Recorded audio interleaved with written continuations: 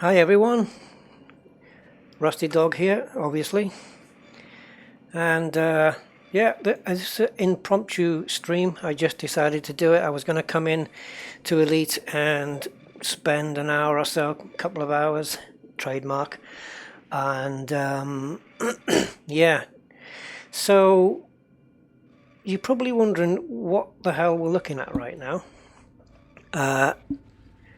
So just want to do, before we get into that, am I coming across okay? Picture, sound, everything good? And I'll try and explain this image and if we can even move from here or even get going.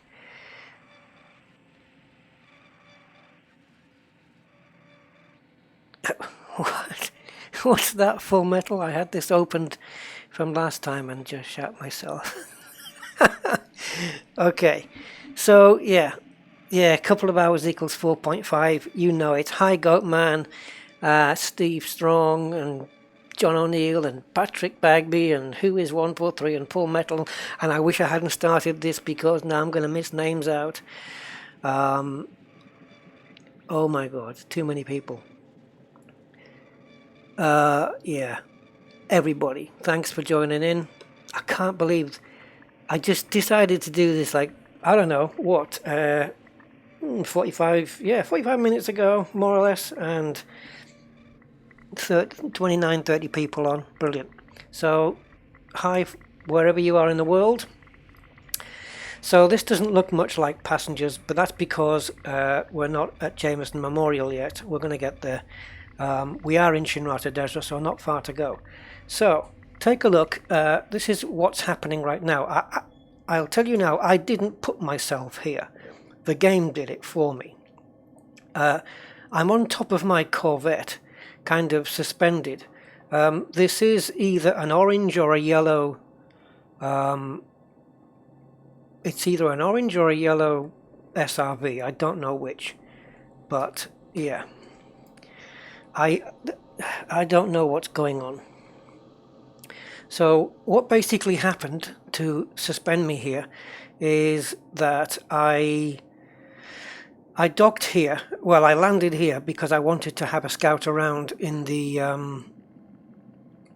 SRV. And when I went to deploy SRV, it went halfway down, and you know that bit in between where you get a black screen? Well, it kind of just stayed there. And I didn't have time to wait, so I quit the game. I had a bit of trouble getting back on, so I just left it.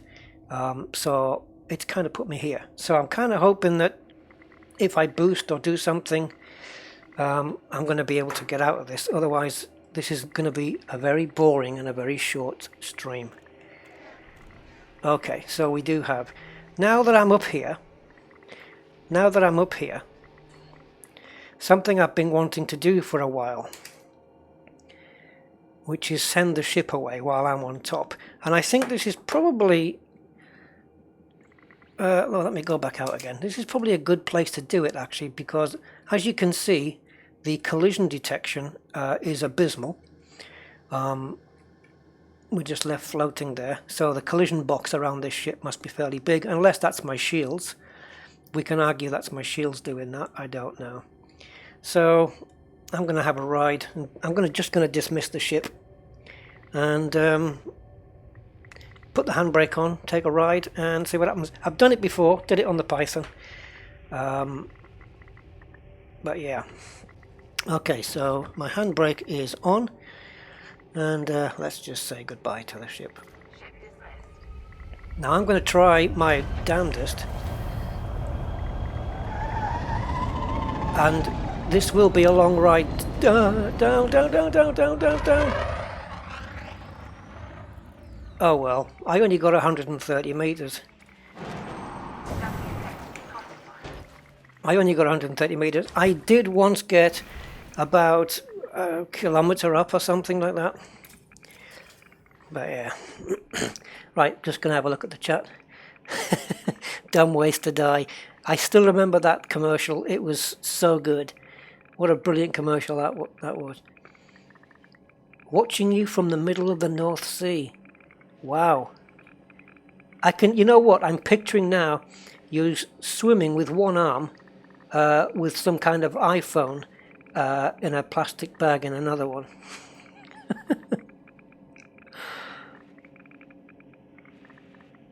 If the SRV is stuck, quick game, start regular version, it will reset you into orbit.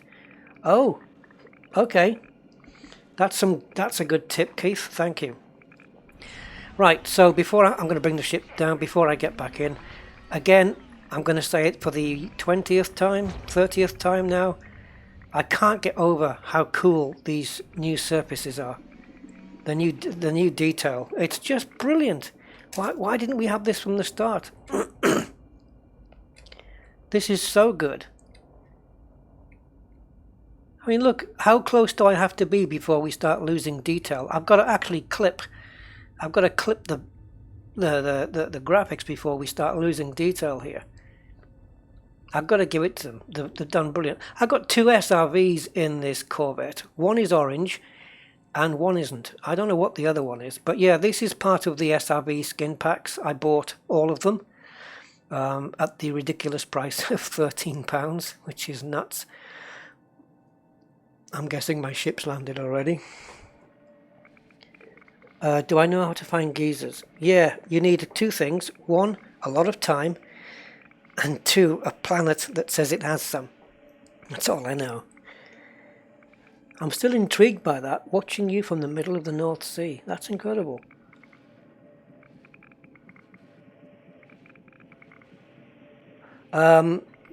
Kiwi, hi Rusty, brilliant job working out the bug on A to XYZ passenger missions.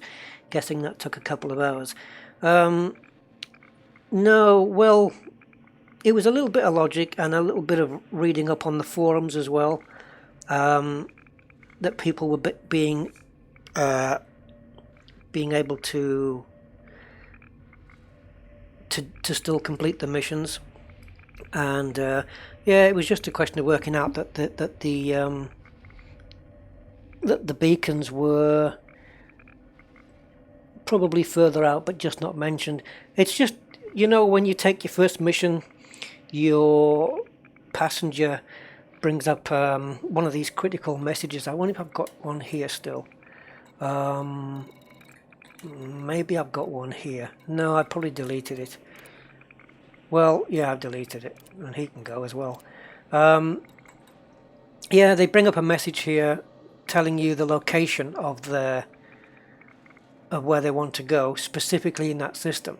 But when they say, okay, let's move on and go to the next system, they don't come up. It doesn't. Another message doesn't appear saying it's around this planet or it's at this planet. So, unless the beacon is within 1,000 light years of where you jump in, you're not going to see it, because that message not coming up doesn't update the transactions tab, and then you're screwed.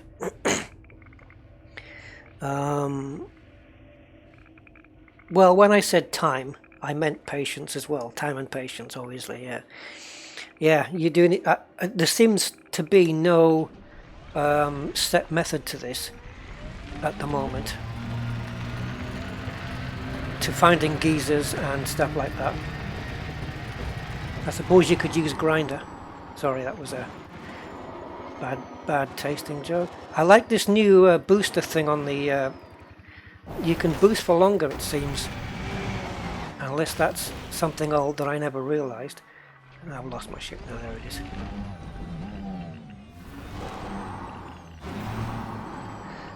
This planet has the gravity of Earth, pretty much, 0.99 there.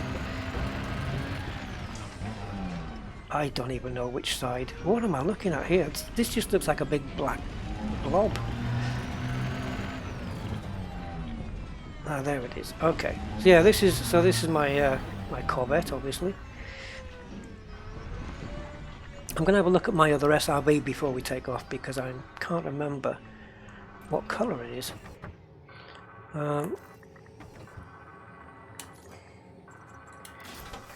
Thankfully we're right next door to wouldn't it be cool if you could get underneath, and when it says board ship, you could just boost upwards. You'd have to boost up inside, but that would require some accurate stuff, accurate positioning. So if I bring out the other scarab, I wish I could find out which color was which. I have no idea what this other one is. I'll find out now. Oh, that's if it deploys it. There we go. So this could be white, it could be red. It's probably red actually, because the one in the Python is yellow. And I've obviously made this one orange. Let's have a look. I think red. Yeah, it is. It's red. Probably not the best angle. So there we go. That's a red SRV. If we get back to Jameson, I'll show you the others. When we get back to Jameson, I'll show you the others, because I do have camouflage colors and stuff like that as well. It's not just these, but I've been wanting to show these for a little while. Sorry, just having a sip of tea here to keep my voice in shape. But yeah, they look pretty cool. I mean, so far there's just some camouflagey colors, I think they are, and some vibrant colors. And I think there's 9 or tactical colors as well, I think. And there's 9 of them, so yeah, £13. I don't know what that is in euros, or I think 15 euros. I don't know what that is in dollars, but I think it's a little bit pricey, considering DLC that I buy from other games. I just bought a downloadable content pack for a driving simulator called Assetto Corsa, and it's a Porsche downloadable content, official cars, full official, you know, numbers in there to make the physics work properly, so the cars handle exactly like they're supposed to. Attention to detail on the models are incredible. There's about 7 different Porsches there, and I think it was about £7 for that pack, and 9 liveries here, 3 of which you could just do in Photoshop very quickly. £13. So yeah, enough said. Anyway, back in. Prices of liveries of things seem to be going up. £5 it used to be, now it's 8, and then some are 10, and some are I don't know. There we go. Oh, just missed it. I also have an active, I hope he's still active anyway. That's the thing, if I activate a pilot for the ship launch fighter, and I land on a planet and I quit the game and I go back in here right now, is he still active? I don't think so. That means if you quit the game and go back in, you can launch the ship launch fighter yourself, but you can't have your co-pilot fly the mothership, I don't think, until you get back, dock and reactivate the pilot. That's my belief. So I'm just gonna, once I'm heading upwards, I'll have a quick update on the chat. Jameson. Can I see it from here? I can.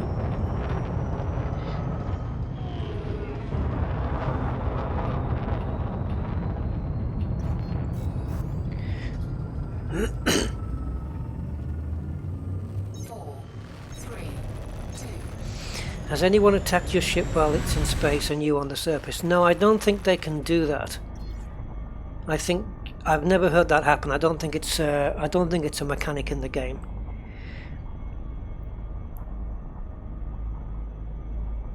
Yeah, the thing is, I'm not so with Goatman about the paint jobs for the SRBs, but not for the Fed vets. Yeah, it's like, it's not so much the SRVs. I'm glad they got liveries, but other ships like Cobras, Eagles and stuff, they've got like, I don't know, what is it, about 20 liveries, and the Cutter and the Corvette haven't got any. I mean, it's a bit one-sided. I don't know why they haven't done liveries for other ships yet. I really don't. Yeah, the pound against the euro is pretty crap, isn't it? Skimmer bashing seems to be the only way to go to make quick money. Well, yeah, that and passenger missions. I mean, just before I did my first passenger mission video, I had 68 million. I don't even count the billion anymore. 68 million, and now I'm on 105, and that's with doing maybe 6 or 7 passenger missions, I think, all in all. So I think I made about 35, 40 million, something like that, somewhere in between there. It does take a bit of time, but I've tried to just take high value targets. I'm particularly looking for criminals because I want to see how far I can push that, see what happens. But so far I've had no hostiles, I've had no scans, nothing's happened. It's been really uneventful. The most eventful thing was when one of the passengers asked me to find 1 unit of domestic appliances, and like I said on the video, as it was a woman, I got her a washing machine. So yeah. Right, I'm going to put this into the blue zone so I can read the chat. And what do you guys think of the Python? I can answer that in one line. My opinion, I think it's the best multi-purpose ship in the entire game. Right, next question. That's pretty much it on the Python. Yeah, I had to buy an Orca for it. Well, funny you should say that, because that's part of what this live stream's going to be about. Because I have enough money now to buy an Orca and stay well above $1 billion. I want to try and keep above $1 billion if I can. But it wouldn't matter if I dropped below, because with the passenger missions I'll soon be able to get back up there. But I don't want to drop out of the billionaires club just yet, if I can help it. Yeah, Python. I've had one for a while. I haven't got rid of it.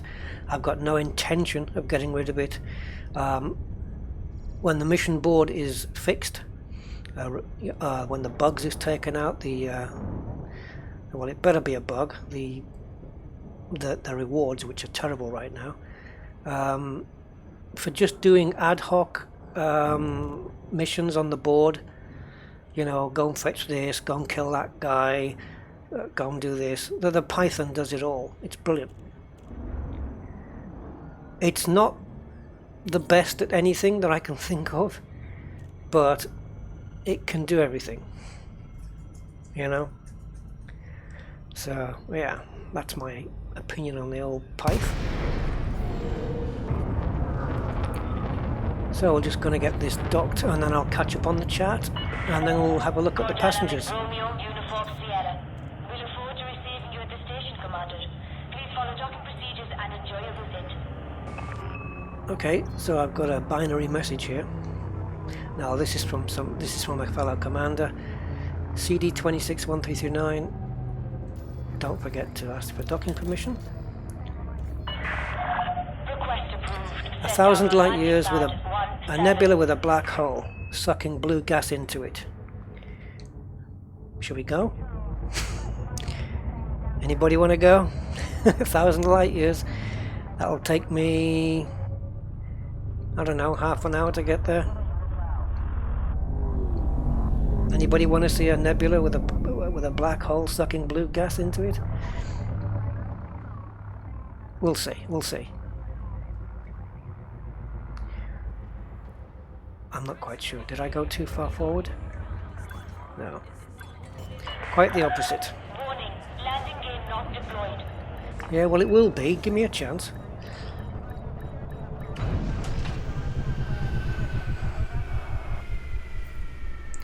Let me just answer this guy and... Contact. Docking restraints engaged. Welcome to our starboard, Commander.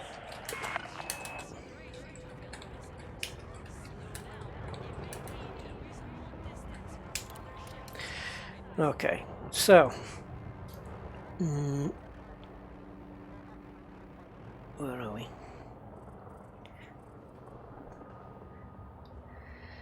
Right, just checking the thing.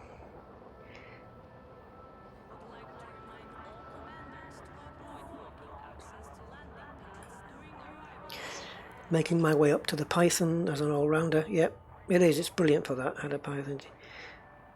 You do get Black Friday on the Vet and the Condor though if you backed. Yep, got the Black Friday. Yep, I have the Black Friday on every ship of mine, so because I did back it. This is the thing. Yeah, Diego. I just got mine. I'm assuming you mean. Oh, did you mean the Python? Sorry, I thought you were referring to one of the passenger ships.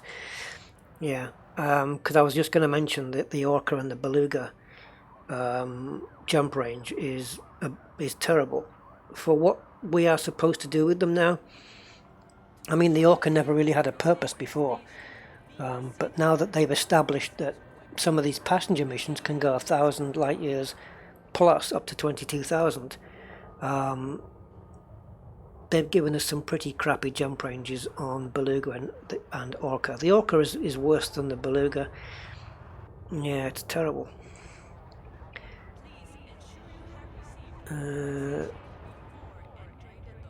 Even over ASP. I'm not sure what that's referring to. Virage Gaming. Even over ASP. I don't know what that means. Sore throat. No, sore throat. I like it. Then Rust. Yeah, well, you see, I am the great healer. I'm glad for your throat. I seem to absorb and get everybody else's sore throats.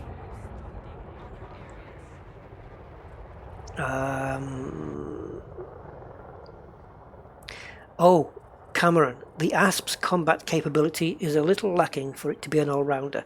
True. On my butt, I used to use the ASP as my go-to ship for a long time. When I started in Elite, I had the Sidewinder, then moved up to the Eagle, and then I think I got a Cobra after that, and then I bought an ASP, and with the ASP I went exploring. It was my first trip up to Orion Nebula, Barnes Loop, Running Man Nebula. Discovered my first black hole there and everything. It was brilliant.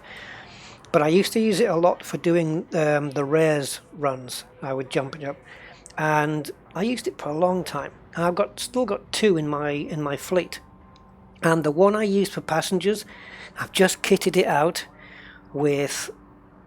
It's got 6 hard points, so they're all kitted out with unmodified multi-cannons. Every hard point is a multi-cannon. I wanted to just try it out, and I was interdicted by an Elite Diamondback Scout. Right, it's not a big ship, but then again, neither was my ASP Explorer, but he was Elite. He never even got a shot in. I mean, these multi-cannons just ripped into him, got his shields down in a fair amount of time, but once it got to the hull, his hull percentage was counting down so fast, and he just bye-bye. He just went bye-bye. So yeah, multi-cannons were. I can just imagine me getting them all engineered. I mean, it was going to be bloody lethal.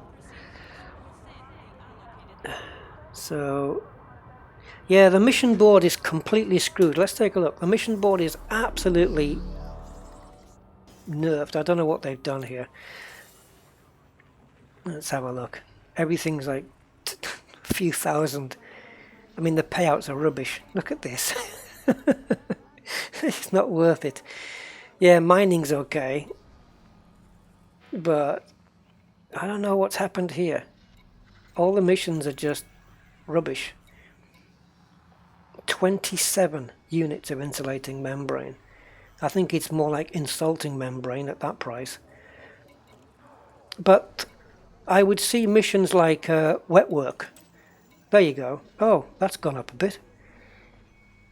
There was a wet work job the other a few hours ago actually, and it was something like 600 or 800,000, and I don't think I've ever seen a wet work job below 1 million before. So yeah, this is a bit screwed up, I think. Okay, so want to have a look at a couple of things passenger related so that we can be on the topic of the live stream. So I'm going to show you my the one I'm using at the moment, and then we'll go into Orcas and Belugas. So let me go into Shipyard, and thankfully this is back, because all this information, the top boost speed, everything you see from top speed down to cargo was missing in the beta. Gone. Just wasn't. They just decided not to put it in anymore. They had it in the shipyard, but it wasn't in the stored ships. And late on in the beta, I think it was beta 6 or beta 7, we got it back again. So yeah, thank God for that. So there we go. This is the one. If I had a name here, my ship's name, I'd know which Aspect Explorer it was. As it is, I have to look here. So let's grab this and put the Corvette away.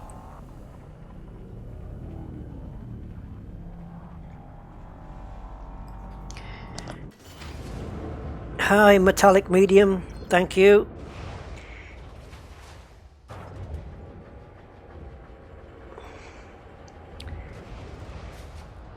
Yeah, the reason I got the ASP for this for the smuggling is it's the smallest ship I could think of where it. Well, I say smuggling. It's not really. It's because it was a smuggling ship. I got the ASP for doing criminal passengers because it's a small-ish ship, and it's the only one that's really practical in terms of space, because if you have a Cobra, which is what I had in the first video, your mission options are very limited, because most of the time you don't have enough cabin space. Now obviously if you want cabin space, and therefore giving you the option of the most possible missions to be able to take on the board, you're gonna have to have an Orca or a Beluga, I think. Where we got was this? Full metal. Hi man. Yep, just caught you there. So where am I? Let's go into outfitting. Right, so this is my purpose-built ASP. This used to be the smuggling ASP for Sothis, but as we all know, they nerfed it into oblivion, and so I refitted it for passengers. Basically because it already got engineered parts in it, and it's got engineered thrusters, as you can no doubt see, and it's got an engineered jump range, which when it was smuggling was 42.6, but with the cabins weighing the ship down, we're down to 35.5 now. I don't know whether that goes further down if we take on passengers, especially if they're all, you know, overweight, let's say. So there you go, multi-cannons, nothing modded, but yeah, they can deal with pretty much any ship that so 2 shield boosters, 2 heat sinks. The heat sinks are for getting in and out of stations without getting scanned. So far 100% success rate with that. The core internals, lightweight alloy here with heavy duty armor, but this was all done on the smuggling ship. Well, I haven't modified it any different. You'll notice the power plant is a 4 and not a 5. That's because a 4A is enough. And yeah, and it gets the job done. The modification on this is a grade 4 overcharge. So if I went to a 5A now, I think the difference is something like 2%. So it's not, I'm quite happy with this. And I think it weighs more as well, the 5A. So yeah.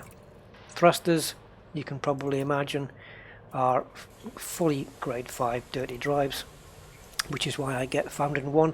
So this is good for boosting out of stations, boosting in if you get the distance correct, and getting away from interdictors, so, or ships that interdict you.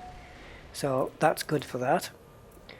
Frame shift drive, despite this 35, is fully increased. I got a decent roll of the dice on that one as well. And that's pretty much it. The rest is just bog standard stuff.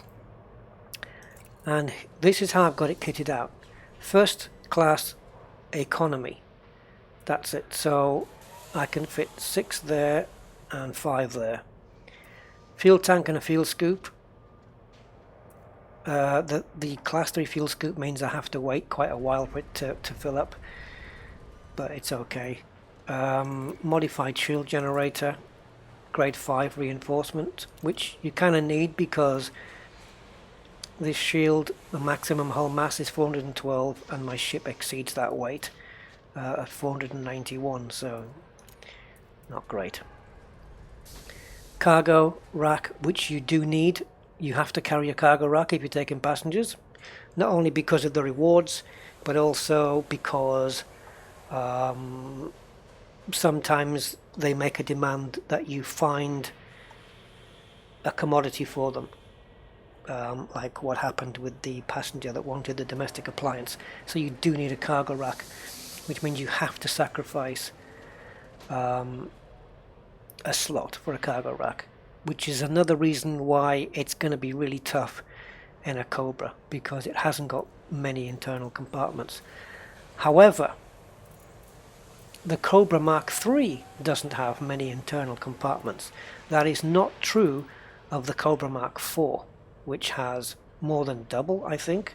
So you've got plenty of space in a Cobra Mark IV. It doesn't have the speed of the Mark III, but if you are going to do passenger missions, you can get away with it in a Cobra. And of course the livery is the Black Friday. Not that I'm giving anything away with the livery that I haul criminals. I mean, you can't tell really. This is just my my Halloween costume for the ship. Yeah, that's my excuse. I don't think anyone's buying that. So we're going to check out belugas and orcas, but we're not going to do it here in Elite Dangerous, no. But before I do, I have a lot of chat to have a look at. Let me have a quick look. Yeah,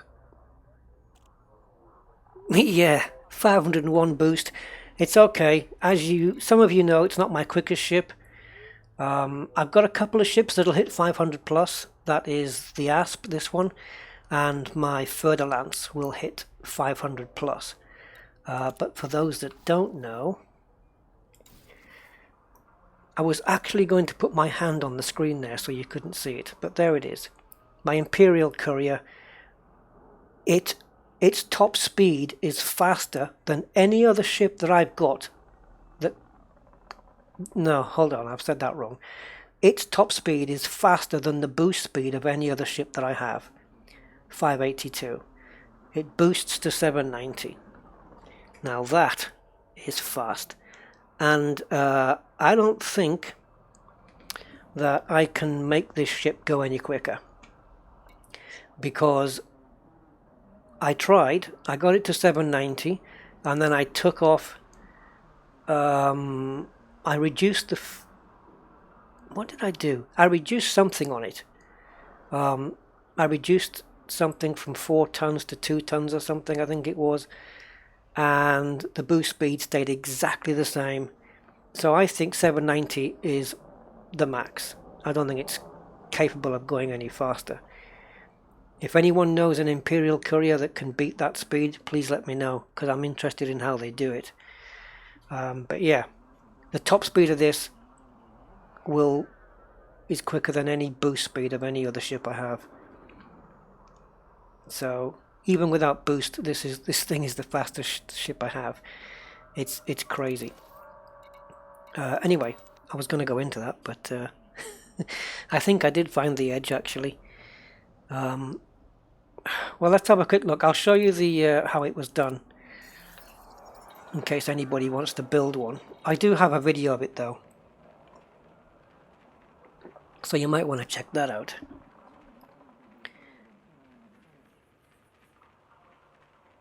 Yes, the asp looks nice in white Apollo, I have to say.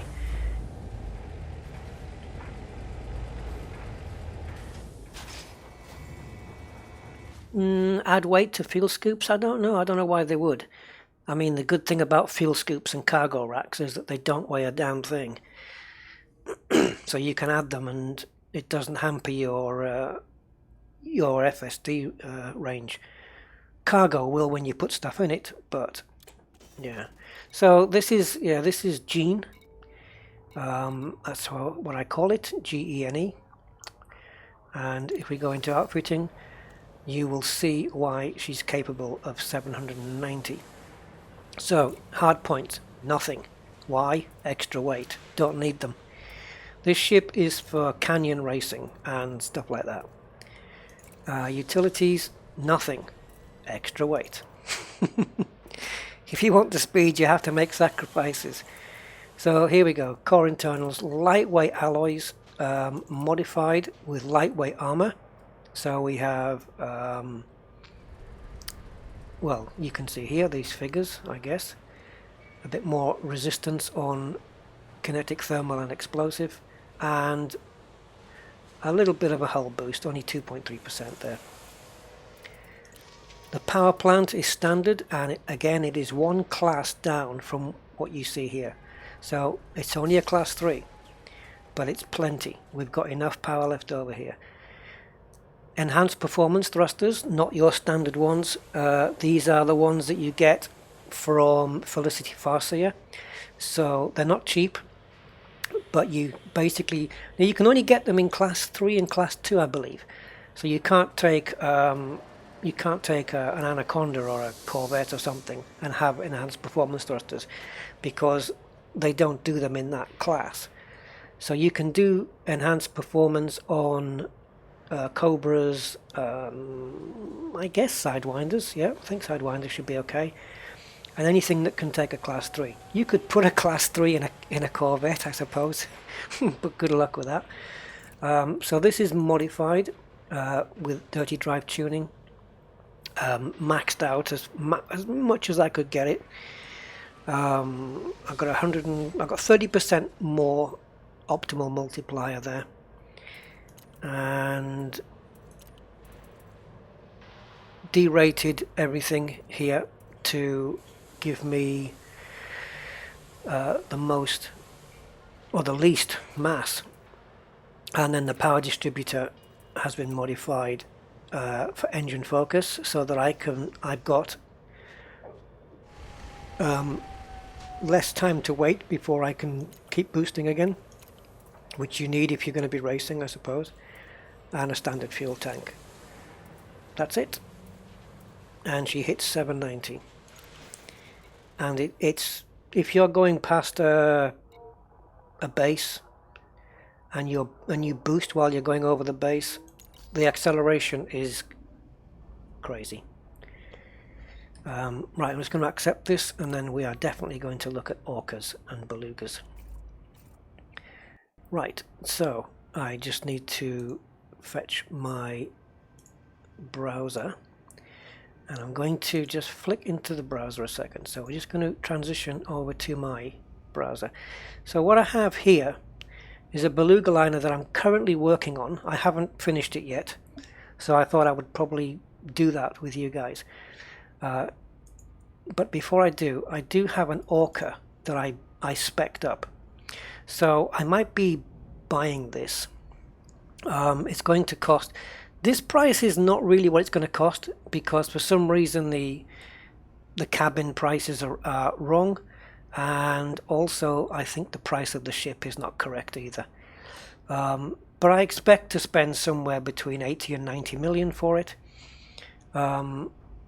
So this is how I've got it kitted out. Let's have a look. Can that ship take off on the high gravity planets then? Yeah, it can. I haven't tried it, but I'm pretty sure that all you need is one boost, and that's pretty much you're out of there. Is it possible to upgrade a ship with engineers to get a boost around 1000? I've seen 600 plus.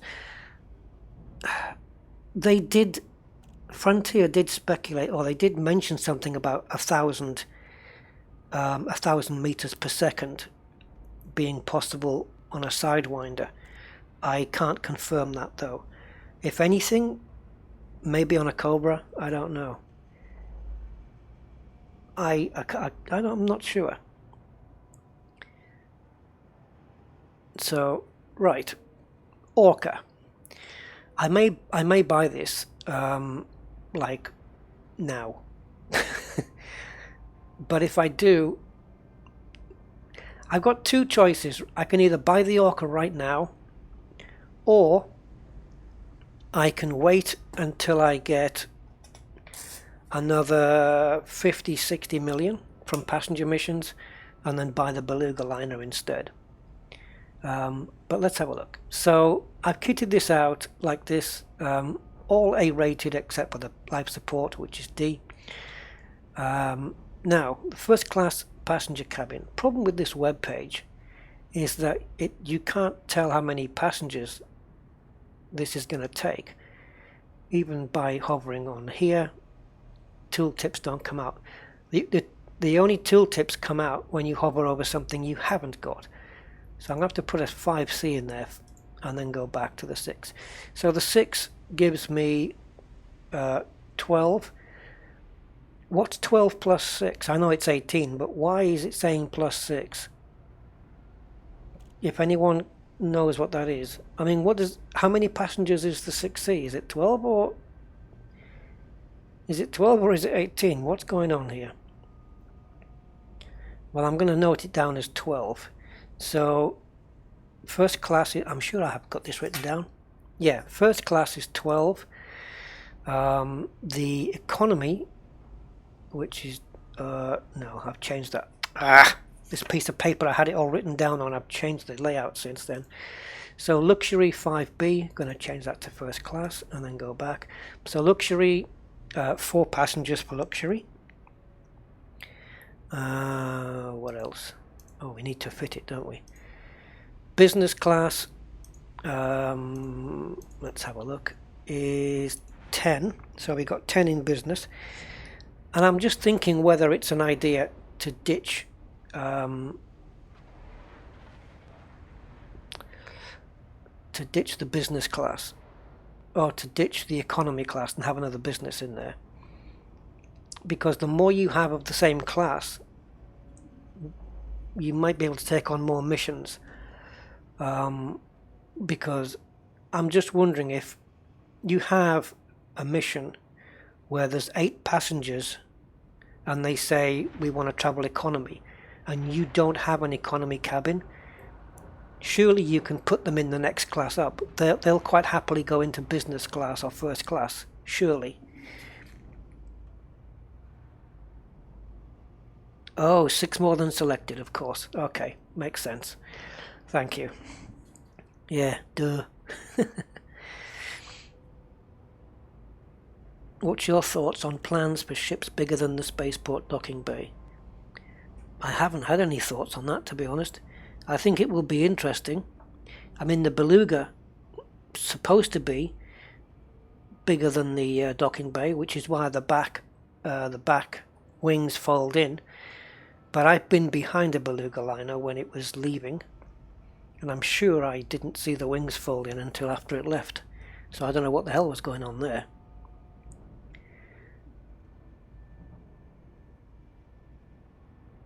Yeah, the Type 9 for cargo is yeah, it's a crazy ship. It's not the best thing to pilot, but it does the job. Yeah, you see, so if you just put all the best, if I take this economy out, because maybe I'm restricting myself too much, and maybe, you see, I can put another business in here, but I can only fit 3 in, where with the economy, I can fit 4. Admittedly, it's only 1 passenger, but it means little, actually. I'll go with the business class here. Now, you do need a fuel scoop, there's no doubt about it, but I've put it all the way down here. I didn't go with an extra fuel tank because I thought 7 jumps before I need to refill is plenty, and I can always skim off the sun as I'm jumping from system to system and just grab a little bit of fuel every time I jump, maybe just recoup the fuel I've just used, something like that. And of course an advanced discovery scanner because you need that for when they fix the bug. Beam laser, multi-cannon. Don't know how long I'll be able to fire the beam laser for, but I'm going to try that. Chaff and point defense for interdictions and stuff like that. Chaff also might confuse scanners. I'll come back to that in a minute though. And heat sinks, which will give me 4. So for getting in and out of stations. The problem with the Orca is it's quite visible ship anyway. So maybe this isn't the best ship to use for naughty passengers. Now the Chaff, in the days of Robigo, when I was smuggling, don't tell anybody I used to smuggle, but I used to smuggle slaves and narcotics and stuff. And when I was coming into the stations to avoid the scan, if a scan kicked off as I was going into the mail slot, I would launch a Chaff and it would confuse it for long enough for me to dock. And that seemed to work for me more often than not. But the other thing that I learned with Robigo in terms of scans was if you were interdicted by the feds, the best way to avoid the scan was the moment you're interdicted and you pop into normal space was to deploy the weapons, turn towards the Fed and fire at him. Not to kill, just to fire. And the one shot that you make stops the scan.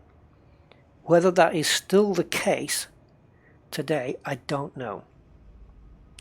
So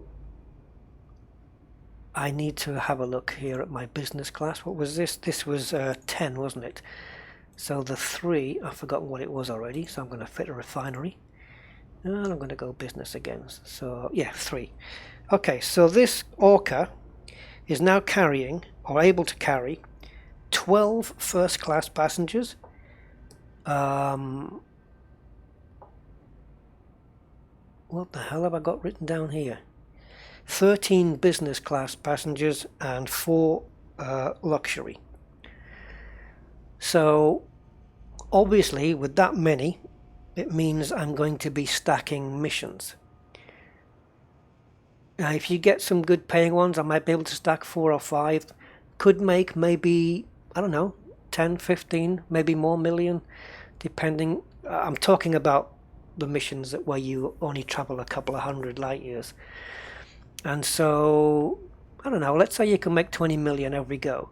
I'll have to do four sets of runs, which could take maybe a day, maybe less, and you'll buy your ship back.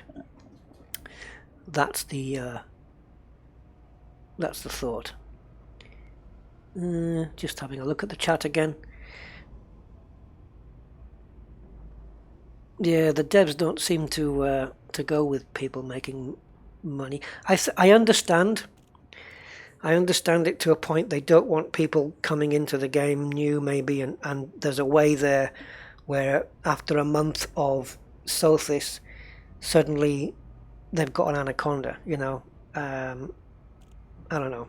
I mean, like, there's a lot of people say, well, that doesn't bother me, it doesn't affect my game.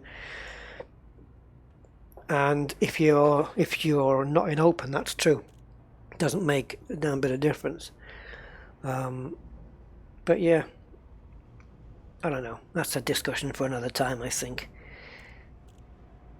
Does a heatsink deploy stop the scan? Yeah, that's what I'm hoping for. The heatsink is what I use. Because the heatsink drops your ship's thermal signature. So the only way you can be spotted for a scan is if they actually visually see you and decide they're going to scan you. But to pick one off the sensor, if your temperature drops to 0, then chances are you'll get left alone. And if you're a small ship, so you're less visible, hence me using the Cobra, then you've probably got even less chance of being scanned. Certainly, if you're smuggling slaves in a Python or an Anaconda, I think you have more chance of being scanned, even dropping heat sinks, because let's face it, it's not difficult to spot an Anaconda going into the mail slot. So anyway, here we have the Orca built up, and in total we can take 29 passengers of varying classes. So yeah, you can't put first class in everyone, because like luxury is confined to 5 and 6, and first class, I think if you go into class 4, can you still get first class? Yeah, you can. I'm not sure you can get it in 3 though, but it might prove me wrong. Where are you going? No, business and economy here. You see, so you can't have a class 3 for you can't have a class 3 business. So there are limitations. So I'm just going to save that, and I'm going to check out my Beluga. So this is the one I'm currently working on right now. I'm just speccing it in a way. Why have I done that? Shield cell bank. I'm just speccing it in a way that I think might work, and then I'll see how much it costs at the end. So I'm going to stick with 5D sensors. So I've got at the moment two luxuries, 2 first class, and I'm going to fit, I think my idea was to fit a business one on here. Oh, I should have checked that out first, shouldn't I? So that's 6. So I haven't really checked these. 6B luxuries, 8. So I've got 16 luxury. I've got 2 class 5 first classes, which is 12. A business, and probably 2 economies here. Let's have a look, see what's available. I think there's another business class available, which in that case I will put that on. Yeah, a business and another business, I think, because if anybody wants to go economy, I don't mind them going into the business class. It's a pity they don't pay you more, but there you go. So twin pulses. What I like about this is every hard point here is a medium. Let me just quickly fit one of these. Look at the DPS compared to the pulses. I'm just going to go multi-cannons everywhere. Screw it.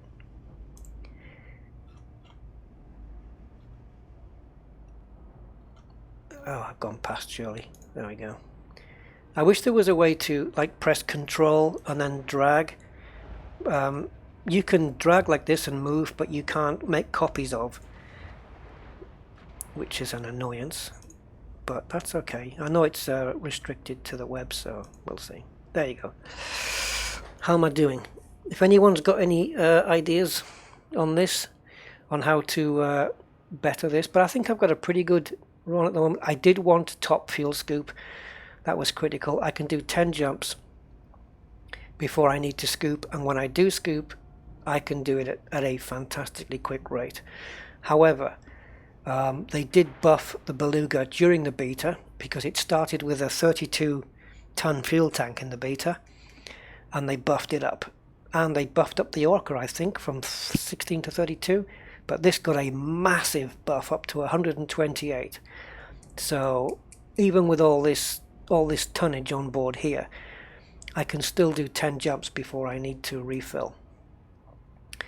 Anyway, I'm going to do my usual 1 chaff, 1 point, 2 heat, and 2, this is going to cost me, shield boosters, not just in, okay, I can make it, 92%, I'm okay. Oh Christ, 171 million. Now, you have to work out how long it will take to make that money back, doing the passenger missions. You could do it in one run if you stacked a couple of missions to go to the Galactic Center, I suppose, or Jack Station. You just pick up a couple of missions, each paying around 80 million, and yeah, you can do that. And now, if I was to buy this, I would go to the engineers and I would have the frameshift drive boosted. So hopefully my jump range would be somewhere, I would expect around 28, 30, something like that, possibly. Power plant, I seem to be okay for that at the moment. Thrusters, I would upgrade too. So I'm topping something over 300, so that if I'm interdicted and somebody wants to scan me, I can quickly boost away as fast as possible. And that would be it. I would, yeah, thrusters and frameshift drive I would mod, and possibly the power distributor, and then I would seriously get into passenger missions. So the question is, do I buy the Orca, or do I go for the Beluga? And I am thinking Orca, and see how it goes, and use the ASP for criminals and stuff like that, and use this for people who are not likely to be wanted, really. So I'm just leaning over into the chat screen again, because I've talked a lot right now.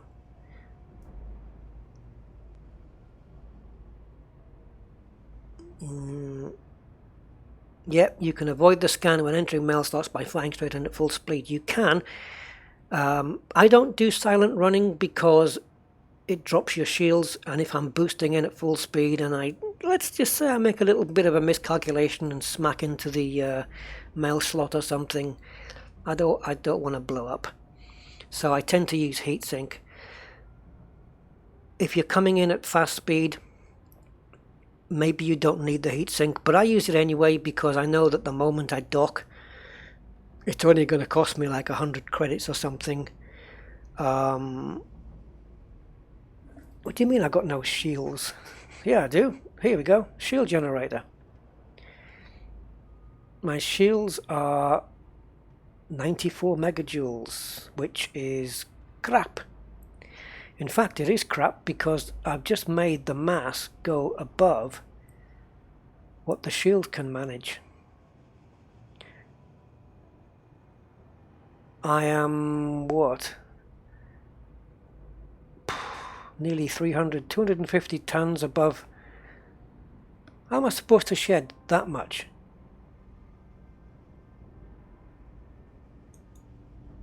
What, D-rated thrusters?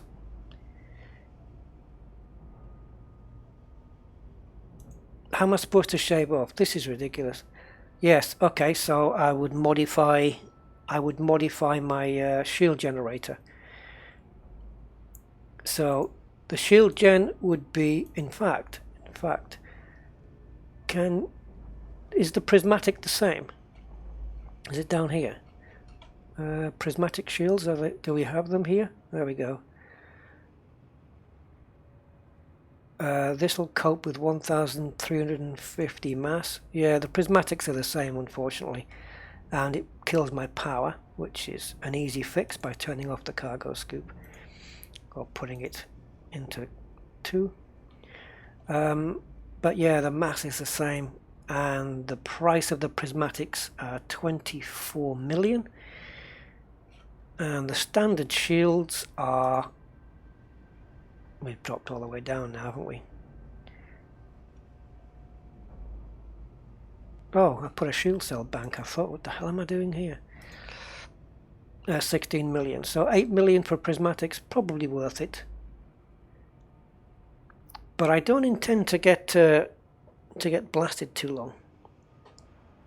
The Orca to earn money for the Beluga. Yeah, it's got to earn the money for the Beluga plus the 10% I'm going to lose when I sell it. So let's save this, and I'm probably going to have to, I don't know how, if I buy the Orca, how I'm going to remember this. I bought an Orca once. I bought it to test what it felt like, and I made a promise that there would be no weddings or funerals in Mallorca. Nothing. No, I don't mean Mallorca in Spain. I mean in my Orca. Yeah. So if you look at the price here, it's 47.7 million. And my settings, if I put the ship discount to, I thought Shinrata was 10%, but anyway, 43. Okay, so 43 with the discount and just under 48 without. Okay. Now if we transition back into the game,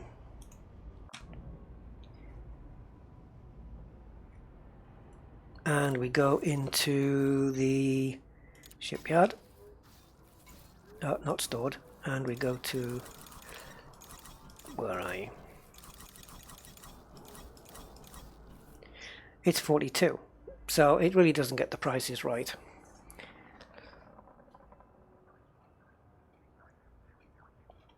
Now the question is, do I buy one? Should I? Or do we want to go to... Oh, the thing is I can't use it straight away. Wait a minute, what's the jump range on this thing? Or the projected jump range, did it say? 14. Yeah, that's terrible. That's less than half what my ASP can do. Honestly, they have to buff this. It's ridiculous. Look at the standard jump range. I mean, this is a ship that's supposedly, like the Beluga, it's supposedly built for passenger missions for long distances. If you look at the Beluga, it's not even double figures. I mean, this is... Oh, I don't know if the guy's here in the chat. I've got to tell you this. Oh my god. I was going through the forums on the this is crazy. I was going through the forums, on the Frontier forums, and I came across a thread about passengers and stuff, and I was looking at it. This was about a week ago or something like that. And this guy said, I hope he's here in the chat, it'll be brilliant. He said, I was going to buy a Beluga liner, but I've been put off it because Rusty Dog said it looked like a penis. So, which I did. I did say it's. I mean, it's a phallic thing, and the front of it looks like. It does. Take those front wings off, and it's blatant. Look, this bit that goes over, it's blatant. That's a blatant. Yeah. But I can't believe that because I said that he wasn't going to buy a Beluga. That's crazy. I didn't know how to react to that at all. I did not know how to react to that.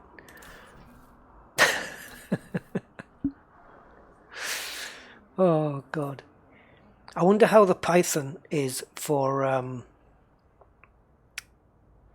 wonder how the Python is for passenger missions as well. Here's another thing though. If you don't buy an Orca, I did mention this as a comment in one of my videos. If you don't buy an Orca and you don't buy a Beluga and you want to do passenger missions, there's a lot of things about it that's quite illogical. Like, you get passengers that say, oh, they're on a sightseeing tour, so they want to go and see a water world or a nebula, and they want to go and see, I don't know, a binary star system with rings and stuff like this. Nice sights to see. There's no windows. None of the ships have got windows. The Beluga's got them, I think, and the Orca, I think, has them as well, if I'm not mistaken, from my memory, but my memory's worse than a BBC Micro. But yeah, it's like there's no windows on any of these ships, so I don't know how they can. I mean, it's pointless viewing it from a screen on board, isn't it? Because I might as well just show you that same screenshot from Jameson Memorial. Save myself the fuel. First thing I see once I get here is Beluga looks like a penis. Never change. I won't change, don't worry. Okay, so if you want the high paying missions, you've got to be friendly and allied and stuff. So as my home is here, I am allied. So 1.1 billion in the bank. Let's get the Orca and let's try this new passenger missions properly. Now, as far as the FSD goes, I think I'm going to be okay because I already must have a ship in my fleet that has a modified FSD of the same class. So I should be able to transplant that from that ship to this one, at least temporarily, until I get this one modified myself. So let's go ahead and purchase the killer whale. So I want to store the current ship, and the cost of the new ship is 42.5 million. And they're going to store it for free. How nice of them.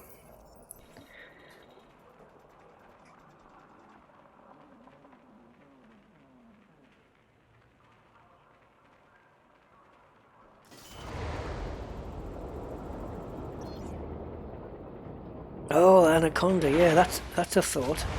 Anaconda might have been an idea. Has it got Windows? And don't say no, it hasn't got Windows. It's running OS X. It's running Linux. That's not the kind of Windows I meant. So let's have a look. This doesn't look like anything phallic, does it? Of course it does. It's an Empire ship. They all look like space vibrators.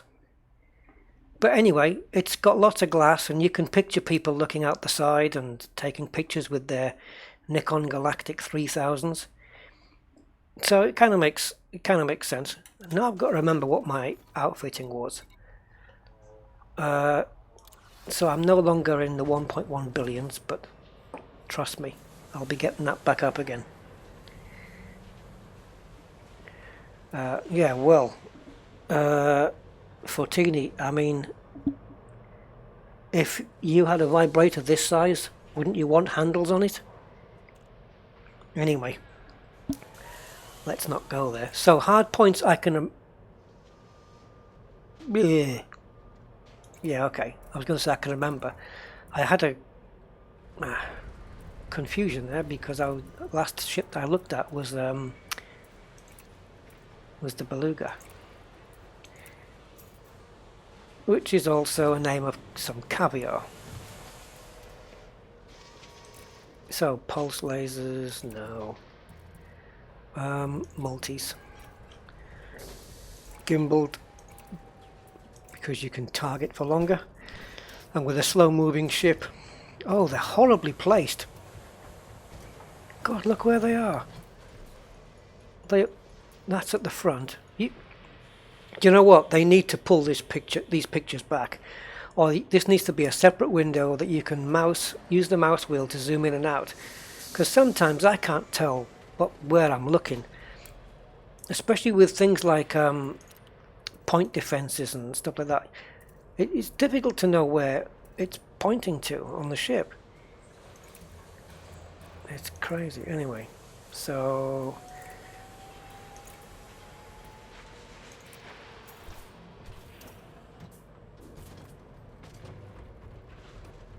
Okay, so twin multi-cannons and a beam laser. That should take care of most problems. Right, utilities, I have 4. So I'm just going to check on my browser. Chaff point and 2 heats. So...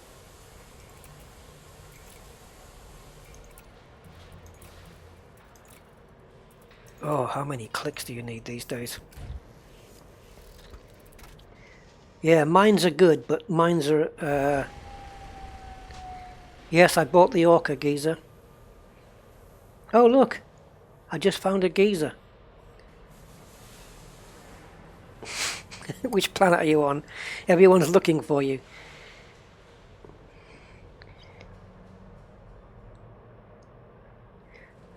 The chat is going south and I ain't helping. Yeah, well, we're going to try and bring it... we're going to try and bring it back up north. Chaff and point defense, or 2 shield boosters. Decisions. Well, I'll quickly outfit it like this and we'll see where we are. Now this I can see where I am.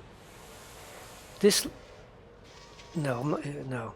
If I tell you what that looks like to me, the chat will go south. So the big... no, that's not what I want. That's what I said I wanted before. Oh!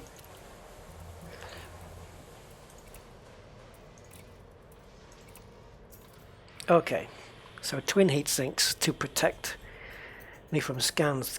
What I don't know is if it's going to work. Firstly, because it's a fairly big ship.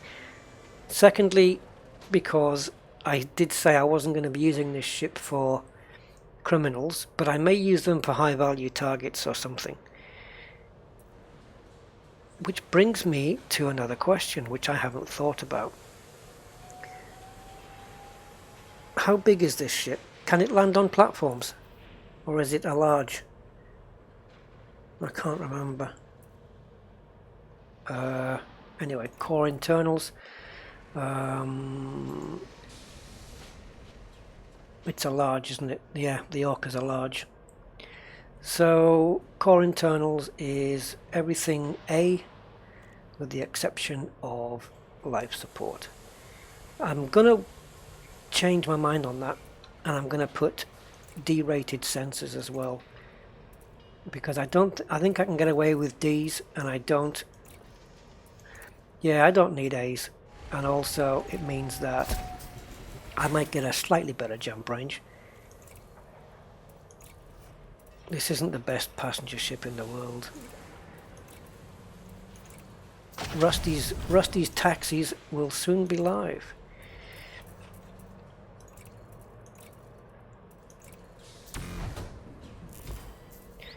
As the balance keeps dropping.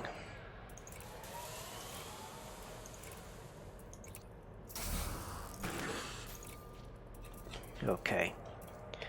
So, into the power distributor. And sensors, I'm going to go for Ds. I haven't finished here yet. Not yet. I'll come back to that because we need to do some modifications there. Right. I'm just going to quickly note down from the browser what I had. So it's a first class, a luxury, a business, a shield generator, a fuel scoop, a business, a cargo rack, and an ADS. So I think that right. So first one is a first class cabin. You'll notice on this is one of those specialized slots that the Beluga has as well, where it's a class 6, but you're limited to this. You can't just put a shield generator here. So yeah, rubbish. This one was luxury.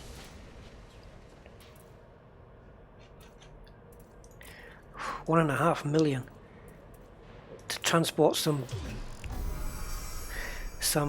uppity toss pots that swill wine around. Okay, and the next one will be business.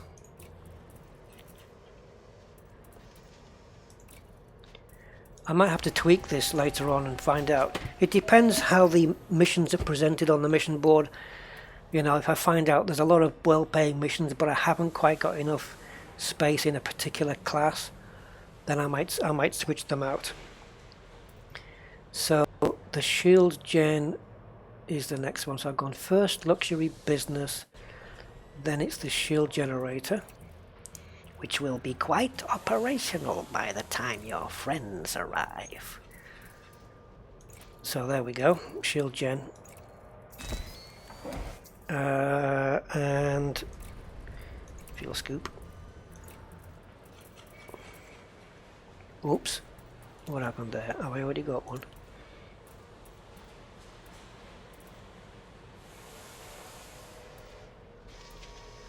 What just happened?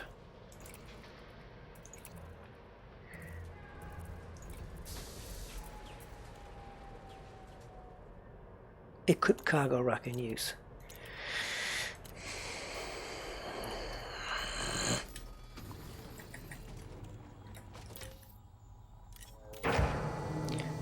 Not anymore. I wonder where they go.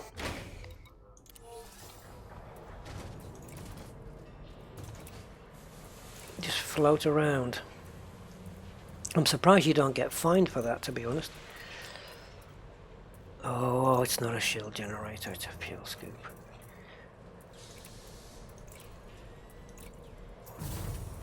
Alright, and now we're looking at shield generator, fuel scoop, and we're looking at another business class here.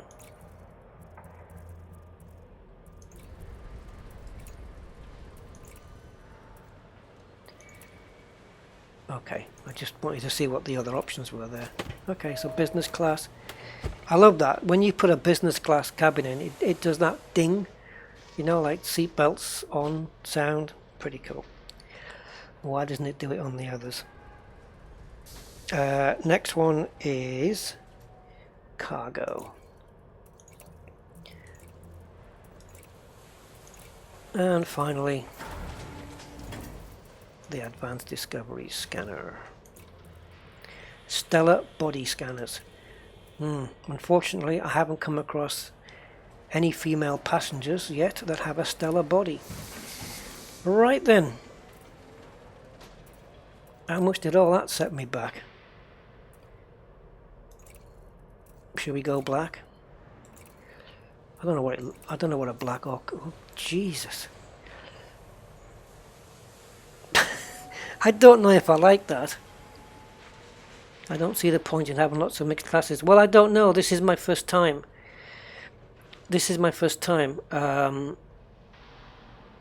So I don't know if... I don't know if I should just buy...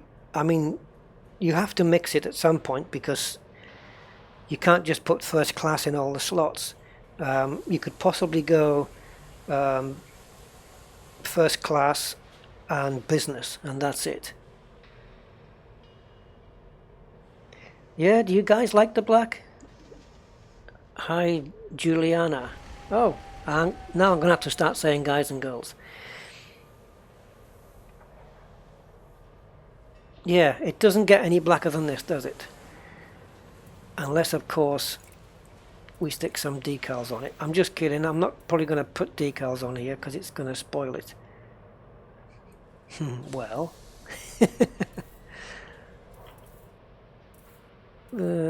Trade elite. Yeah, I'll pretend I'm a trading ship. No, none of those. Right. So, core internals. What I'm most interested in is the frameshift drive grade 5. So, what ship that I currently own has a grade 5 frameshift drive? Class 5, grade, whatever. So I'm going to need something that's got that and also has been beefed up. So I'm just going to have a look in ships a second. If anyone knows a ship that's got a grade 5 frameshift drive, Further Lance is a 4, a class 5 frameshift drive. Python. Okay, Python. Asp, does the Asp, if the Asp has it, then that's perfect. You're right. Asp. Well, okay, fine. Let's do the Asp then. So, I'll do the fire groups later. So, I'm not going to go out exploring yet. I can't do both at the same time. So, I'm going to get my exploration Asp, which is not you, it's you. And we will pick that up. I've only got 40 million less than I had yesterday. Oh, I'll soon make that back up, don't you worry about that. Yeah, the Asp is the best one, I think, because that I got the exploration Asp, I think I got a good roll on that. And the other thing, oh my god, now that Brute Tarquin has got grade 5 pulse lasers, all my ships pretty much have got pulse lasers, so God knows how many materials I'm going to have to find to not only upgrade all of them, but possibly have multiple rolls, because I'm going to need multiple rolls on them, because the chances are you can roll one and the result will end up worse than my current grade 4s. Anyway, into outfitting. So we're going to transplant the frameshift drive of this. Ah, look, I did say I was going to show you this. So here we go, look. These are the, you can't do these yet, they're not available. You can also put the ship launch fighter here as well. So you've got these paint jobs. I'll show you them, we'll go through them. So military green, desert sand, which is, I haven't seen any sand in the desert that color, but hey.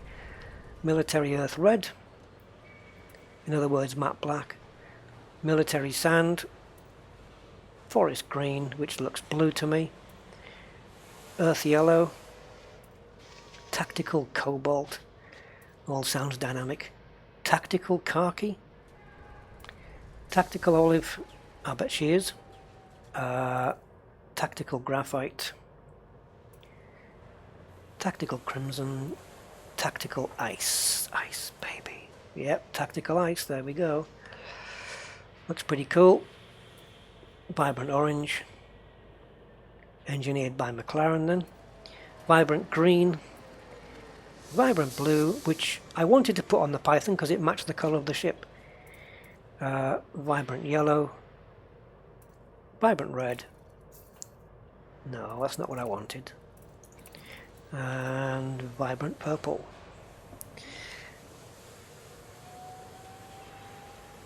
So, yeah. Let's go with tactical ice. Anyway, back to the transplant. So, this is a great new feature now, isn't it, of 2.2. So, core internals, frameshift drive, and I want to store that, and that is free of charge, and it's going to replace it. so it's going to cost me because it's replaced it with the default 5E. So don't forget, when you transplant the FSD back into this ship, the 5E will then go into storage. So make sure you sell that if you don't want it anymore. Okay, so we've stored that module, and now we can go back to my Orca.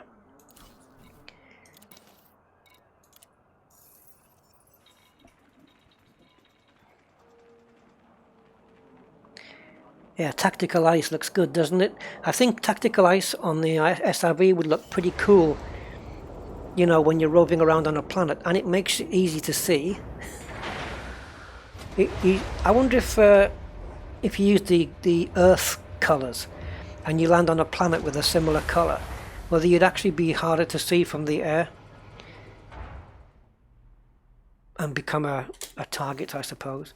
Right, anyway, into outfitting, into the core internals, and we're gonna store our stock 5A, and we're gonna replace it with the other one. So transfer options, and we want to transfer this one, which gives us 44% more optimized mass, and the jump range will go from 14 up to 20.9, so almost 21. It's still crap. It's still about 15 actually. It's 15 light years less than, yeah, it's 15 light years less than my ASP. But anyway, can you imagine doing 2,000 light year trips with a 20 light year jump range?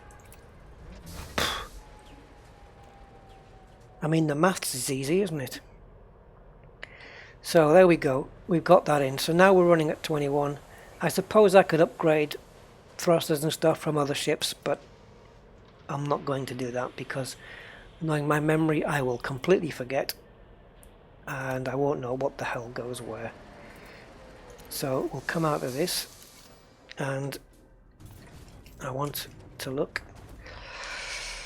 Now if I look down that hole, I would say, if you think that's black, then just check this out. So yeah, this is, it kind of looks matte there. But okay, so we now have a black Orca, or a Blorca. Oh, how slow is this camera? They really need to do some work on this external camera as well, so that we can have flyby shots and everything. I quite like the back of this. I wouldn't want to stand there though. Could probably barbecue something with it. Okay, well, looks pretty slick. Right then, so I need to go now into the shipyard. Just a quick thing, and I want to pretend I'm going to buy a Sidewinder. Okay, so this is 71 million. That's what it's cost me, this ship, so I'm going to have to make 71 million. So here we go, passenger lounge then. Let's see what's on offer for my ship. 1, 2, 3, 4, 5. So if I was to do 1,000 light years to go to one of these nebulas, that's 50 jumps. If I'm lucky. Actually more. It's going to be more. It's going to be about 55, 56 jumps.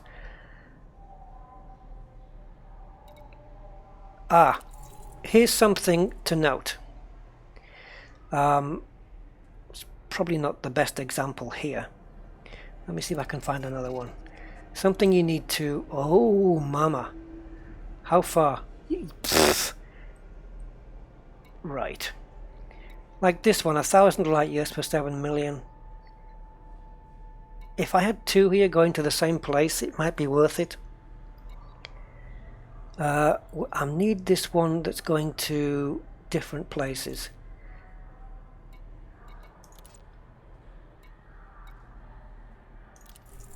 31,000 light years? For 20 million? Are you crazy?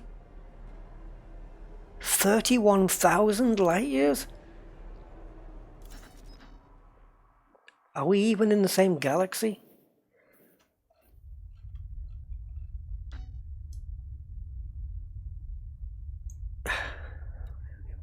See, they kind of haven't really balanced it very well, have they?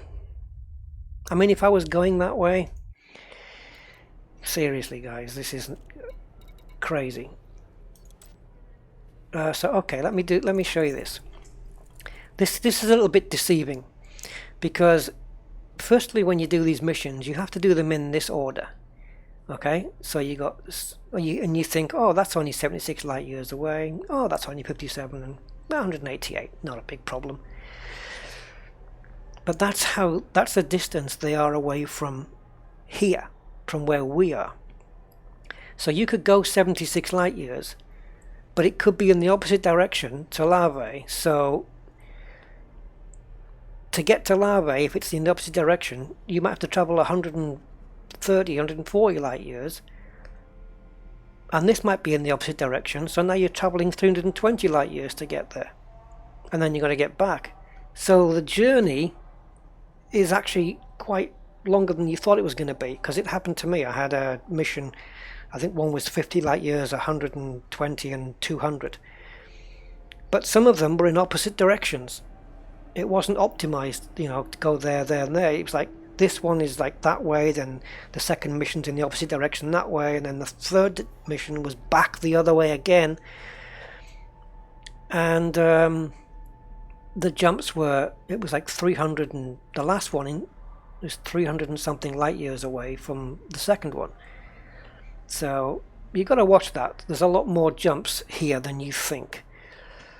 Novice, you're not going to get a lot of hassle here. But I can't see anything that I want to take on.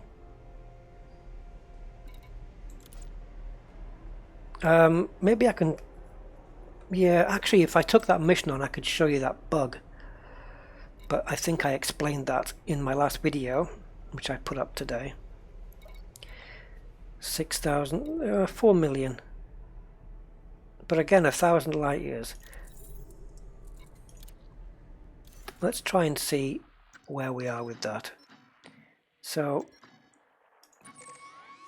that's not quite the system, but still that is. There we go. Okay, so we'll select that, and if we just pop out, and we'll see that Shinrata is over there. So if I can just move a little bit further in, maybe pick up something. There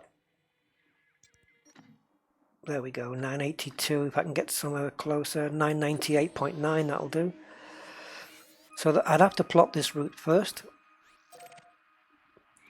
Alright, so to get almost there, still got another 400 light years to go. 55 jumps.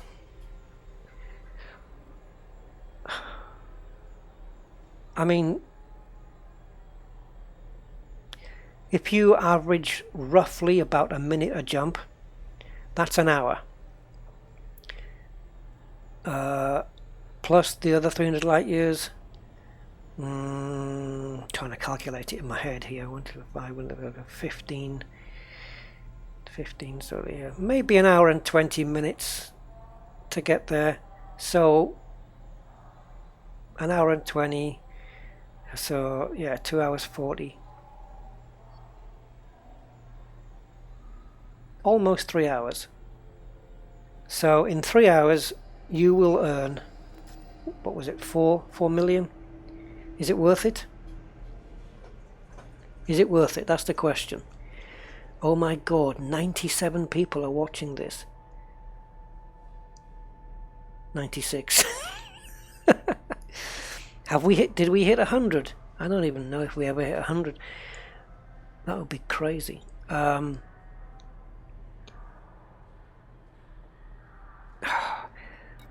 It's not worth it, this, for me. There's nothing here, and I'm allied with 3 factions here, so I'm expecting good stuff, but I'm not traveling 1,000 light years in this ship with this crappy jump range that's been modified by the engineers to the max.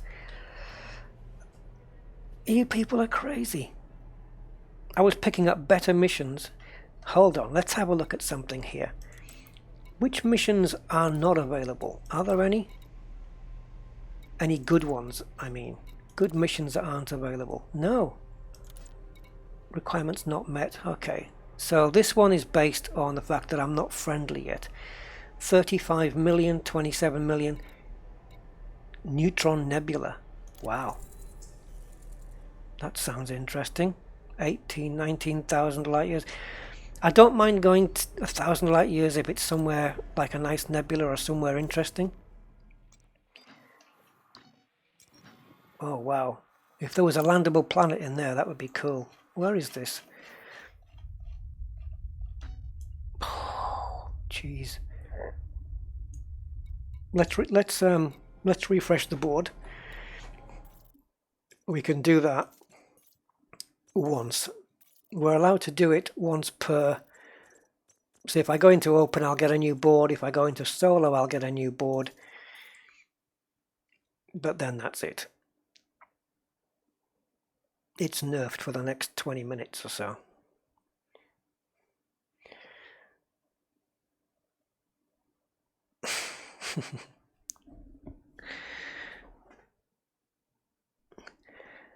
Rusty's blocker. Right then.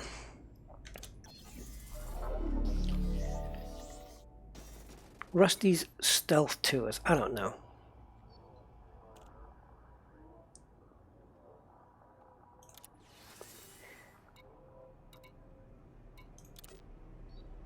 I just need a good mission that doesn't take me too far. Alright, this one wants to go to Maiden's Vale and collect data. 10 million. 1,500. So again, I'm working on 1,500 light years being around 3 hours, which is basically earning 3.2 million per hour. That's pretty much the minimum you'd want to be doing, because 3.2 million an hour in combat is there or thereabouts, isn't it, really, depending on your ship and stuff like that. So yeah, that kind of reward for distance is probably the minimum I'd want to accept. Trying to work out how much I would earn for the hour. Anything else? Here's an interesting one. Doesn't want to be scanned. Passengers may be wanted in multiple systems. The problem is when you jump into one of those systems, I'm not sure if it tells you. So here we go, look. 2 places, probably in opposite direction. So let's do this. Economy, bloody hell. We'll do this. Can you guys hang around while we do this mission, do you think? Hopefully when we get to Aquada, that Macum or Macum is not far away, and possibly when we reach here we may not be able to see the visitor beacon, so we'll have to do that. But 3.5 mil, and you get a cargo thingy, so let's just do that. They want to go economy. Do I put them? I'm going to put them in business class. Now you see, if there was more than one mission going to the same place. Oh, Vale West. That's a pretty cool place. I've been there, and I have a video of that. It's cool. It's my second favorite nebula.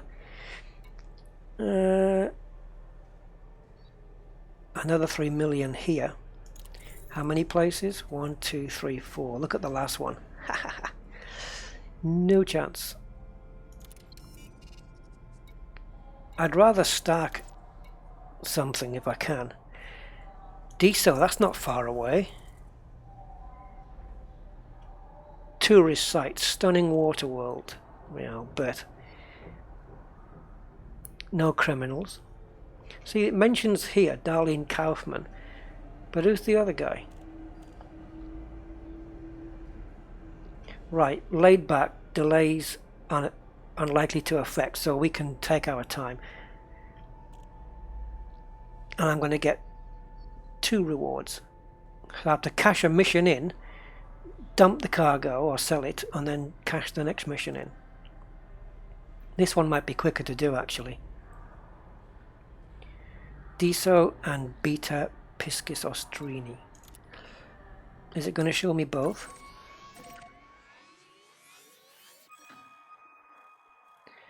Yeah. It's not. Uh-oh. This one.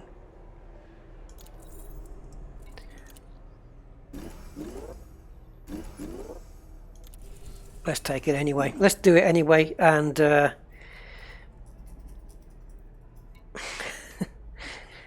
buy them a washing machine. Yeah, so look at this. I'm 31,000 light years for 30 million. So you're getting 1 million for every 1,000 light years you go. No, you're not. You're getting 500,000 because you got to come back. Unless you don't mind. No, you can't even blow your ship up, can you? Crazy. 31,000. I'm waiting for one that says like 60,000 because they want to go to the other side of the galaxy. No, you'd have to give me about 200 million for that. And even then I'd have to think about it. Right, so let's get started then. The one that goes to Diso is the one we'll do first, Darlene. So, transport rich tourist to Diso D-Lines and stunning water world. So, we'll open the galaxy map in that mission. Mission critical message. And there it is. The moment you do that, you get the mission critical message, which tells you which planet to go to. And that is already here. Birmingham. Gooby goob. Sorry. Right, so yeah, we're going to go to Birmingham. And it'll tell us here actually. It should just come up and have told us. There you go. I've uploaded details. Now this is where the bug comes in, because once you've been here and done that, when you're ready to go to the next place, this message doesn't come up again with the new target body. And because that doesn't come up, it doesn't get updated in here. So the target body stays at Birmingham for the next system. And that's why you don't find your beacon if it's more than 1,000 light years out. So a bug that needs fixing. Right, now I know that some of my passengers here don't want to be scanned, so I'm going to drop a heatsink on the way out just in case, and I'm going to be boosting. Actually, with this ship it's probably quicker to get out and push. So my first time in the Orca then. Landing coupler disengaged. Departure authorized. Uh-oh. I'm in open. I've just realised I'm in open. I don't want to be in open. There's nasty people in open. Right, so heatsink deployed, and of course, oh, it does do that little beep, you're right. Seatbelts on every time you boost.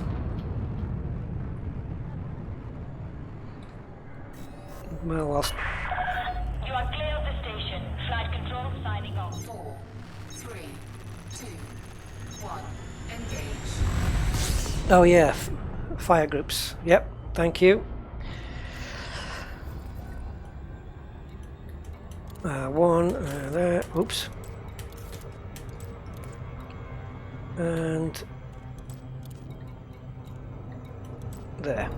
Chaff and heat don't need setting because I use them as keyboard shortcuts anyway. But thanks for the reminder, guys. Cheers.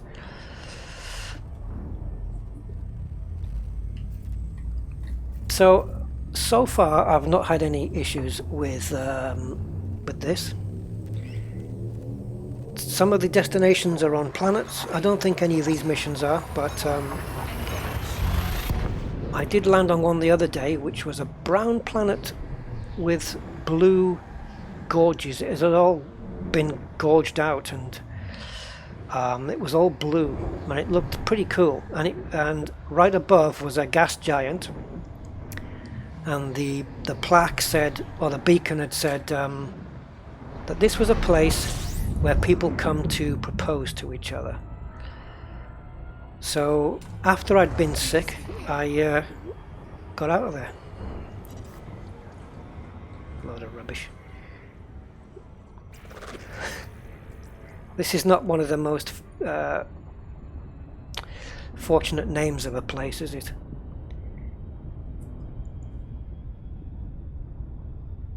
Should I stay in open?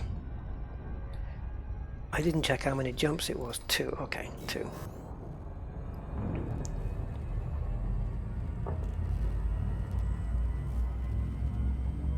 Thank you, Christian. You're very welcome. 4, 3, 2. 99 watching. Come on, somebody invite a friend.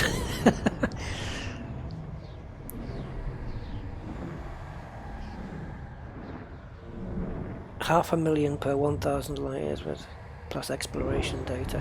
Yeah, that's another thing. You do manage to get exploration data as well. I've got about, I think I've got more or less, I must have around 250, 260,000, probably a bit more credits, which I'll cash in at the appropriate time. Fuel scooping. Oh, actually, what's this fuel scooper like?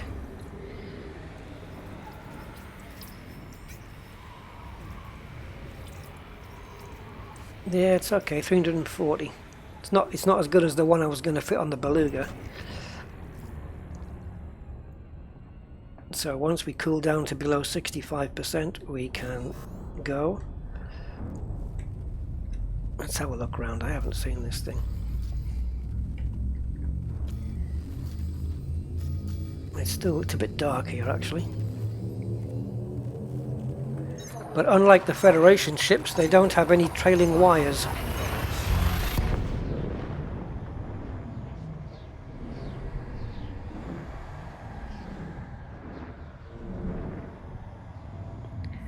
Yeah, I'm not going to finish too late though, because I've got to work and I've got to go to work tomorrow. This is why I started the stream now, because I have to discipline myself. I don't think we'll even get through both of these missions, to be honest. Uh-oh, uh-oh, uh-oh. Oh, he's in an asp. Fuel scooping. Unless he's been modded to the hilt, I might be okay. Mind you, I'm only in a crappy Beluga, crappy Orca. Dreaming of a Beluga. Yeah, that's not the kind of thing you want to do. I don't want to be in open. I don't want my video being spoiled.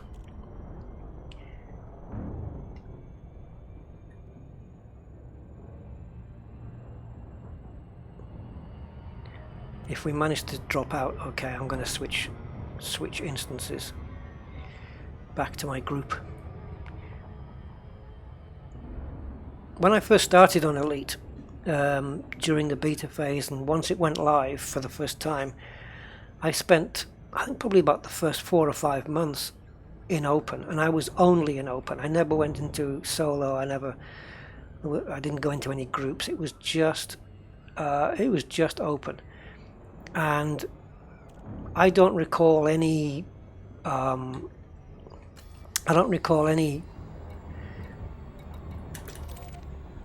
What do you call it? Gankers and griefers and stuff like that. There was nobody playing really bad. The first time I was interdicted by a player pirate, it was all done really, really well. I got interdicted. I was in an asp carrying some rares. I had 80 tons. I was full. And he just said, you know, I want 8 of your rares. That's all he asked for, like 10% or something. Oh, I think he asked for more, actually. I think he asked for more than that. And I negotiated it down to 8. And he said, okay, 8. And then this is a nice place, isn't it? And then he gave me the option, you know, either drop your stuff or be fired upon. And you know, the adrenaline's pumping because he's right behind me, and it was fantastic. It was just great the way it was done. Why hasn't she said anything? Because I haven't targeted the right thing, have I?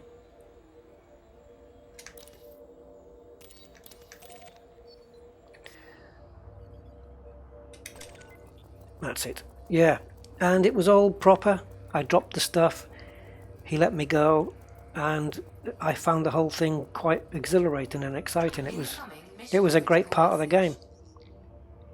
But now it's just shoot and kill, and it's crap. So there you go. That will be all. Please continue to our next stop. Tourist site, stunning water world.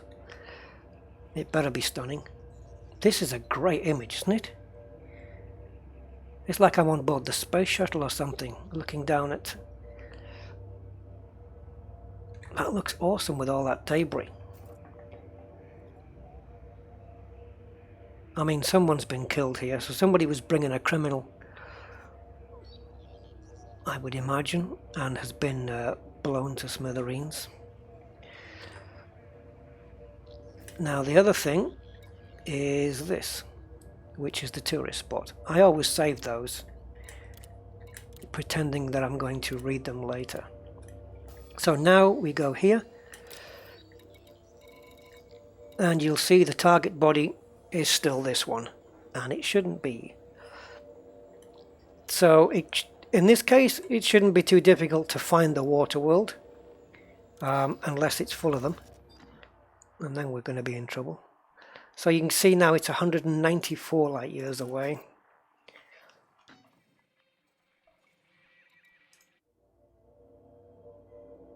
Oh, and you'll find if you go on passenger missions that every other tour company here, their gymnasiums are always closing for malfunction. All of them. So that must be an alien thing. My gymnasium is fully working, full of fit babes. Right. I have to keep putting this back so the chat disappears. How many jumps? 11. Okay, so yeah. Can you hold on? Yeah, the wreckage is like, I've seen that before. Sometimes it's there, sometimes you get them, and sometimes not. But I just have to imagine that somebody's dropped out here with a criminal, and they've been caught. So I'll try and get through these 11 jumps as quick as possible. Let's skim off here.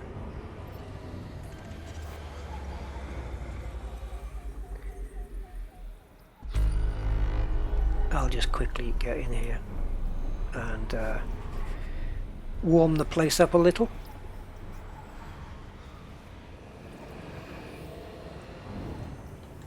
Okay, we can break away now and do that again later.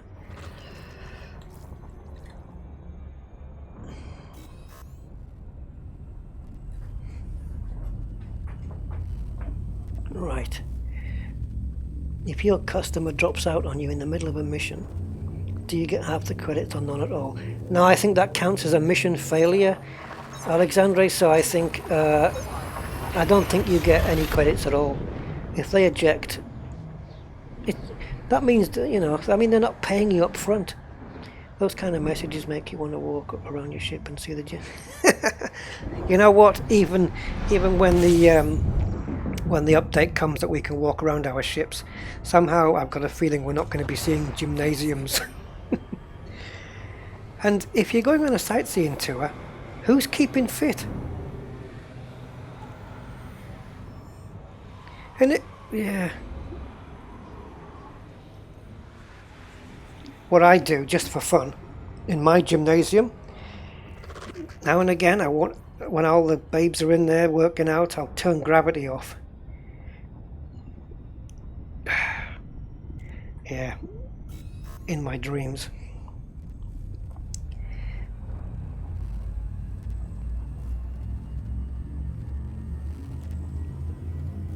I can't remember if I scanned this place, did I? Probably. 4, Oh, just didn't make it.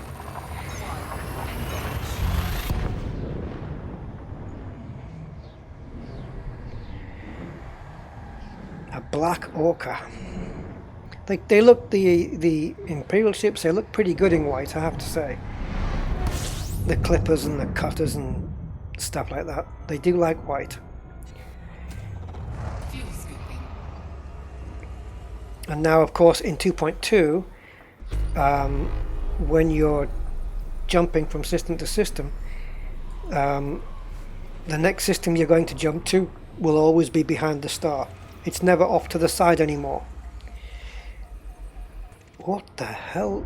Negarukenas.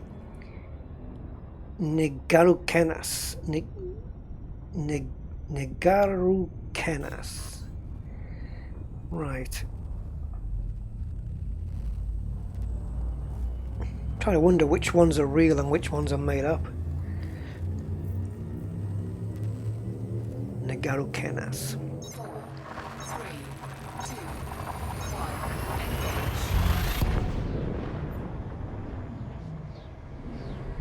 Yeah, pumping painite.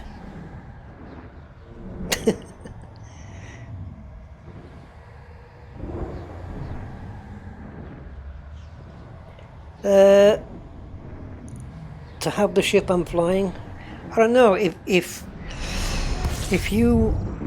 we were in 3302 and we were here in this world, Fuel scooping. in this universe, in real life, which ship would I most like to own? I don't know.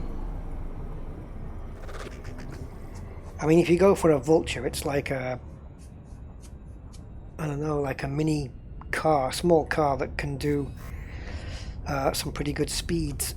An Anaconda was like a big estate car or something. I don't know. If I could own a ship in real life, 4, yeah, probably Anaconda. Even though I don't have it in the game, probably Anaconda. Good jump range, good defenses, good offenses. Yeah. It's expensive, but it's a hell of a ship. I will own one again.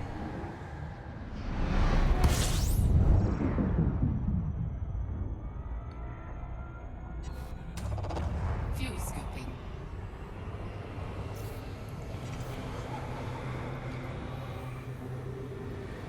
I'm just trying to scoop back everything from the last jump.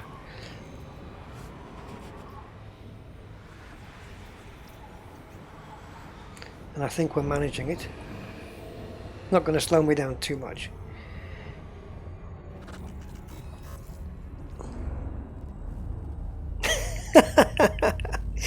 Yeah, the hauler would be a Tesco delivery van.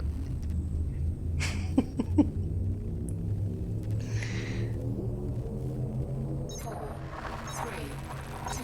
No, the Vulture as a viable fighter, probably now since 2.1 is probably the Fer-de-Lance now is the go-to ship for that. Some would argue the Federal assault ships probably, but Fer-de-Lance is the one I went with. But don't get me wrong, for its size, it's a bully. For a ship that size, it's a bully. It really is. My Vulture is killer, or at least it was. I mean, I've got it kitted out pretty well. But where the Vulture wins is maneuverability. You can sit it underneath the belly of an Anaconda or whatever and just strafe along while he's moving and just keep firing and firing. 3, And it's like having a fly flying around you. I love my Vulture, and I'm going to love it even more once the ship kit comes out for it, and the Python, because they both look awesome with the ship kits.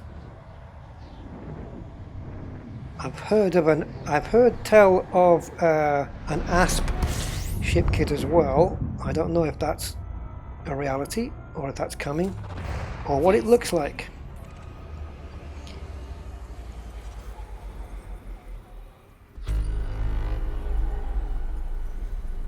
I'm just going to take a quick stop. How many jumps we got? 4. I think we can do that on the field we have.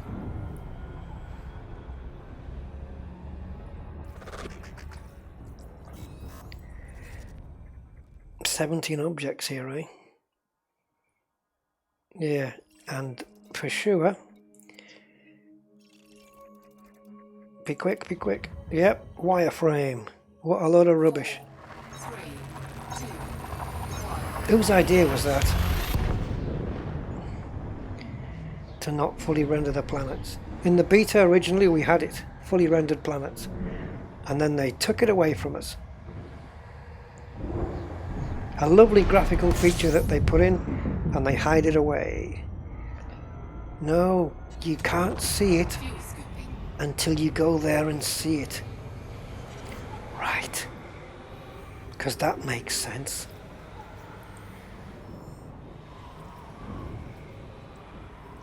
Retaxo.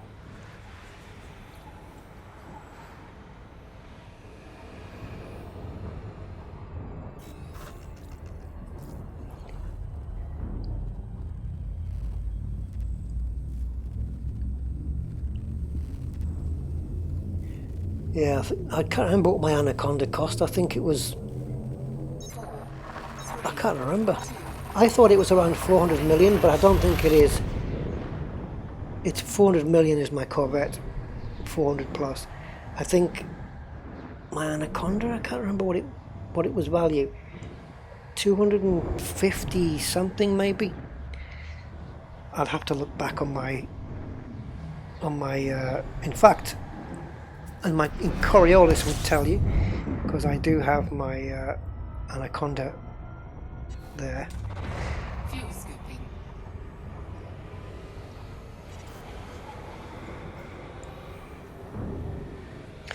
So what did you guys think of the EDDI plugin? Did you all catch that? Or should I enable it here? Let me quickly enable it while we've got it on. I did take it off last time because it was interrupting me too many times on the video. Mission for future of Air Naga accepted. Mission for LTT 4487 industry accepted. There we go. Right. Well, that's just the 2 missions that I've Your got on Orca board. has left Supercruise in the vicinity of Planet Birmingham. Telemetry obtained. Your Orca is traveling to the Col 285 Sector DC-RB19-7 system. No, it's This not. is your first visit to this system. No, it's There not. is no human presence here. Telemetry obtained. Your Orca is traveling to the Ngaruikaners system. Oh, she This has to is your catch up. first visit to this system. Ngaruikaners is an independent confederacy supporting on the way to 48,000 people, aligned to Edmund Marr. Oh my Workers God. of Ngaruikaners She's going to be yapping on is now for the next half an hour. There is one orbital station and one planetary station in this system. Destination confirmed. Your Orca is in transit to the cruise's Sector MA-TB3-5 system. This is your first visit to this system. There is True. no human presence here. Docking clamps free. There's no Christmas presents either. Oh, she caught Telemetry her. obtained. Oh. Your Orca is traveling to the Ngaruikaners system. This is your second visit to this system. What? This is an independent confederacy supporting on the way to 48,000 How far back is she? souls, controlled by Edmund Marr. Workers of Ngaruikaners Alliance is the immediate faction. Well, this is the last jump, There is 17 an beta. orbital Let's see. station and one planetary station here. You are 47 light years from Shinra to Desra. Your Orca has entered Supercruise. Telemetry obtained.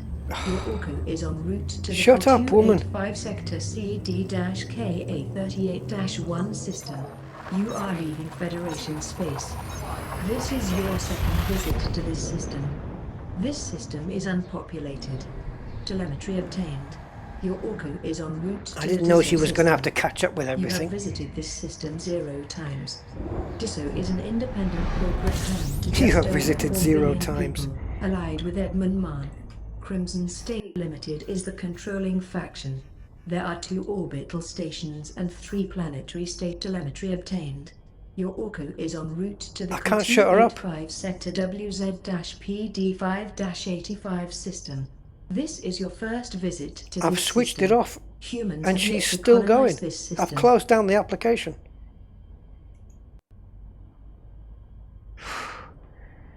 Bloody hell. Right, here we are. So, let's see if we've got the bug. Target body Birmingham, clearly not. We've got to look for stunning water world, but we don't know where. And because it hasn't come up, it doesn't show it on the system map. Oh, I need to honk it. Hold on.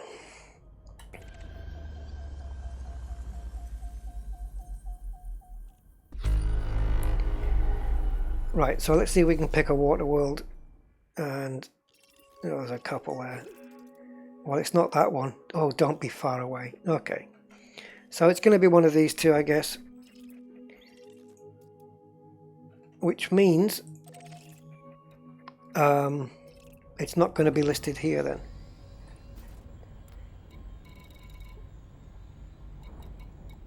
No. So stunning water world, clearly not here. So we're going to have to go to this target body.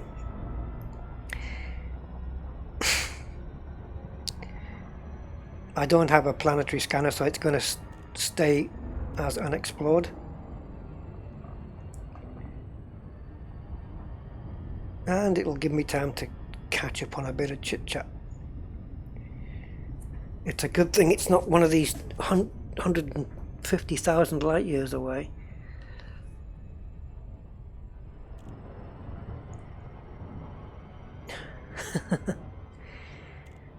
My missus needs a mute button.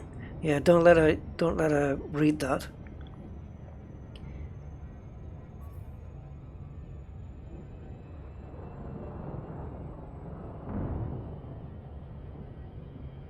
Yeah, EDDI is cool for a time, but at some point it annoys. I wouldn't have it with me while I was exploring into, say, you know, going to the center of the galaxy or something. I wouldn't have it with me then, because yeah, it would be boring. I mean, if she come up with little jokes every now and again.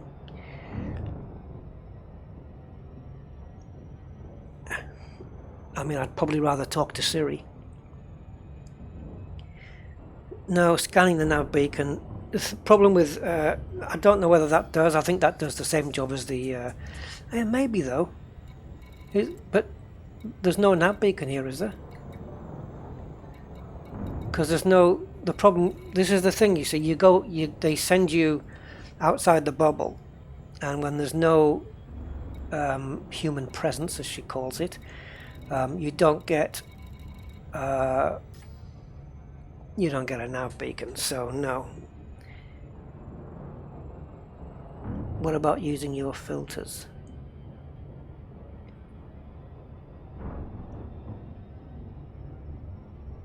No, I've got everything set on. It doesn't show up because... Do you mean the filters in the galaxy map? I don't think there's any filter I can... What filter are we talking about here? I mean...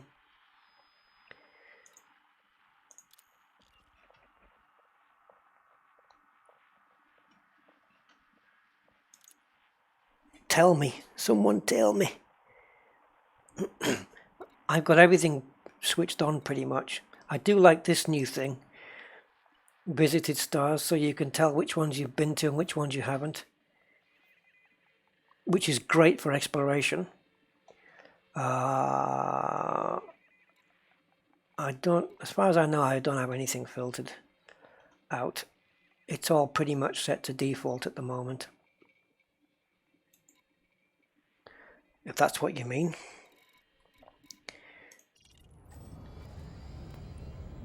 Unless you mean here, right?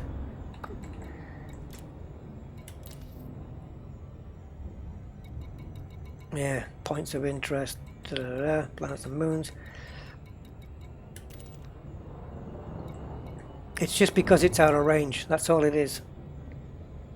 It's like when you go to a system that's got ringed planets and you don't see the has-res until you get within the has-res, any res. You don't see resource extraction sites until you're within 1,000 light seconds of it. So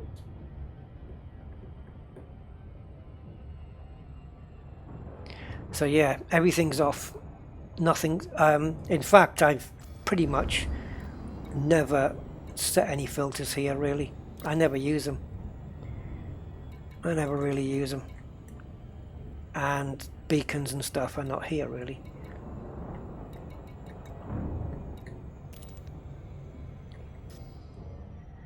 Anyway, we're not far away now.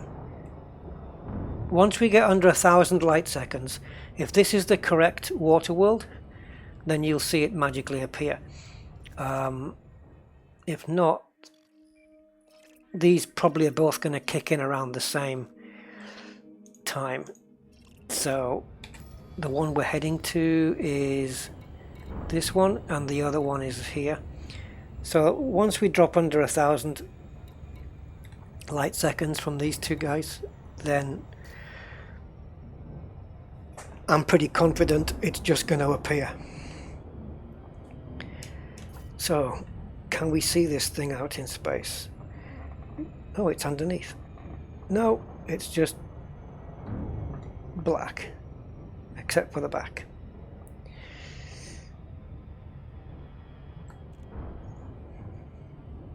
All very secretive. It's like a black limo. It's like a galactic limo. Galac limo. Entertainers. What am I, your monkey? There you go. Diddly-lee-lee. Barrel roll. There. Are you now entertained? I can see you clapping for joy. Okay, we're under 1,000. I forgot what it's called now. Oh yeah, Stunning Water World. Oh, it's not here. Slow down.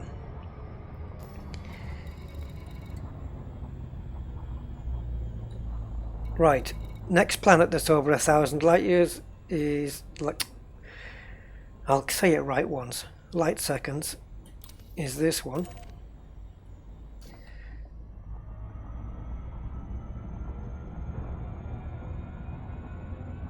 It seems that this is the way you've got to do it. Because this silly woman here, tourist site, Stunning Water World, orbiting Birmingham, which it is not. Is it this one? Yes! There it is. So it's orbiting here. I don't suppose. Yeah, so here, it's the last one. It wasn't these two, it was this one. So we got it anyway. I tell you what, it better be stunning. I want to be completely stunned. But there you go, we found it. No problem.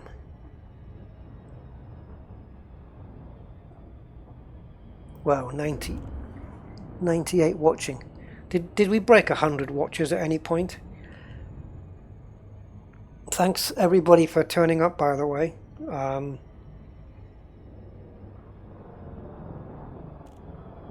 I should have invited people along to join me. I'll tell you what, it was a lot of fun doing that ancient ruins thing. The next day, a couple of us were still there, trying to figure out if we could figure out what it all means, what it's all about. And yeah, we didn't really get too far with it. But it's It was an exceptional place to be at, though, picking up urns and tablets. I picked up a tablet there which was better than the Samsung because it didn't explode.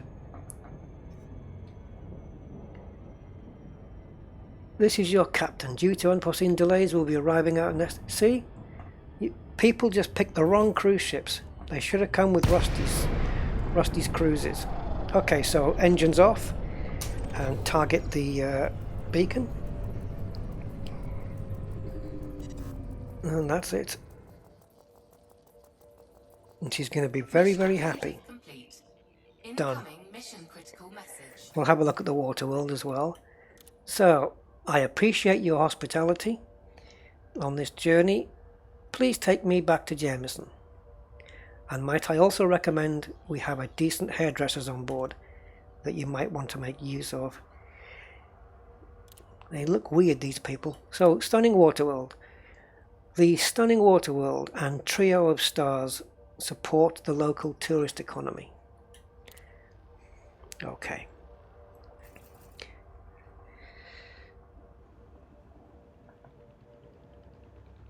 And there she blows. The stunning water world. That looks like...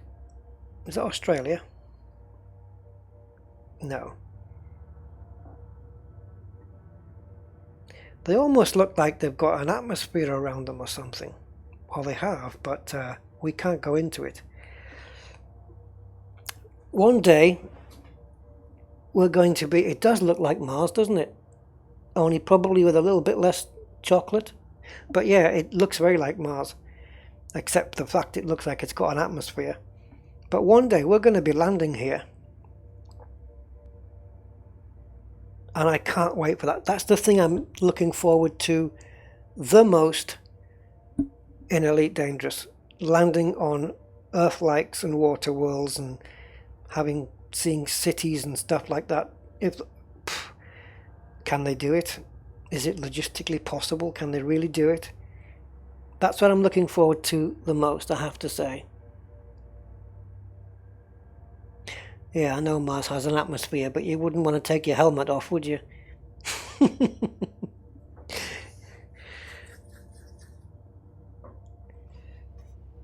Oh, here we go. Due to a technical issue, see? DG Space Tours. The promenade areas are now open. Passenger advised we will be jumping out of normal space shortly. Cool. All these new messages that annoy us.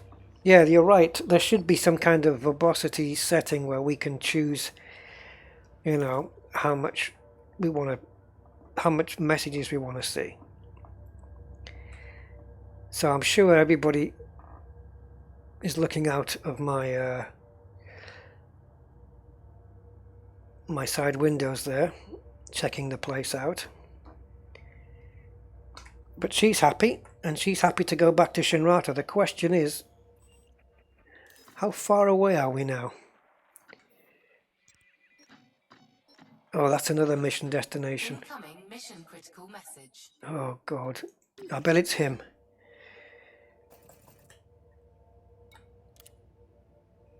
Yeah, it's the other guy.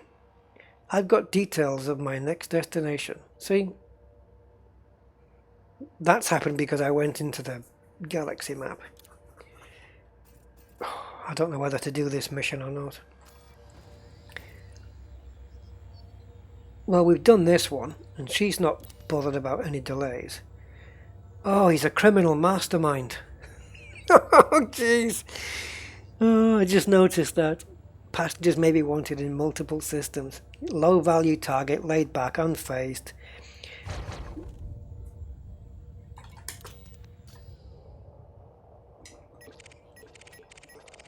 Oh, I just heard both of them jump in straight away and I thought, feds. Okay. Okay, Hart, you can restart now. Right, where was I?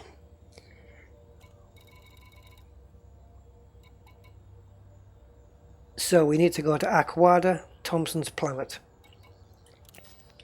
Let's see how far away it is first. 116. I don't know, do we do it? 7 jumps? This guy's got more than one, hasn't he? More than one place to go. And I need petrol. Or gas. Fuel.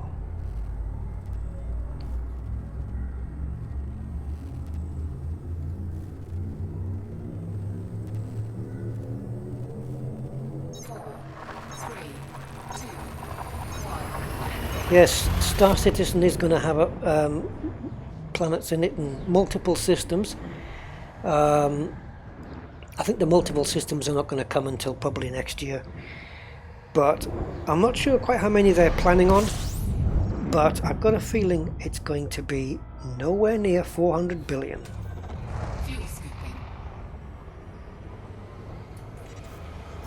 I mean, what were they talking about? 15 systems or something? I can't remember. It's nothing compared to Elite. Oh, scoop you! I can scoop here. And the next one at Bollock. What a name of a place! Bollock. Or Bolock. Let's call it Bolock.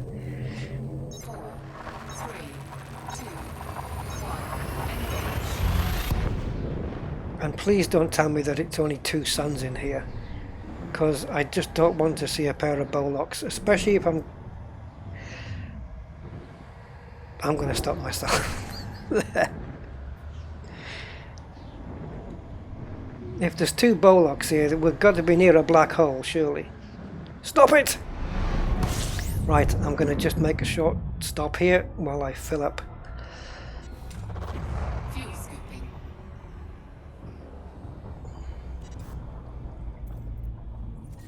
Please not 2 suns. Yeah, no Hitler jokes here, please. Because there's only one Bolock.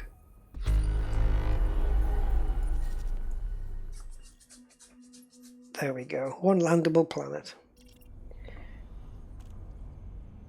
Oh, come on, you can get further in than that.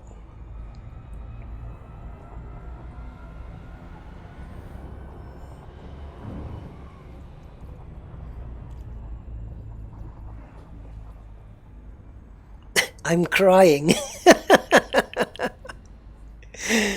Oh, it's a giant, yeah. Oh, listen, when it comes to puns, sometimes my brain just goes off on one and that's it. I just can't get it back. Yay! 100 watching. Unbelievable. Thank you, everyone. That's a milestone for me. Just dropped down to 96. I think I scared some people away when I just shouted yay. Yeah, Bolock, wow. Never expected to be in one of those. Again.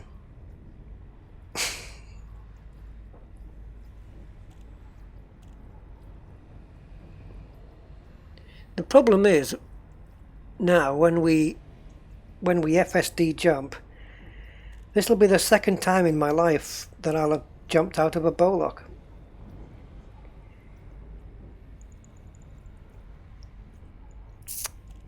This has to stop. Fuel scooping complete. Well, at least we can't make fun of the next system.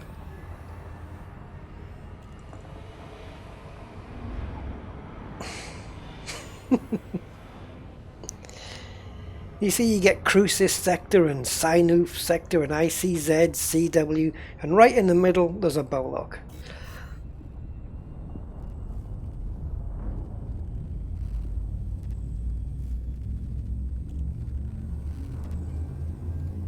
It's a good thing I wasn't in my penis-shaped beluga liner. That would have made it for a hell of a screenshot, wouldn't it?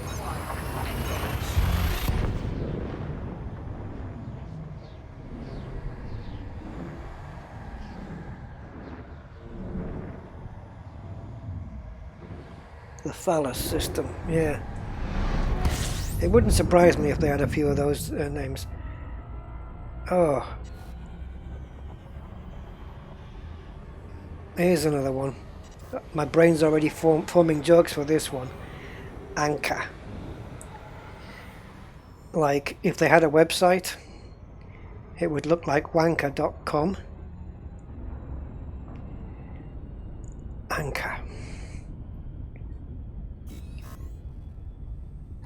How many jumps left? 4. I think we can get there on this fuel. Wow, did you see that on the info? It said we're jumping into Star Class K Orange Giant. Orange Giant. That's probably his Bollock that we just left behind. We better tell him where it is then. So I'm pressing X here. Whoa!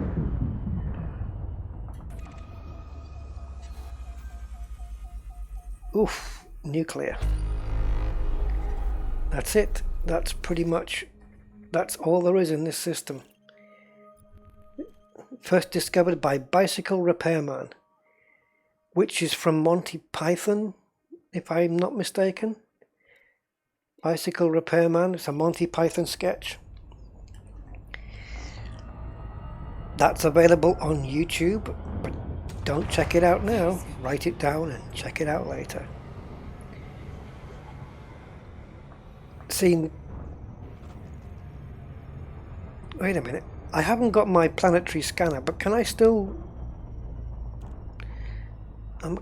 scan this thing?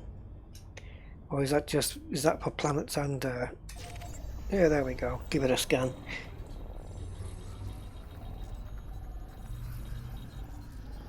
Yeah, huge arse. I've seen a lot. I've seen that. I haven't seen Miss Testicle before. Somebody in the world has got to have that name, haven't they? It's like being called Richard Head and just the guy saying, "Don't call me Dick." I mean, there are Richard Heads in the world, and I bet none of them want to be called Dick. It happens.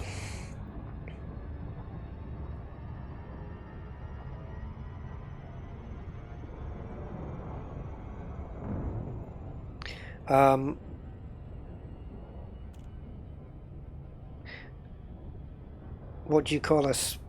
What do you call a Spaniard who can't find his automobile? Carlos.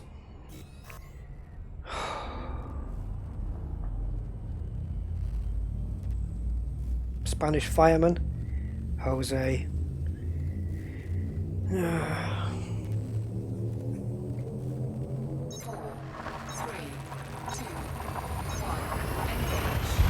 What do you call a man who lives in a hedge? Russell. What do you call a man with a pigeon on his head? Cliff. How the hell did I get to this?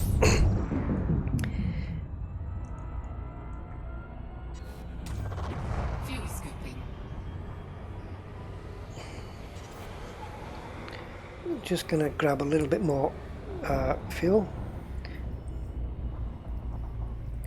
How much did that first mission get me? Assuming I get back in one piece, 3 million, and the other guy 3.5. So yeah, we're going to earn 6.6 million from this, which I guess is okay, I suppose. Dad joke.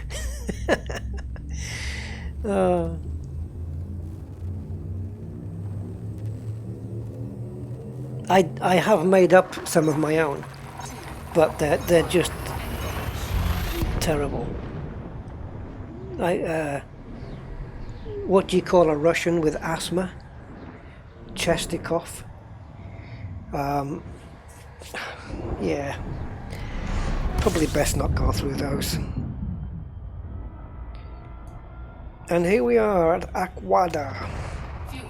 So because he's told us Thompson's planet It'll be immediately available to us as soon as we get in there, no matter what distance it's at, because it will be targeted on the system map.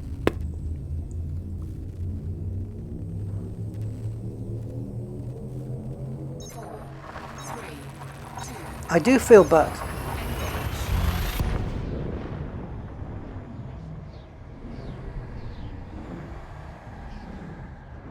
Your bad jokes are scaring viewers away. Well, it's a test of loyalty.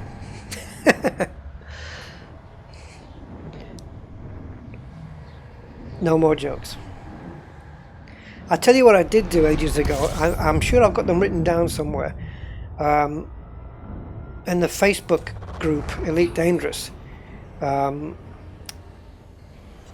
wrote a lot of limericks about pilots. It was one pilot, I think, and it's just multiple verses. And then there was commanders who were on the group, and I was doing poems about them, poems, limericks. You know, there was a guy called blah, those kind of things. Right. Oh, what did that say? Oh God, I hope it didn't say what I just thought it said. Anyway, never mind.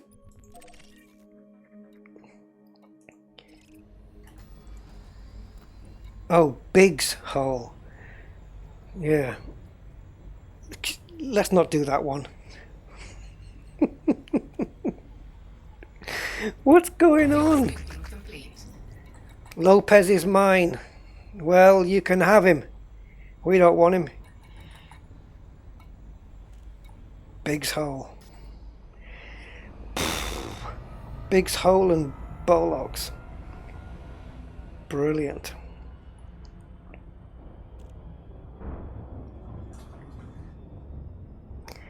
Do you write for Christmas cracker companies? They told me that I was just too good.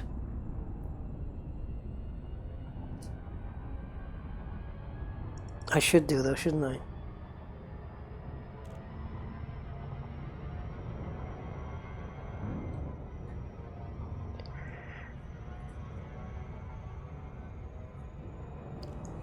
Yeah, I mean, a lot of these names have been generated with some kind of algorithm, surely. I mean, it's like the names of the NPCs. I mean, obviously they've mixed some famous names in there.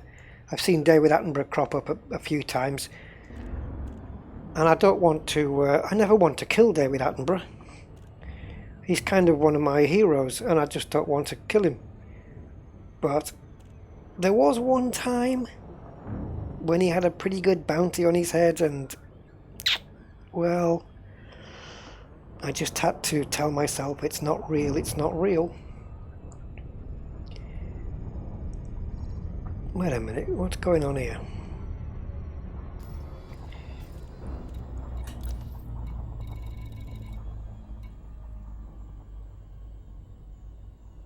Lana's victory. That's what I should be targeting.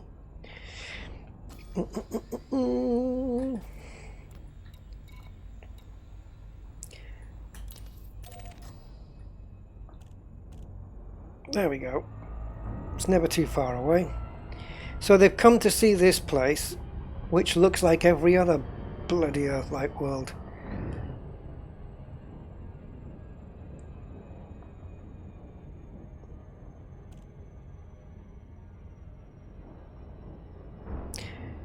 I suppose when Earth-likes and when Earth-like worlds can be landed on, maybe the passenger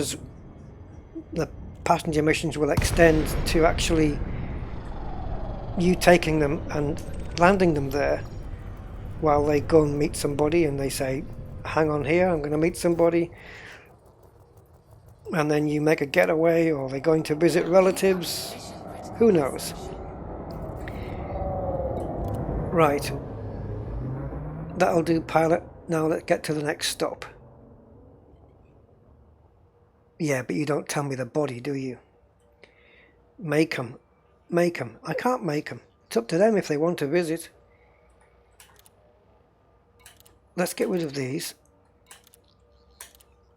And Lana's Victory. There's all the rubbish. Using anaconda transports and Cobra Mark 1s, Lana was able to outmaneuver the larger Federal battle group, forcing another retreat. Someone's had to sit down and write all this history stuff, so it's worth reading, I suppose. But that's for later. Right then.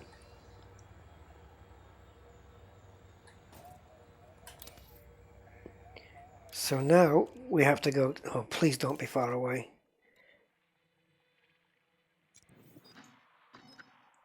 $149. That's not too bad. That's not too bad.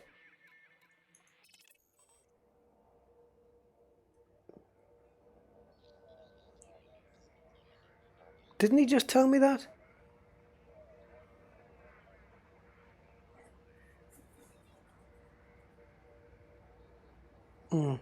He has told me that before. And there he is. Oops.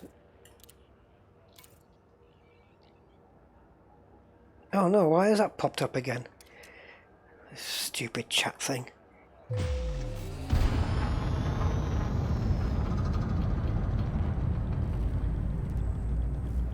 Right, this will then complete all the missions, I believe.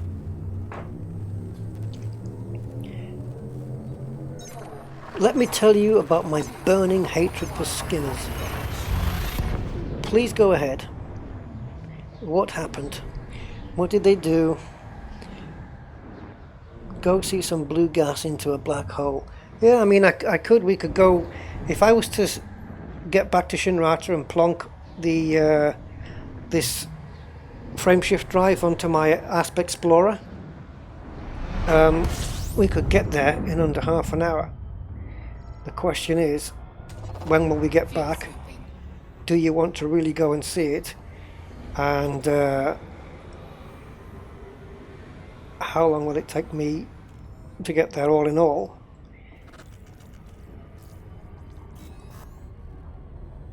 We're going to have to really... hold on. Quickly before the thing goes. You know what? Maycomb, Shinrata, Desra. It's not far away. It's doable. It's doable.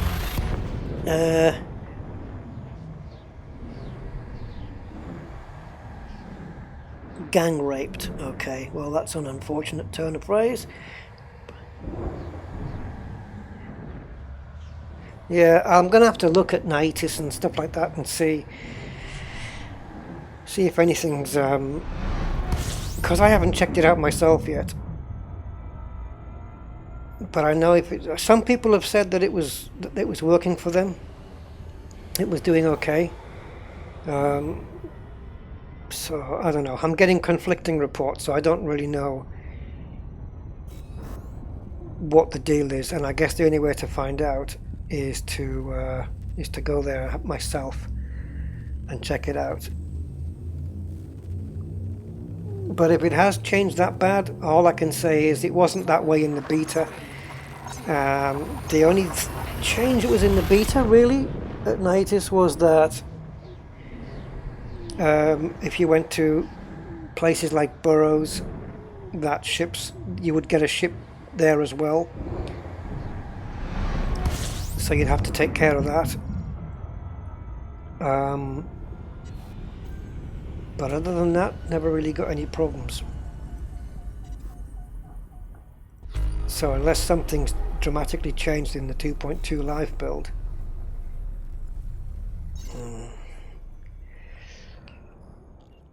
When's my next scoopable jump?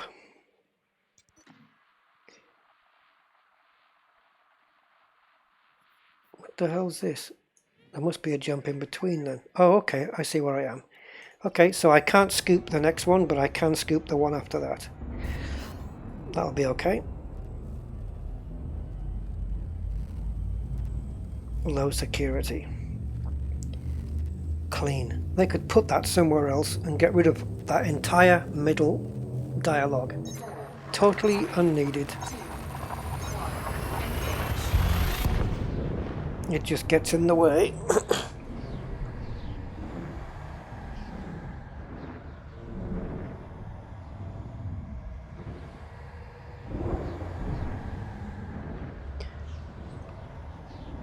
When frigates, when you're talking about, or is it frigates? Fragetta. Sorry. When you're talking about the skimmer missions, are you talking about the ones from Naitis? Or is it a different kind of missions that you were doing?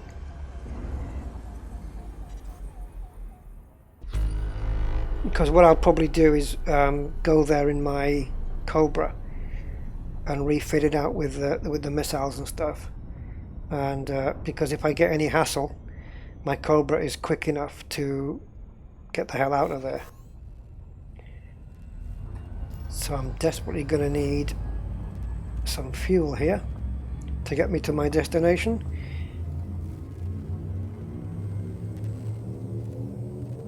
And then we'll go to Shinrata and we'll check out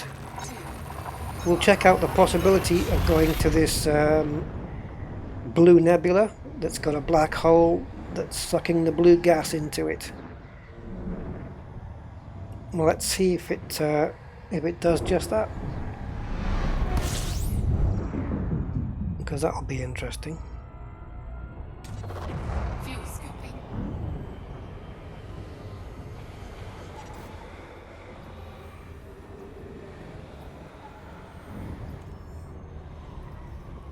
Ooh, can I stay at temperature here? Because that's a good fill rate. 66. We'll see. I'm sure she'll tell me if I go too far.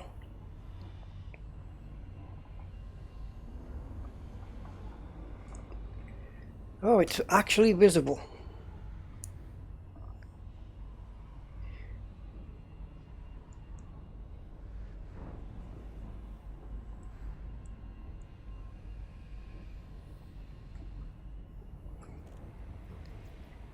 Yeah, we're okay for temperature. So now I know I can get to around 290 per second and still be in a good temperature range. That's pretty good. You're 220 light years from me. Well, if you want, I'm on my way to Makum, M-A-K-U-M. Fuel scooping complete. And I'm in open play, so feel free to join me. But if you destroy me, it'll probably never be forgiven. I trust you guys. I trust all you guys. Probably foolishly, but I do. I trust you all.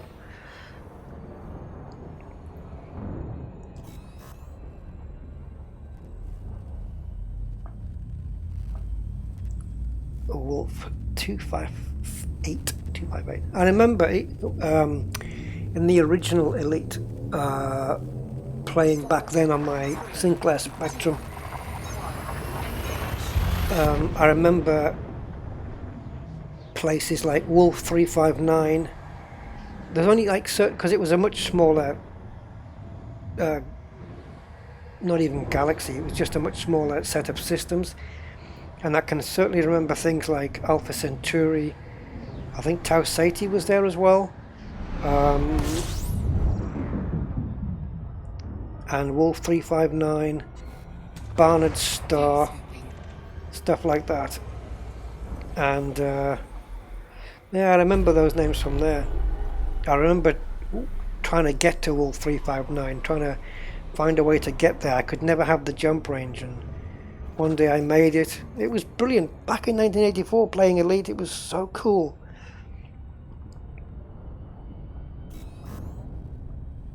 There was none of these high scores and 3 lives. You could just sit and play, and then after a whole night playing, you could save the game and then come back to where you left off, and there was no end, and it was just great. And here we are, all those years later, still playing it. Only this version's got more bugs, but it's it's completely superior, obviously, clearly, and I'm so glad they brought it back. I'm so glad Braben brought this thing back, because, man, what else would I waste my life on?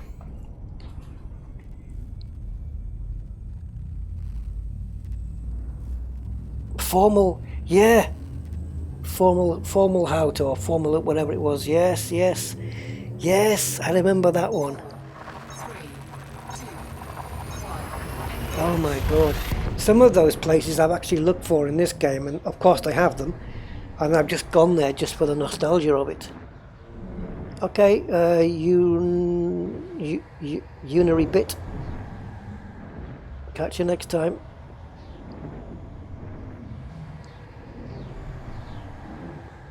Proxima Centauri. What's cool about Elite Dangerous, of course, is you can get the 1980 thingy version, 1984 version, completely free. I don't know if that's available to everybody, I'm not sure. Anyway, Macon Visitor Beacon we have to find, and I keep going away from that. It's not within 1,000 light years, is it? Yes, it is. So it pops up straight away. Good. That saves us having to look.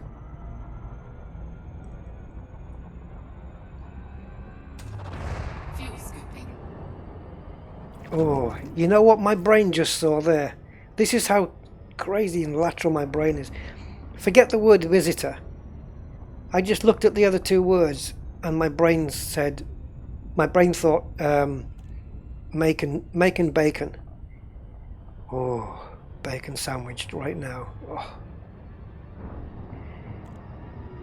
Apologies to any vegetarians. And oh, you can't beat a bacon sandwich. Bacon and egg. Stop it. I'm getting hungry now.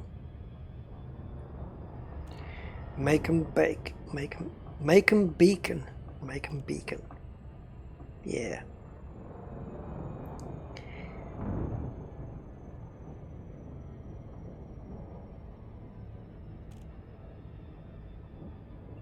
It is late at night, so you've got to excuse my brain. It tends to get a bit weary. I've noticed, I don't know whether it changed or whether it's always been this way, but I noticed that they're called visitor beacons. I seem to recall the tourist beacons being used at some point, or maybe I'm dreaming that I saw tourist beacon in the beta.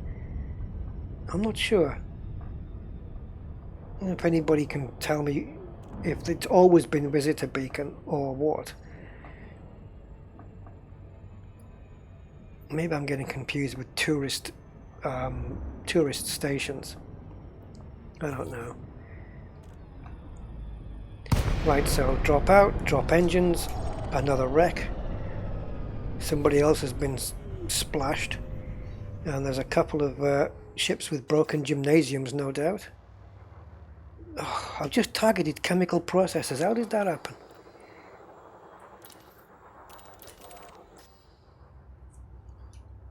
Oh, look at all this lot.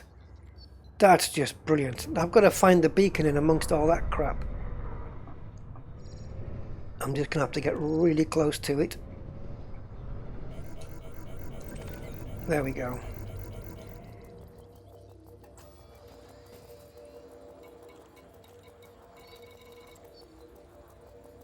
Mission objective complete. Anybody need any of this stuff? Critical message. Configurable components, chemical processes.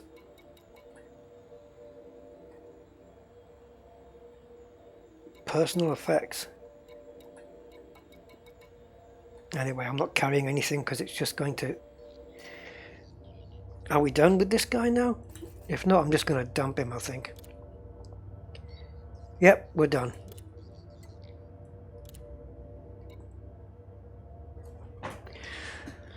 All manner of extreme sports are held. Extreme sports are held on this world. Yeah, like blowing ships up. That's an extreme sport. Clearly a popular one. Right. Where are you, Jameson?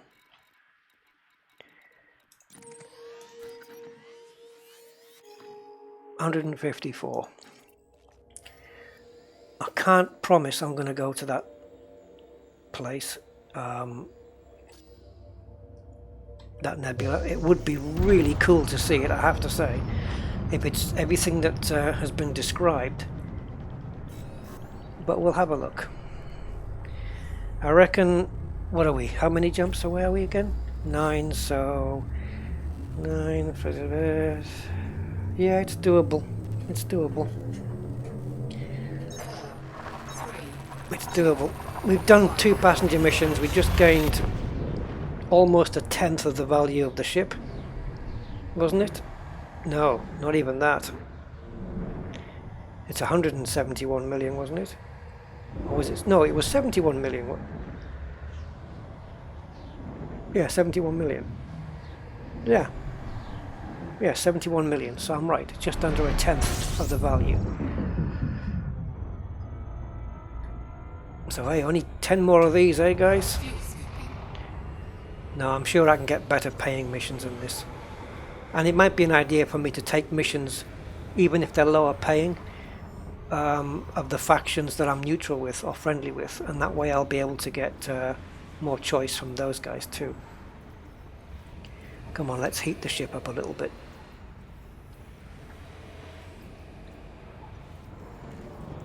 Wow, the temperature's holding pretty well. Some ships I've got, the heat goes up a lot faster than this. We'll probably end up doing an entire orbit. Wow, the heat's holding really well considering where I am. Not bad at all.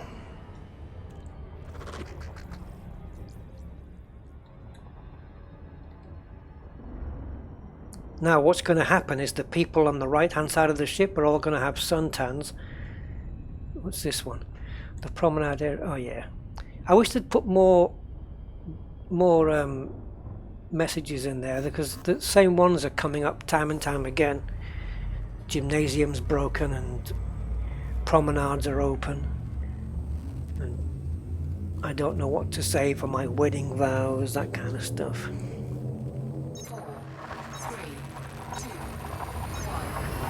Have I gone through Barnard's Loop? I have, and he wasn't impressed about it. No, yes, I have. I have been to Barnard's Loop. It was the first place I went. The first time I went exploring into deep space, it was Orion's Nebula, Barnard's Loop, Running Man Nebula, Horsehead Nebula. I think I went to the Flame Nebula. I can't remember. If I didn't, then it was a stupid miss, because it's right there.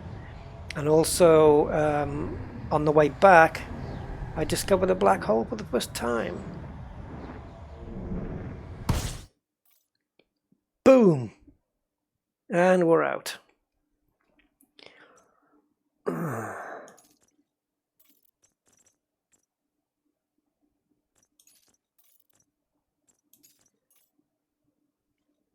Oh, I just went into solo. Damn it. I meant to go into my group. Doesn't matter. Well, what the hell was that all about?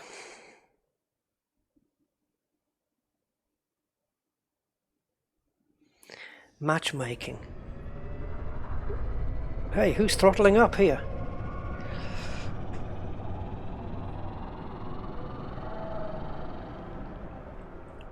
Okay. This is what I do like about 2.2, look, that it remembers your route. Was that available in 2.1? Can't remember. But yeah, you come out the game all together, go back in, it remembers the route. And you just carry on. Cool. Yeah, I've had a few kicks in 2.2. I don't recall. Maybe I got one in the beta at some point. I can't remember though. But during 2.1, it was a very rare thing. Yeah, new to 2.2. Yeah, it's really, really good. And also the route filtering. That's so good for exploration. It means you never have to. Well, it depends. You know, you can set it so that every system you jump to is scoopable. But what you don't want to do is sacrifice, you know, missing out some really good places to go. You don't want to be missing neutron stars and whatnot, and you know, neutron star fields where there's tons of them. 4, 3, 2. I think I'll only use that filter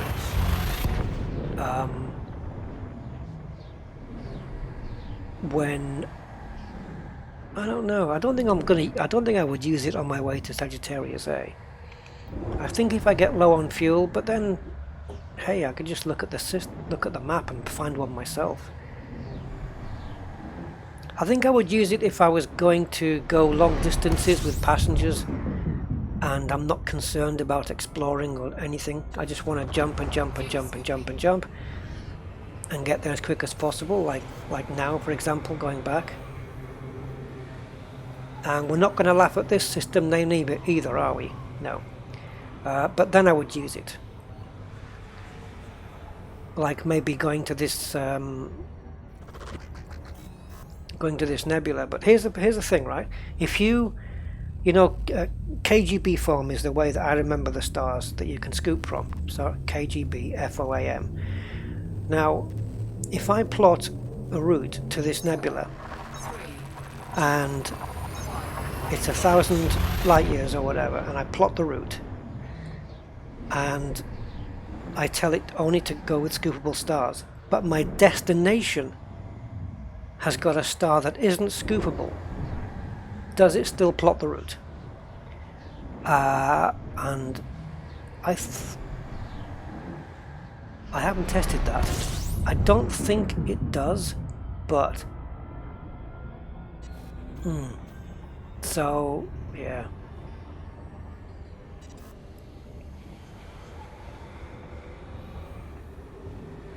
Interesting. It's very easy to test that though. Yeah. Go.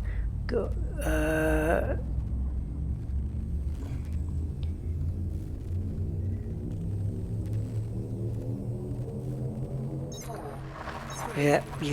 Yep. Alexandra, definitely you need at least 4 tons of cargo space. If you're doing passenger missions, you're kind of forced into having cargo.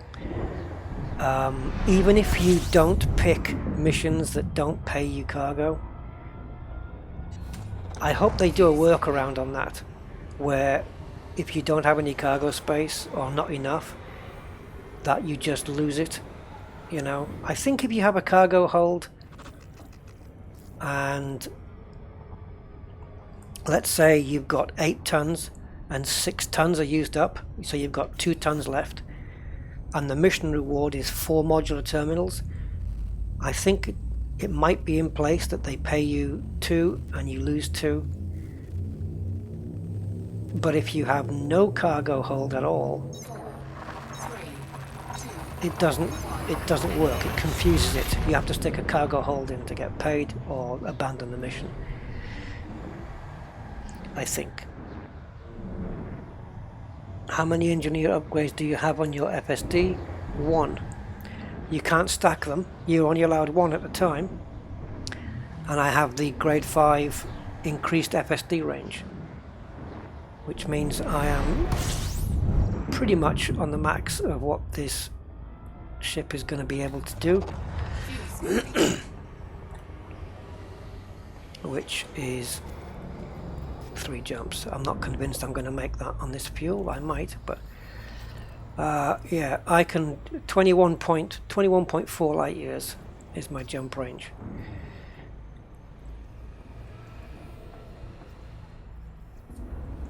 Can I get there now? Can I get there now? Yeah, I can. Let's go.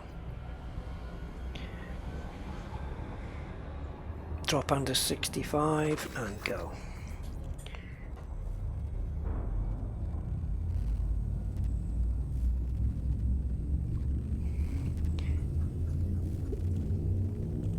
Yeah, but sometimes missions, like some commodities,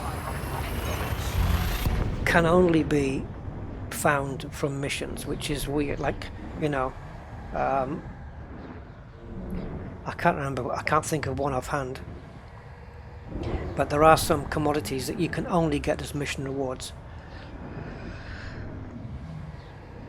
I don't mind having commodities as mission rewards because some of them are hard enough to find anyway, but if you haven't got space to put them, or you don't have a cargo hold, then you should be able to be told, look, we can pay you, but you're going to lose your commodities because you don't have space, and you just click accept and it's done, and you just get paid the cash because you're knowingly foregoing the commodities.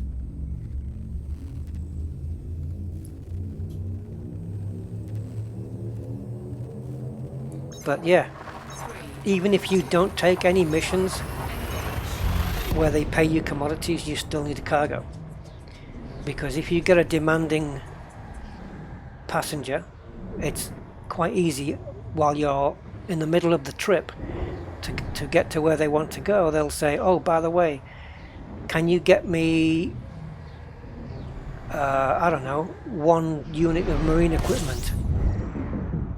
And then you've got to source that. However, I don't believe you need to source that to complete the mission. You just get a bonus if you do that. And the one I got, the mission payout was something like 5.5 million. And she said, if you get me 1 domestic appliance, I'll pay you a bonus of 806 credits. Yeah. 806 credits on top of the 5.5 million.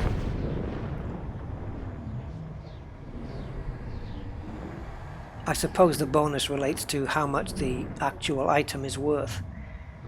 But I've still got to find it and go there and get it. And she's got to pay me for my time and my fuel.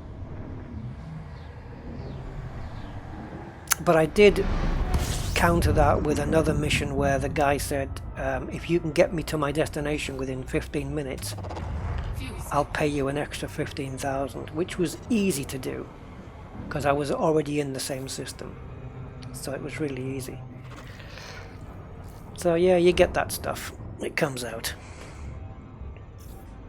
But I guess the mission would still complete if you didn't get the item that they wanted. What would happen though, probably they might lose a little bit of satisfaction, and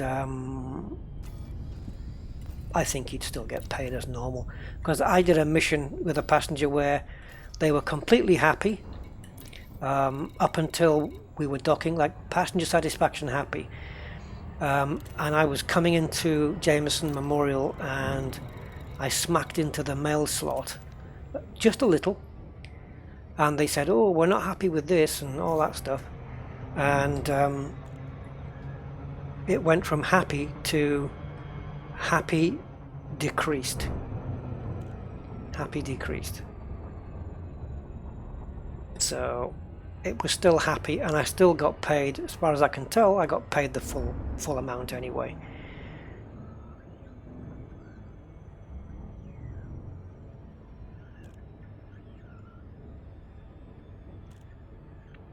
I think we should be able to list all the passengers in the inventory in here. Just list all their names so that we can eject them manually. go into the mail slot and eject them out so they smack into the roof. Ah!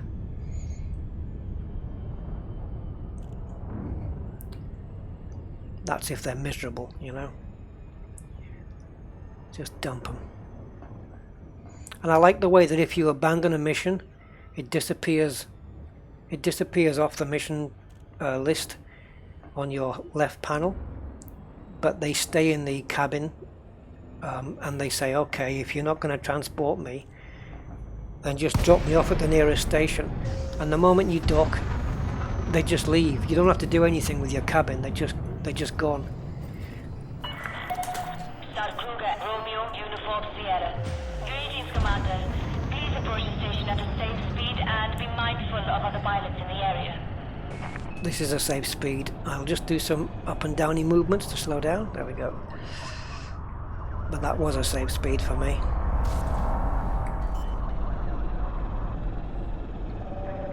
I can't believe we made it back home. And I can't believe you guys stayed and watched it all. Wow. Let's get paid.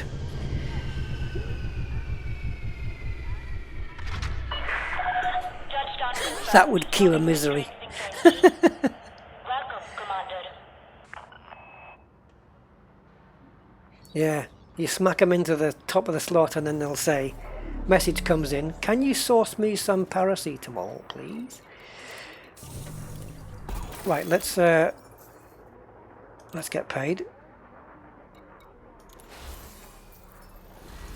So there's that one and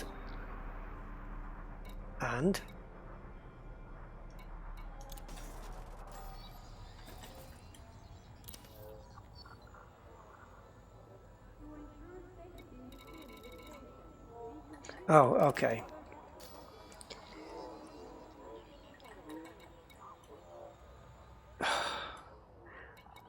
I wasn't sure whether both of them were gonna reward me with this kind of stuff, but it just doesn't appear. Have I gone past it? I don't know. There we go.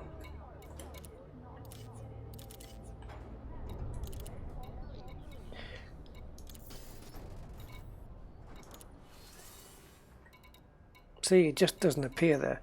It doesn't like handing contract and then say, you know, you can't or something. It just doesn't appear. So you've got to work it out. Oh, look at this, 1,300 light years, 6 million. And look at this one. Look at this. Look, 74, 119, 134, 292. So that's going to be a good few hours.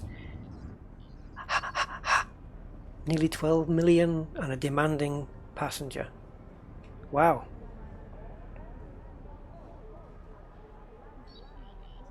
Wow. You see, you stack a few of these up.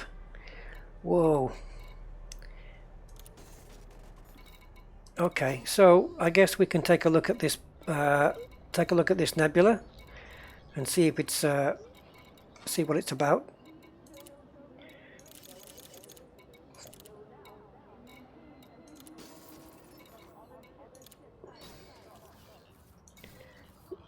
Oh, bloody hell.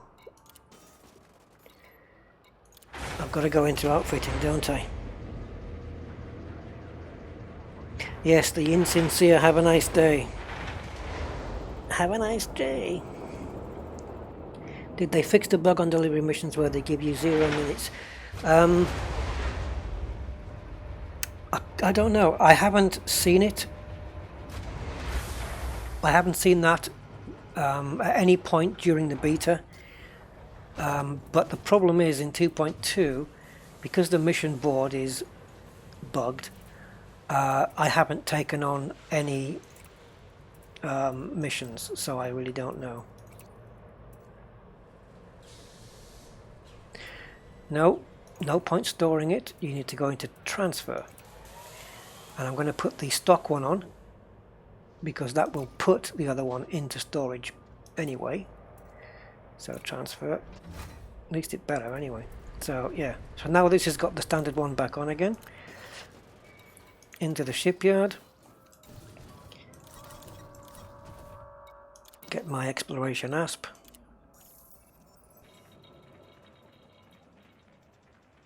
And this will give us the biggest jump range, so we can cover distances in the shortest possible time.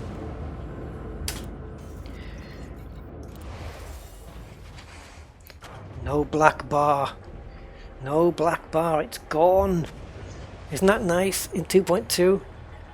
I don't know whether my voice helped any of that, but I certainly didn't let go of it. I kept on at them. Telling them how crap it was to have it there. Where am I going?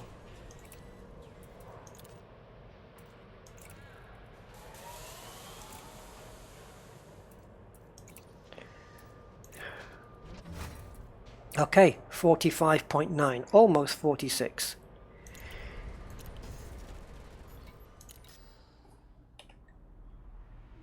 CD-261339, a blue nebula. It's well worth a look.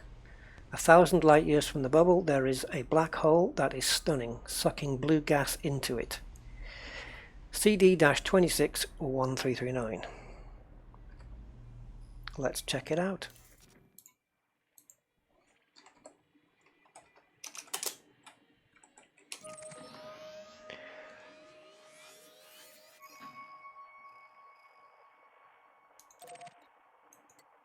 This isn't the same one that I've been to, I don't think. I have been to one very similar. Now that's a blue-white star, so hopefully there's a planet in here to land on as well. But it's just outside of what we can plot. So... and it's down as well, isn't it? Okay, so... can we get overhead? There we go. So if we just go... maybe there, and then, oh, do you know what? I always do that. Okay, so we've targeted that. Up we go, aerial view, go across. That might be a bit too much, and now we want to go up, up, up, up, up, and zoom in. Oh,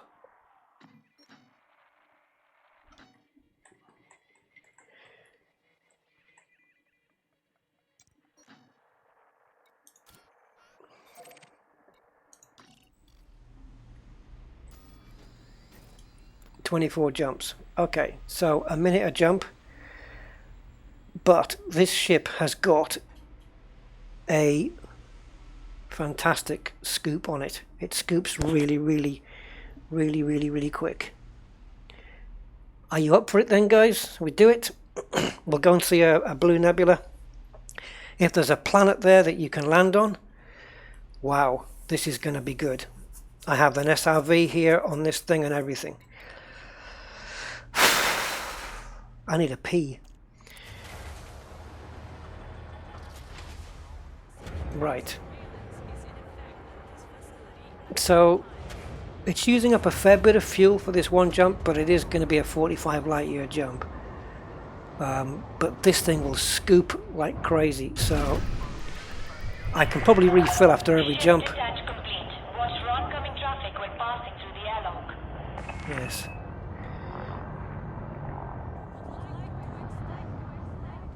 How about don't text and fly? Now this thing doesn't have a really good distributor on it as well, so see, I already can't do a second boost. But it's not, once you're exploring properly, you're not in normal space most of the time, so you don't need to double boost. Anyway, 24 jumps. I can't see me coming back. Don't worry. We're just gonna go there. I'm not gonna come back on this live stream. Just gonna get there. I am at the black hole in your Rusty Dog group. Steve H, are you there at the place we're going to? Because if you are, I'll meet you there. If you want to stay there, I'll drop into the Rusty Dog group and I'll meet you there. And lots of planets. You're going to have to tell me, are they landable? Right, because of the way 2.2 is now, with the next system being behind, look at my scoop rate. Oh baby! I always fill up before the system comes into view. I'm already full again. You need to fit a crazy fuel scoop on your Explorer ship, and that way it's just, yeah, it's just brilliant. Been streaming for 2 hours. That's not too bad, actually. Is it 2 hours or is it 3?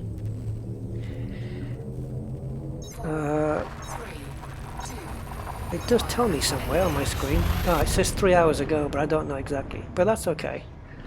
If I were you, I'd go pee first. Yeah, I think I will while it's switching between the groups.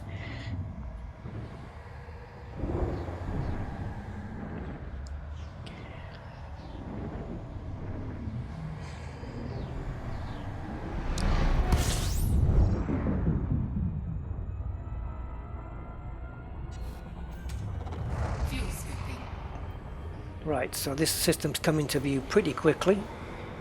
But I reckon I can scoop almost. Yes! Killer scoop.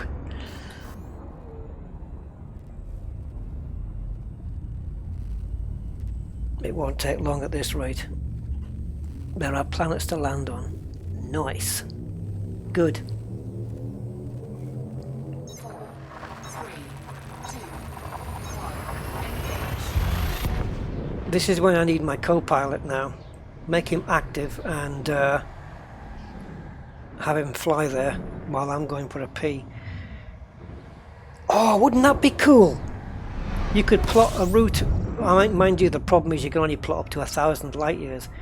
And you can be on your way to Sagittarius A, and then go to bed, have some, go to sleep, and the NPC pilot is taking over, getting you there while you sleep.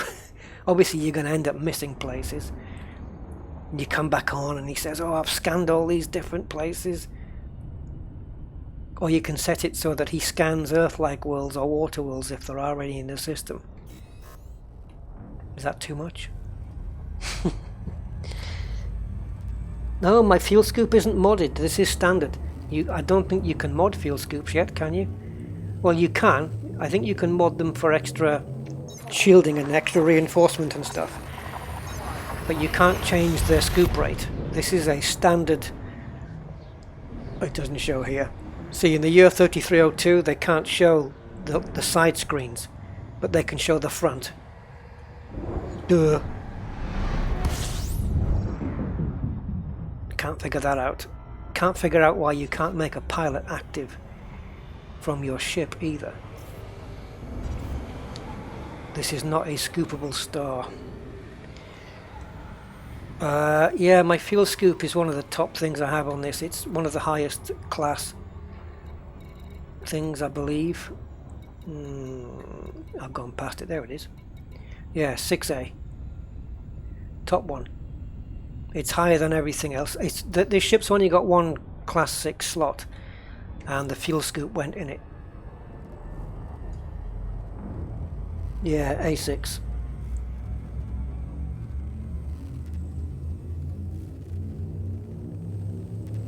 Yeah, multi-crew with somebody that's not in that's on a different time zone to you, and they do a night shift, you do a day shift. That would be really cool, wouldn't it? And they can be scanning stuff, and then you come back and you split the well, actually I was going to say you split the rewards, but I think there would be a way where the system would know who's piloting at what time, and so they get the rewards for what they discover and I get the rewards for what I discover. That seems fair. Oh, okay, we scooped. Ah, what system is that? That's enough. Terrible joke. That's enough. How many people just left because I said that joke?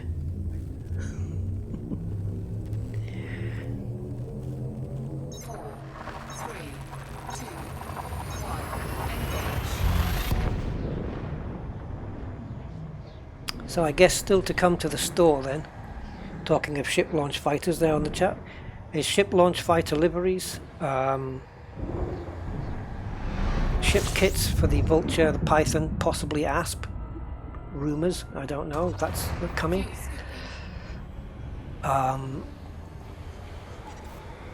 And modified weapon colours.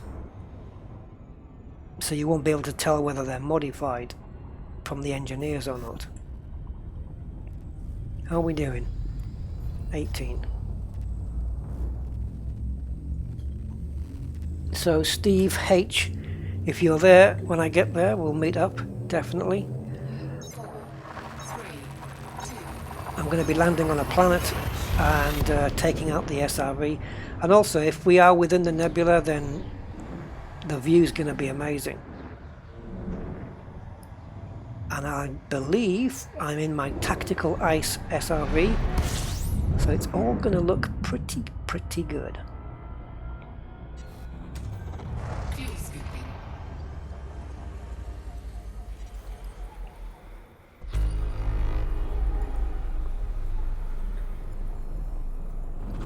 Oh, didn't quite get the scoop, but there you go, we're okay. You'd have to be paying so little attention to run out of fuel with this ship. Or, yeah, you'd have to be paying little attention. I think I can do about 7 jumps before it needs to refill from the end, which isn't a lot for an explorer ship really, but because the scoop is so, I mean, it's a choice between either having a less of a scoop and an extra fuel tank, but obviously it's a no-brainer which one you go for. You go for the fuel scoop because a fuel tank weighs you down and a cargo scoop doesn't weigh anything. So if you want out and out jump range, you just fit the fuel scoop. Is there anybody here that hasn't been out deep space exploring yet? It's definitely something that you have to do. It's just, how can you not? I mean, 400 billion star systems out there. Oh, and they said that I don't know if you heard this on the one of the Elite Dangerous live streams. One of the things they said.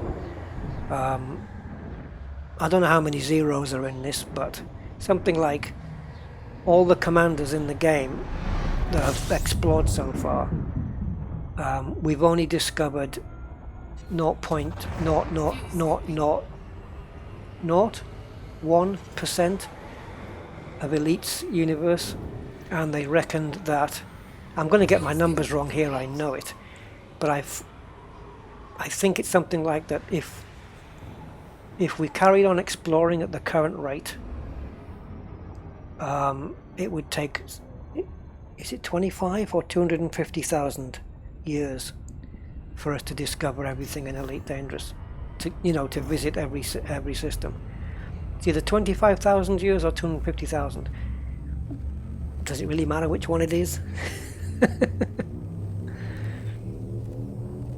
I experience exploring through you. That sounds very spiritual. Now you've reminded me of a joke. Did you hear that one that guy... Did anyone hear the joke that this reporter said to the Dalai Lama? Now this is for real. I'm not joking here. He was interviewing the Dalai Lama, and he told him he told him a joke. And the Dalai Lama just didn't understand the joke. He didn't get it. It went right over his head, but it was very good. So if any of you know that joke, you can feel free to post it. I know it, but if you feel free to post it. It was brilliant.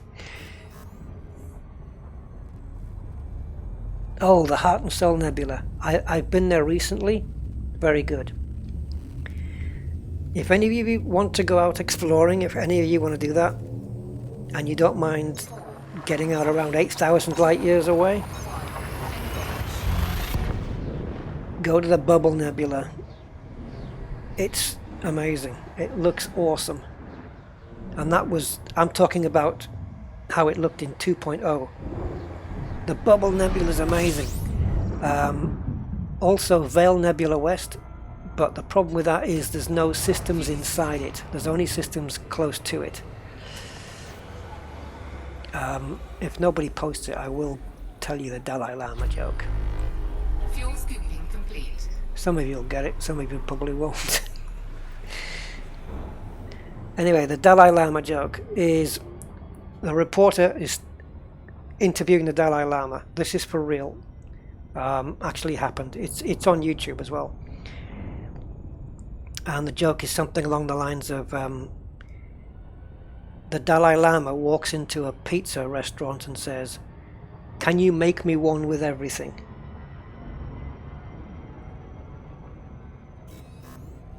That's the joke. Some of you will get that, some of you won't.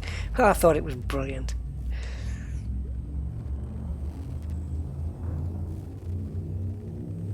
No, I didn't say you were spiritual, it just sounded like it. But it is 3 o'clock in the morning here, so going to the bubble on the way through to the core. Well, the bubble's in the opposite direction. The bubble is kind of backwards towards the outer rim behind. It's the opposite way to the core, but Bubble Nebula's brilliant. One of my favourites. In fact, yeah, it's my favourite. It's my favourite nebula I've been to. And I am gonna go back there for sure. There's no two ways about it. Because of the new planet surfaces now, and it's not one of those nebulas that's like just based off one of the normal templates, you know.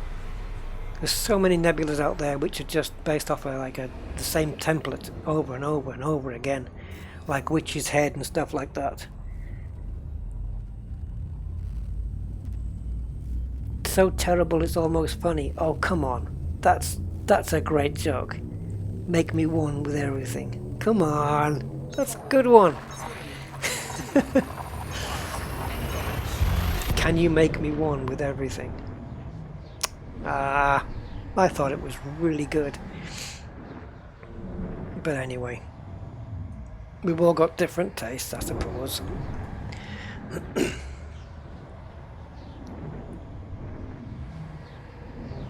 You know what, even if we didn't go to this nebula, I suppose I'd still be chatting away to you guys anyway.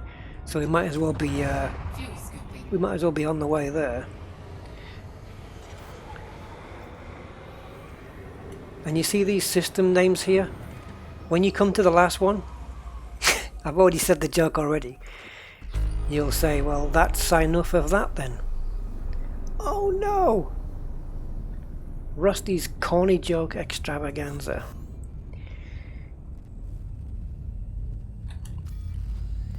"11 jumps. We're over halfway. It's a bad joke, but it's clever." Yeah, okay, I'll give you that one then. 3, 2, 1, engage. The guy only eats rice. I don't think that was the point though, was it? Yeah. The guy only eats rice. No, the point is make me one with everything. Like him being part of the make me one with the universe kind of thing. I don't know. Fuel scooping. It's part of their religion, isn't it? Or their whatever it is.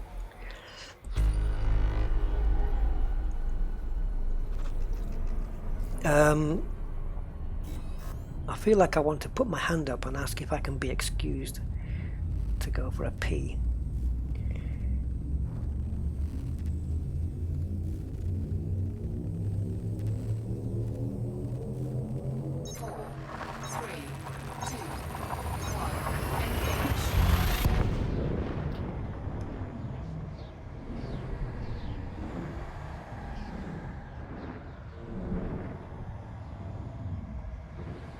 I don't I don't consider myself the king of dad jokes. I'm just telling you ones that are broadcastable. Believe me, I could tell you ones that are not broadcastable. But then, if I told it to you, then it would be broadcastable because I would have just broadcasted it, wouldn't I? Well, they're all broadcastable, but yeah.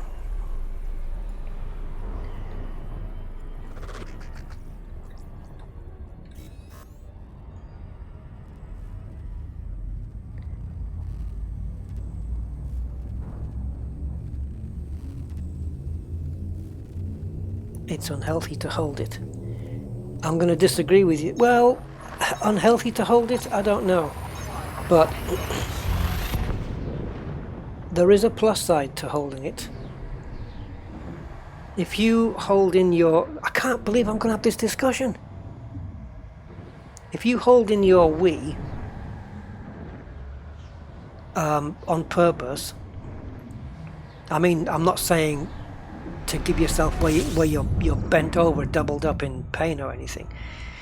But if you hold in your Wii a lot, and then you wait and wait until the last moment you can, and then you go, and then you do it again, and you keep doing it, and I mean, don't go overboard, just, you know, hold it for a while, you will strengthen your bladder and its muscles and stuff like that.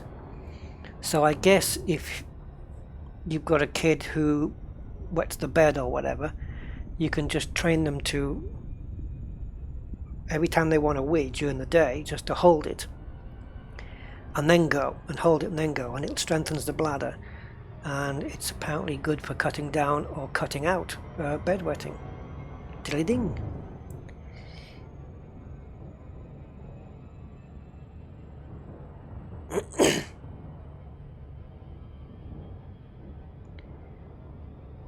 Yeah, they've got toilets. I just can't get to one of them. Right, I'm going to go now. Give me 2 seconds. Well, I'll say 2 seconds. You know what I mean. Give me a moment.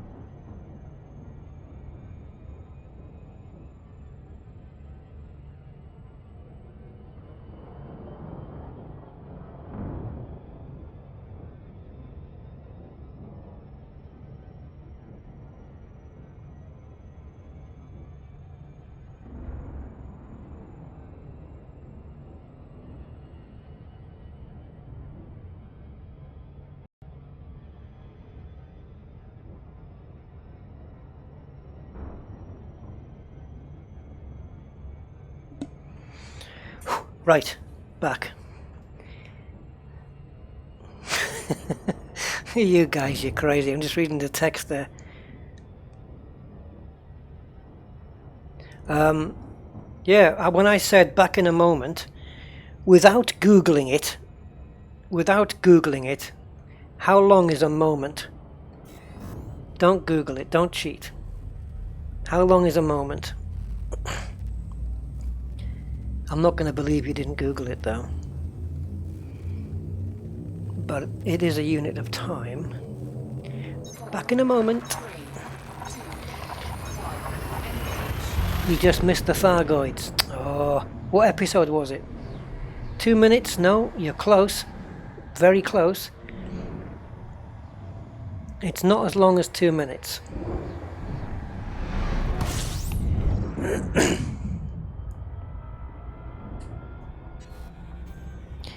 No, 30 seconds is too short. But if you take the 2 minutes and subtract the 30 seconds, yes, a minute and a half, 90 seconds. correct. You see, you learn. You learn with learning with Rusty. Yes, a moment is 90 seconds. So when someone says, "I'll be back in a moment," now you can time them. 4, 3, And say, what do I win? A round of applause? There you go.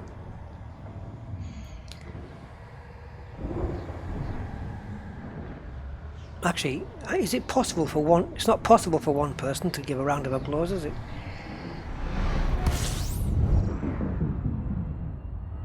You see, I told you my brain just doesn't shut down. It doesn't have an off switch. It has to ponder these silly things. Oh, Sinoof. 6 jumps. We're going to have to be jumping into the Rusty Dog group at some point. Yeah, moment. Yeah, in common chit chat and stuff. In common chit chat, a moment is whatever. But the correct time for a moment is 90 seconds. You can Google it now if you want, and you'll find out. But yeah, it is a broad term that we use every day. But the original length of time for a moment was 90 seconds. 2 shakes of a lamb's tail. That's also, isn't that also a defined unit of time? No, I'm thinking of a jiffy. Isn't a jiffy a unit of time as well? One of those weird things, back in a jiffy and all that kind of stuff. I got interdicted. Now don't worry, I would have heard it from where I was.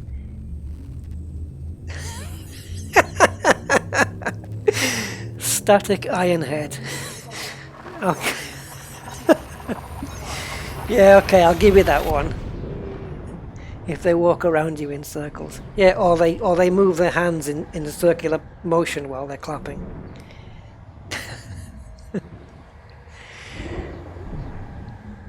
You know what made me laugh is because I'd just like somebody to do that, to clap somebody else but walk round them at the same time, and they say, what are you doing? So I'm giving you a round of applause. fuel scooping. Brilliant.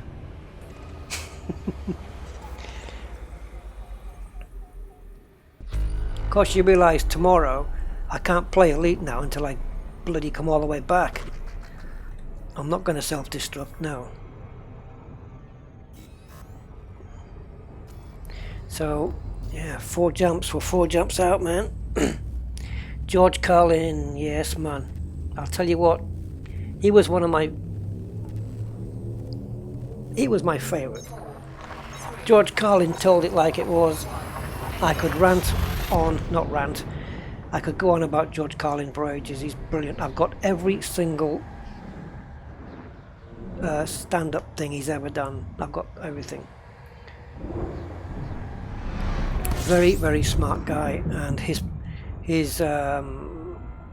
the way he could mess with words, the English language, was just genius.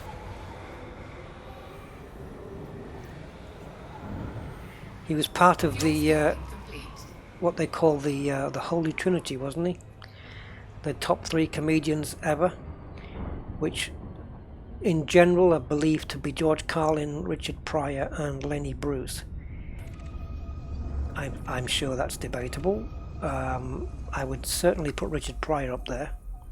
I would certainly put George Carlin up there. Lenny Bruce was a groundbreaker, I suppose, in that he was in the time where if you swore up on stage you get arrested, and he did.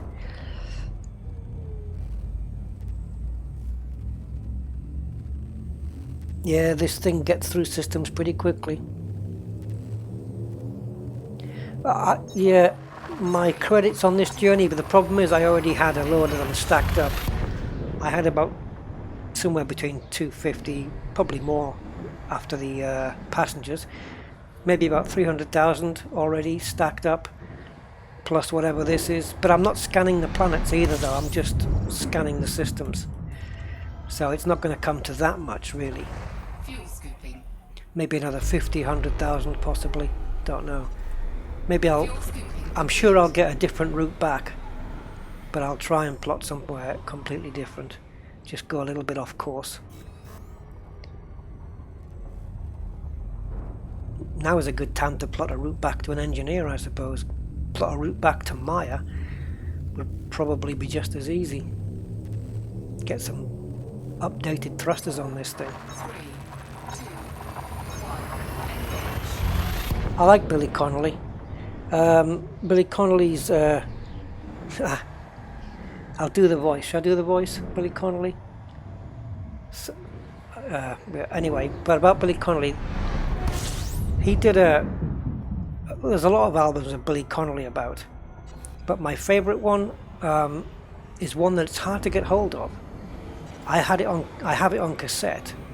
I'm not sure if I ever saw it on CD though. It's called Wreck on Tour. Wreck as in shipwreck. Wreck on Tour. Obviously a play on the word Rack on Tour. That was one of the funniest, my god. That and the video that he did, an audience with Billy Connolly, he's in front of a celebrity audience. I mean, he had everybody crying. Yeah. Billy Connolly, you know, I was just saying to my wife Pamela, can't do it at 3 in the morning. I said, where you going, you know? Your bomb pod. Right, how many jumps are we out now? Can't be that many. What is this? What is this? What is this? Oh, wait a minute though. We couldn't plot the entire distance, could we? Yeah, good point. We couldn't plot the entire distance.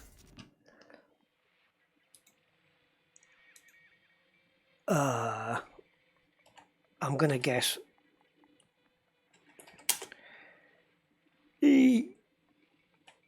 No, I've forgotten what it was. Ah, damn. 1339. Well, I was sort of half right. CD 26 1339. CD-26. Oh, you know what? Exit. Because if I change groups, I'm going to have to type the bloody thing in again anyway, so I might as well do it now.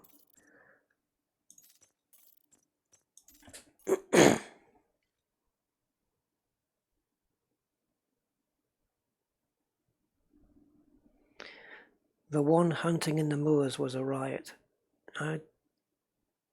Hunting in the moors, I don't recall that one.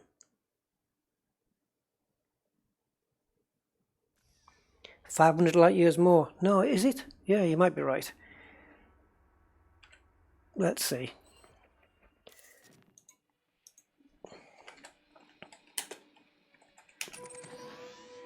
My brain's going to kill me.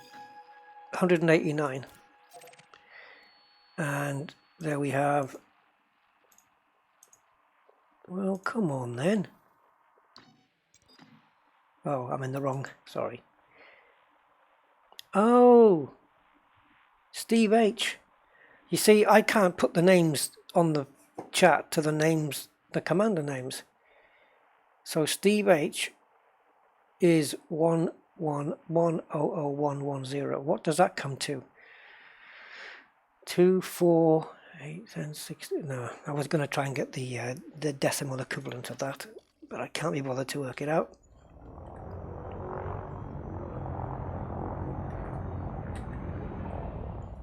Should we scan this then? Why is it not letting me scan it? The thing, the unexplored thing. Why isn't it coming up in the middle there? Hello?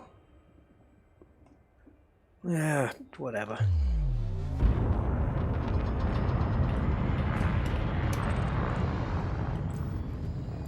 So 6 jumps and we're there.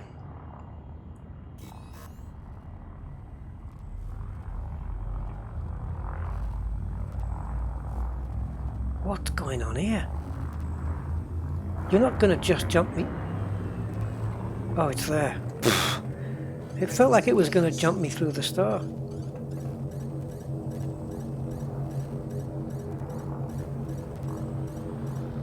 Come on, come on, come on. 3, 2, 1, engage. Yeah, it doesn't matter. Doesn't matter. The D-scan is probably put away, yeah.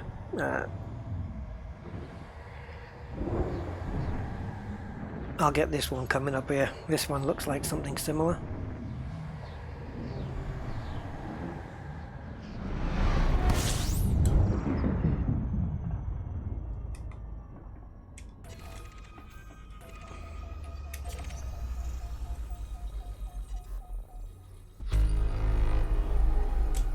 Wow, 28, eh? Fuel scooping. Might as well kill a few birds with one stone here. Come on. Sunglasses on. Jesus.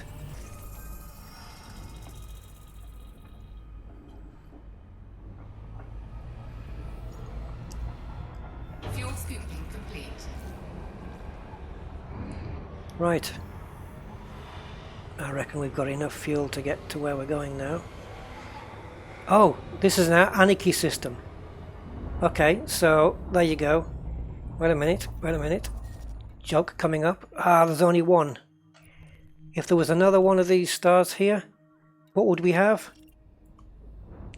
Get the rim shot ready. Sons of Anarchy. Oh yes. What a brilliant series that was. Sons of Anarchy. There are 2 suns in an anarchy system. Oops, I didn't re-plot my jump. Here we go. We'll get there in the end. We will get there in the end. What do you scoop? I don't really know. Just the star's fusion stuff, I guess. Whatever gases come off a star. 3, 2, 1, engage. Sorry, Major Zero. For any fans of Sons of Anarchy, by the way, the director of that series, Kurt Sutter, has just said that there is going to be a spin-off series about the Mayans. And if you watch it, you'll know what I mean. If you don't, it's got nothing to do with the Mayan people from way back. It's a biker gang.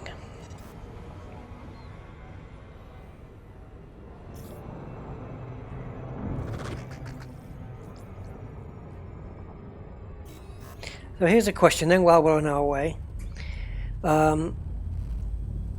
It's the desert island question. If you're on a desert island and you could take one TV series box set with you, only one, which one would you take? You're only allowed one, you can't pick another one. Which TV box set? We assume that the island has electricity and a TV and a DVD player. Or is that too granddad? A media player. Which series do you take that you would watch again and again and again? Fuel scooping. I've got a few choices, but to know which one, I mean, one of them I would choose, but then I would think, Fuel scooping complete. but do I want to see it again and again and again because I've got nothing else to watch? Which series could I watch to the end and then start at the beginning and watch to the end again? Game of Thrones. I'll tell you what. Okay, but come on, DVDs that are still around. Oh, Star Trek The Next Generation. Good choice. Yes. Game of Thrones, you know, I haven't watched it. I haven't watched a single episode. but I will. I'll pick a day where I'll pick a day where I just decide, right, I'm gonna watch the whole lot up to date, and I'll catch up. Fuel scooping. I promise that will happen. Battlestar Galactica, old one or new one? I take it the new one, right? Dragon Ball Z, never seen that. Twin Peaks, was that a porn film? No, just kidding, I know what it is. Monty Python, yeah, I guess that counts as a box set. Actually, that's a good choice. Monty Python's Flying Circus. I do have a compilation of all the best bits of Monty Python. It's on about four DVDs. Yeah, because it's so diverse, the different comedy, and a comedy is a good thing to take because it's. You see, all the series I'm thinking of, apart from one, they're all serious ones. You know. But comedy is probably the right way to go. I mean, for me, if I was going to take comedy, yeah, in fact, it would probably be all the comedy shorts and films of Laurel and Hardy. Because for me, when it comes to comedy, I think Laurel and Hardy are the absolute top shelf, number one, unbeaten. For me, anyway. Right, next system, and we're there. There's the Nebula, guys, so I'm not going to jump yet, so we can have a look at it. But yeah, Laurel and Hardy for me, because I can't get into Mr. Robot. I watched the first season, and I can't, I don't know, I don't know, I can't get into it. MacGyver. Have you seen the new MacGyver? Just don't. Oh, The Simpsons, that would take forever. Good choice though. But I'm thinking like Breaking Bad, Sopranos, 24, you know, but yeah, maybe Star Trek The Next Generation or Laurel and Hardy, yeah. It's a tough choice actually. Right, there's the Nebula, guys. Let's do this. In we go. We finally made it. Yeah, it's about 15 minutes later than I anticipated, but there you go. 4, 3, Band of Brothers. Yeah, that was good. Oh, Blackadder. I've got Blackadder. Narcos. Oh, man. I tell you what, if anyone hasn't seen Narcos, watch it. Narcos, how good was Narcos, man? Brilliant. Here, I'm going to throw one out there now, before we have a look at this. I'm going to throw a series out here. If you haven't seen it, and you like gritty cop stuff, then, like, you know, like The Shield, that kind of stuff, then watch this. I will tell you now though, it's foreign. It's subtitled, it's French. It's called Braco. I'll try and stick that in the chat. There's only been 2 seasons so far. It's really good. It's French, but it's very gritty, corrupt cop kind of stuff. I can't wait for season 3 to come out. And yeah, superb. Right, anyway, here we are, and there is Commander 1100011001 in his Conda.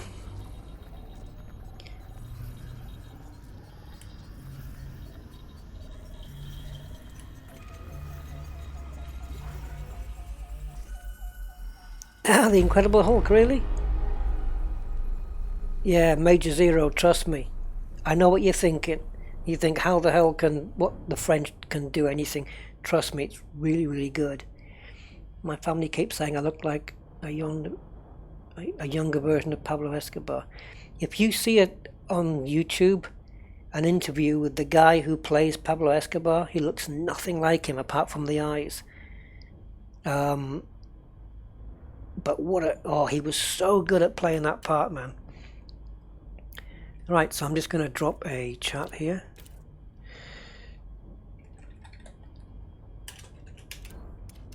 Right, let's check out this place.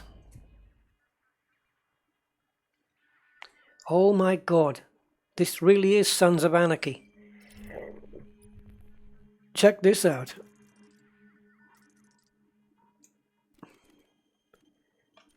And there's the BH, isn't it? No, is that no? Where's the black hole? Is there a black hole nearby, or am I not seeing it because it's right there? It is. There it is. There it is. I got it. I got it. Right, so we'll go to the black hole. Check that out. Yeah, sorry guys. I know it is really bright. Sorry about that. So we'll go and check the old Blackus Holius out, and then we'll land on a planet and we'll see this nebula in all of its glory, because this thing's going to, like, right now it's kind of a darkish blue, but the moment we land it's going to be a bright blue, and I can tell you that without even having been here. So let's turn off these silly orbit lines, and while we're on our way, let's check it out. In my golden asp. Oh, there's a screenshot.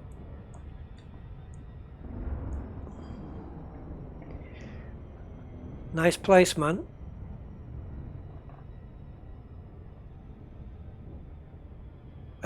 Okay, that's another sun with some of the planets going around. Isn't Elite brilliant that you can see this? There's that sun, well, one of the suns, with the planets that orbit it. Oh man. I tell you what, something that really blows me away, right? And guys, correct me if I'm wrong if you've heard the same thing, right? You know this ancient ruins site, this alien site that we found? Well, the first guy to find it, I believe his name was Commander X Death. They found it using, obviously, the screenshots that they'd seen from Gamescom, and also from that screenshot that we've probably all seen on the forum. But I also believe, if I'm not mistaken, that some astronomy was involved as well, by looking at the position of stars. Now, is that true? Has anyone heard that is true? Because if that's the case, that you can be you can know about astronomy, but that the stars in the sky in Elite Dangerous are so accurately placed that you can look at them and depict a system where to go based on the stars' positions in the game compared to real life, just blows my mind. That it's that accurate.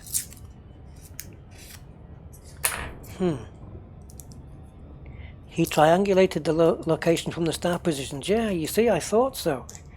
That's amazing. Can Star Citizen do that? That's crazy, man. A system that was 320 light years away from, or 300 plus light years away from the bubble, and using where, the star positions, they found the place. That's unbelievable, man. That is so impressive. Sorry, I'm having to have a little bit of a cough sweet here. Throat sweet. 1-to-1 ratio and only generate what we don't know. Yeah, nebulas help. Well, of course, yeah. It's amazing, isn't it, that they can do that? It's just incredible.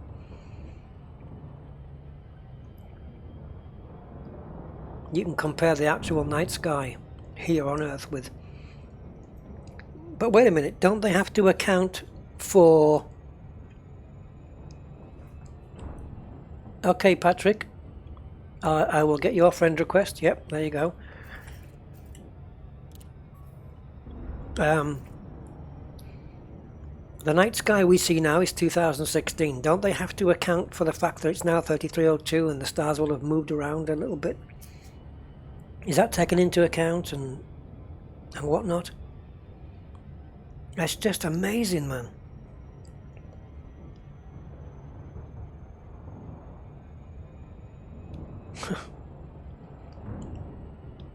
And this is why when people ask me, when Star Citizen comes out, are you going to stop playing Elite? This is why my answers are no. Of course not. There's nothing like this game in terms of that kind of accuracy.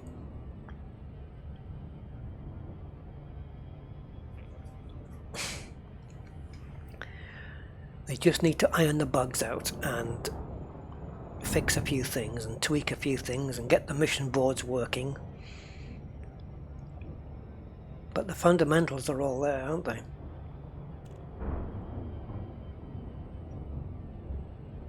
Even down to that, you know, if you fly to the correct position, you'll pick up Voyager 2.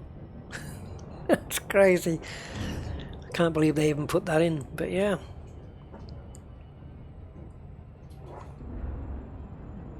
Yeah, Star Citizen's going to be amazing.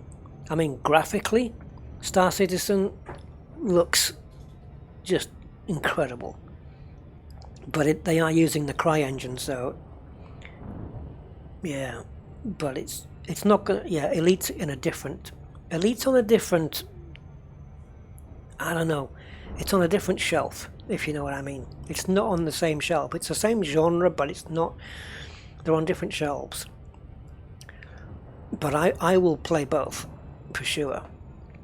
I've never done a Star Citizen video, but I do own it. I have one ship in there, and I haven't done any Star Citizen videos. Maybe because I don't know enough about it. But maybe I should. Maybe I should do a couple. Yeah, I've got a program on my iPhone as well. It tells me where all the stars are and the planets and stuff. I've got a few actually. It's really impressive. I heard on my iPhone as well, I can actually make calls to other people. Yeah, amazing, isn't it? You see, when the iPhone was called the iPhone, the very first one, it was a phone that had some apps on it. And then you got to the iPhone 3 and the 3G, and it was a phone that had some really cool, good apps on it. But now, it's not. Now it's a gadget with all this cool stuff that happens to have a phone on it. That's how I see it.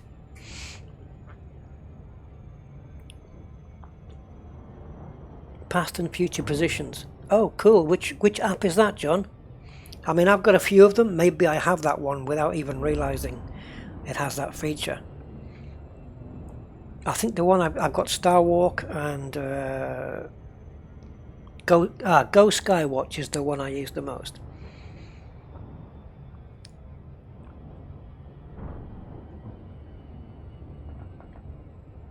We're nearly at the black hole.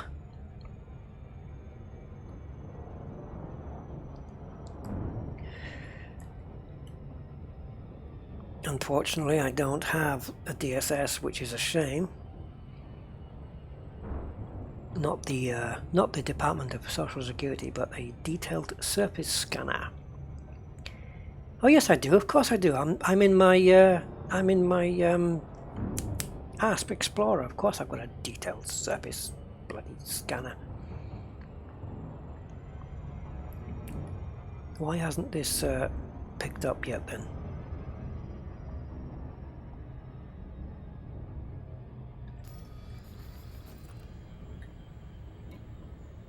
Detailed surface scanner, fully functional. Here we go, guys. So, there we go. It started to scan.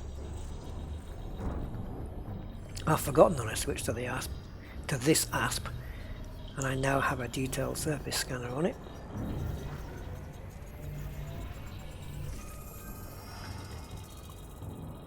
Black hole. So we're going to go right in. Obviously, escaping is a risky thing because of the temperature, but we'll do it anyway. Here we go.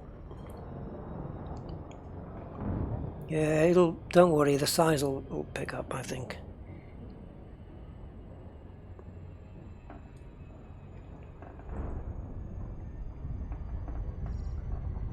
Okay, so I'm going to get right up close and personal with this. I'm not seeing a distortion or any lensing effects yet, but I'm sure we will. I'm going to hit the exclusion zone and I'm going to carry on going until it stops me. Ooh, buddy, oh buddy. I have stopped the ship and it was just sucking me in there. Whoa. It looks like a big blue eye. Okay, so yeah, that's the effect you get when you from the inside of your eye when you press on it. Blech. Right, let's get in then, because there's going to be a point where the amount of kilometers will just stop. There you go. There we go. You see, I'm boosting and I'm not getting any further in, but the temperature is now up to 60. So I've got to be careful when I'm trying to get out of here. So, shoot, let's go outside. Well, not black holes are boring, but not the one at Sagittarius A.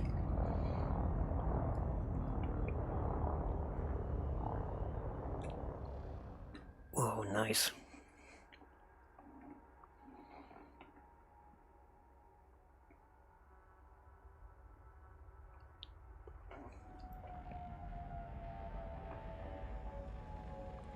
I haven't seen this effect before, I have to say. This is a new one. Now, what does that look like? That's no moon. I'm afraid the Death Star will be quite operational. Yeah, we got the remnants of the Death Star behind the black hole there. There we go. That's probably a bit more to scale.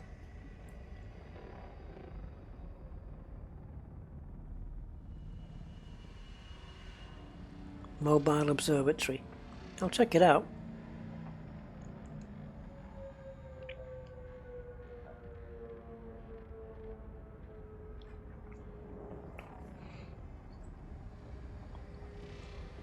Okay, so temperature's gone down a little. Let's find a planet to land on, which is not a good idea from the galactic map.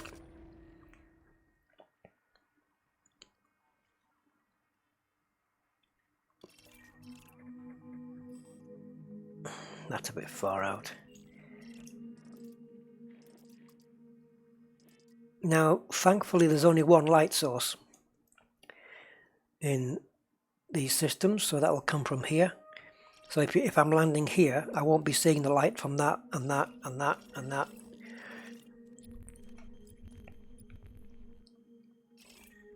But I've already come all this way, so I'm probably going to be wanting to land on one of these, really. Oh, look. Wireframe.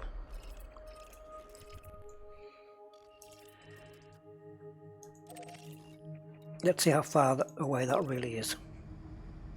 You can get 190 kilometers out. Yeah, well, I'm currently 70.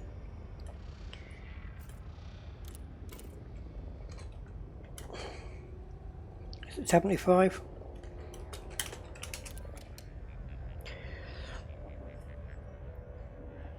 So we need to get out of here Oh, I've done this the wrong way around, haven't I? Okay, so that's 3,000. Okay, so we'll go to the black hole again and pinpoint him.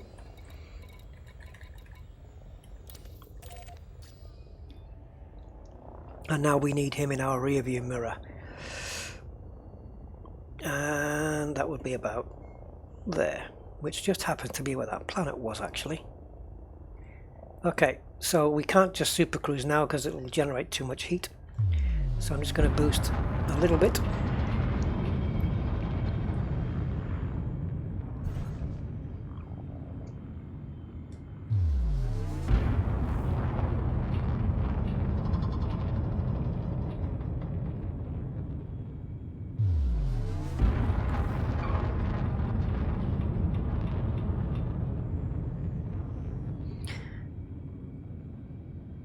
Yeah, the wireframe, I don't understand that logic. Makes no sense to me whatsoever. Well, we'll super cruise out, and if I have to drop a heatsink, I've got quite a few, but we should be maybe okay. Come on, 70. Yeah, 75, 82, 84. Yeah, we're okay. Look at this now. Whoa! It's like the galaxy just turned inside out.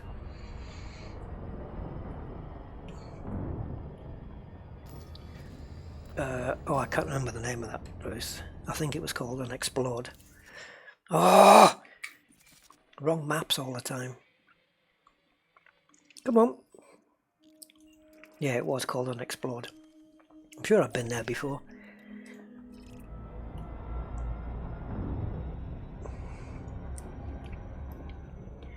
In a world where time had no meaning, one man, one ship, one planet. Rusty Dog, the movie. Whoa, what happened there? Someone just turned the lights on.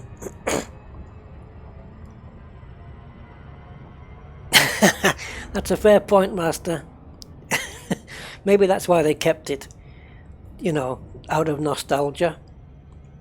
We'll just keep it as a wireframe because that's what the originally it was. Wouldn't it be good if there was a key combination, you know, like Control-Alt-W that put the entire game into wireframe? I'm sure there's a game that used to do that. You could just hit a key combination, and you could play the whole game in wireframe mode. I don't know. Is Commander 1110110 still in the system? If you are, I don't know if you're watching the stream, but on the system map, I'm about to visit. Well, look at that up there. I'm about to visit a planet called Unexplored. Now, you've got the black hole to the right. You've got a big orange sun down below. You've got a ringed purple star. And to the right of that, you've got two planets, and I'm going to be landing on the first one, the closest one to the, yeah.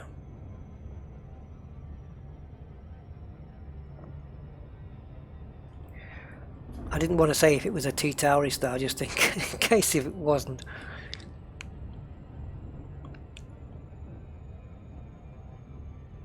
Unexplored, not for long.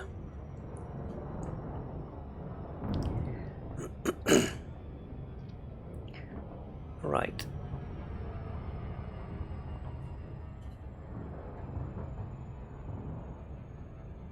Kid Firestorm 1, okay.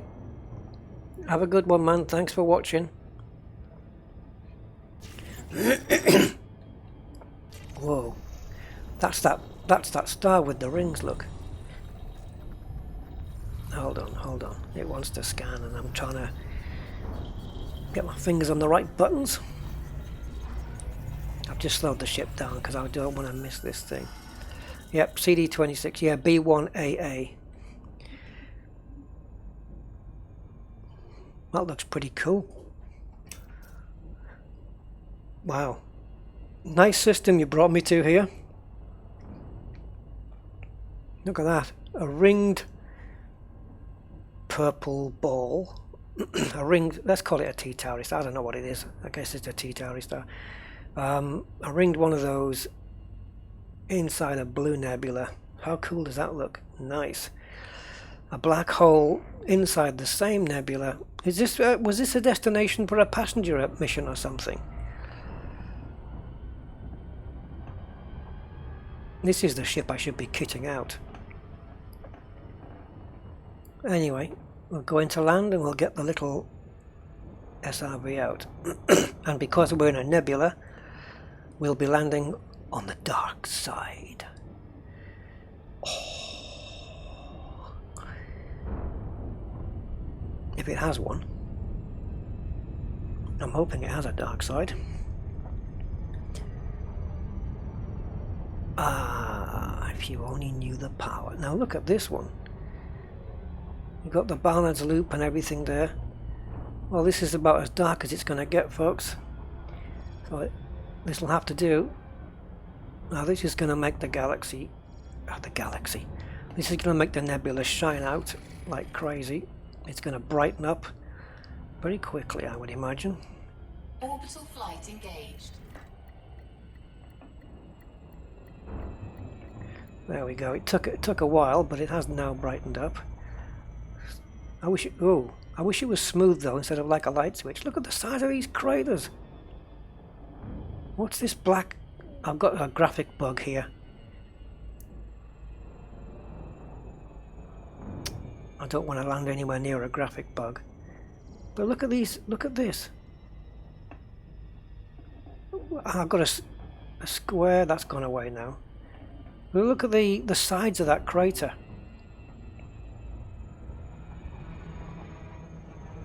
There's all sorts of graphical glitches here.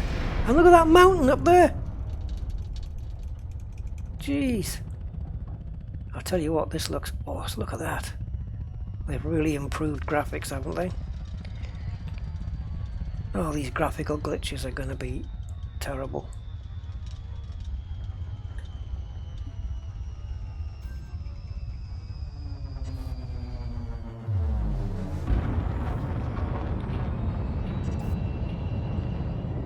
Wow, this is a nice one. What a shame. What a shame. I'm going to have to screenshot this just to send it in as a bug report. It looks like Independence Day, but they've arrived with big cubes or something, like a Borg cube. What the hell's causing that then? I don't know.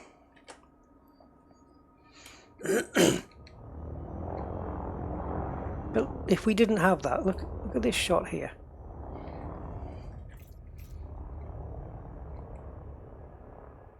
Well, apart from that graphical crease just there in the middle.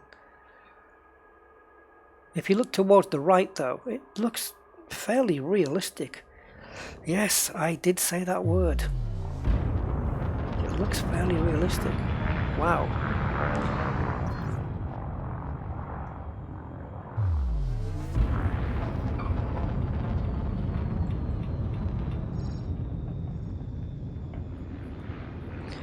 You know what I haven't done yet?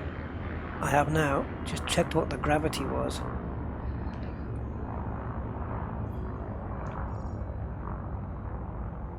Yeah, the graphics are so much more improved. It's pretty rough terrain though. I think I can see a smooth bit over there, but we'll... Oh, it's all blue. Here we go then. Let's get this thing down. Oh, now you're unsuitable. There we go.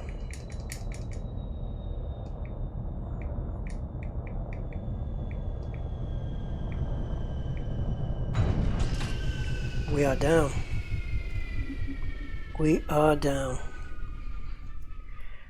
Well, if you want to imagine this only a little bit better, that's the Bubble Nebula. It's similar-ish to this, I suppose. This kind of sky color. Oh my god. Wow. I wasn't expecting that. If I can get my ship and that planet in the same shot, it looks complete. The gold on my ship has just disappeared. Oh, you gotta be kidding. Come on. Come on, come on. That's a high-res screenshot waiting to happen. Whoa! How about that for a shot? That's pretty cool. And even the ship looks great from here.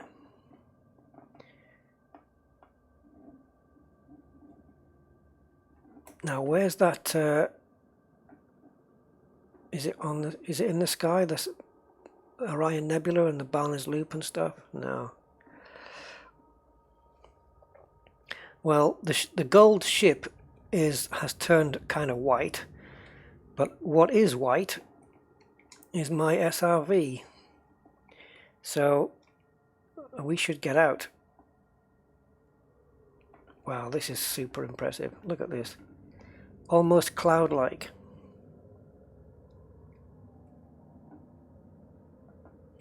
Would you guess that was a screenshot from Elite if you just saw it? A four-wheeler. I've got an eight-wheeler.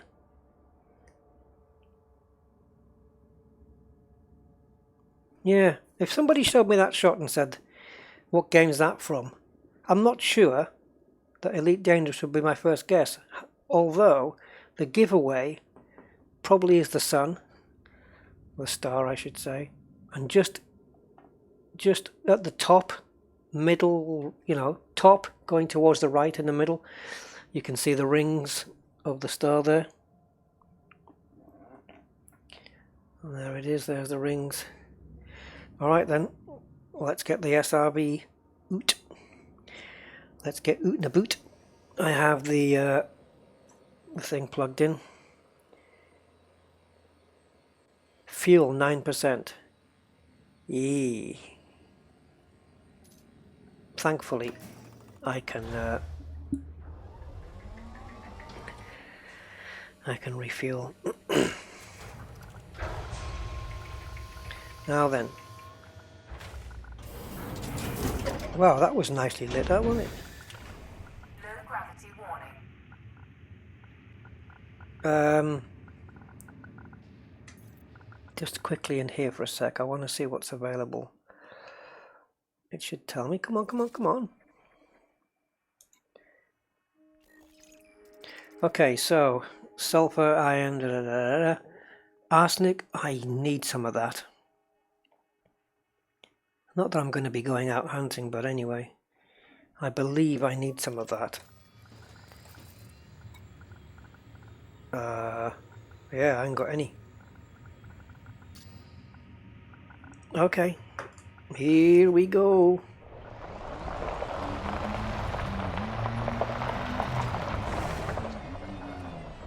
I didn't even notice what kind of world this was. Icy, rocky. I'm guessing icy.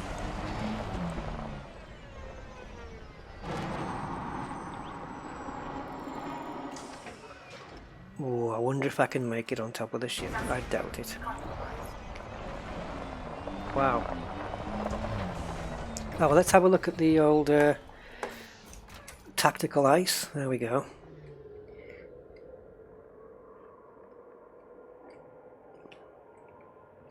Kind of facing the wrong way for anything. Actually, no, I'm not.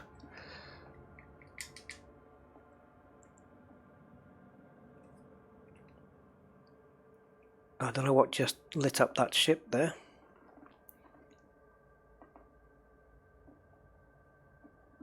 Pretty cool, isn't it? Try to do some donuts.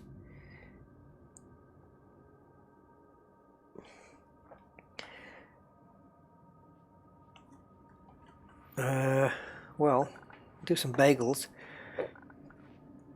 Let me have a quick look in here again, just a quick one. Sorry, just need to quickly refresh. It's 4 AM here now. That's way past the time I wanted to rocky world. Hello, Adrian. Volcanism, iron magma. Okay. Let's go.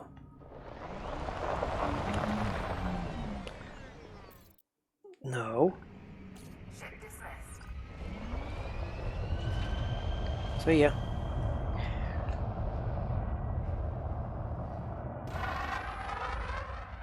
Oh yeah, go and hang out on that in that asteroid belt. Should we watch it flash away? There we go. Alright, so we're on our own now. And I have something on the scanners right at the bottom of the scanner there.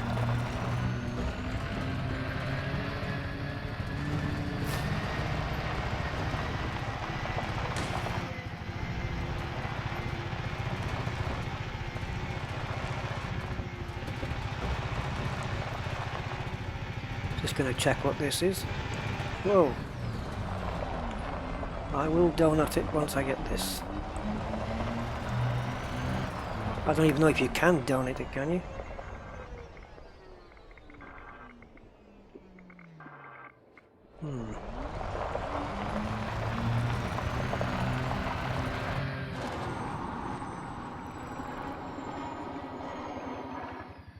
Oh, there it is, there it is.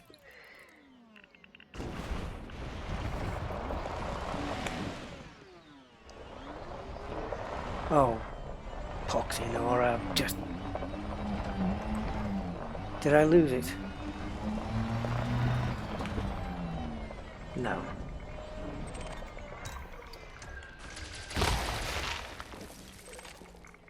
You gonna give me any arsenic? I think I'm okay for all that stuff. So, okay, quick, if I can find a smooth piece of land.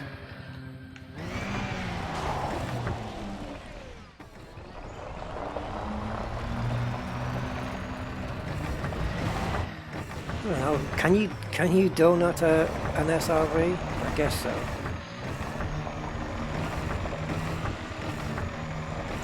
Oh, it's making me dizzy now. Well, it's a pretty impressive place.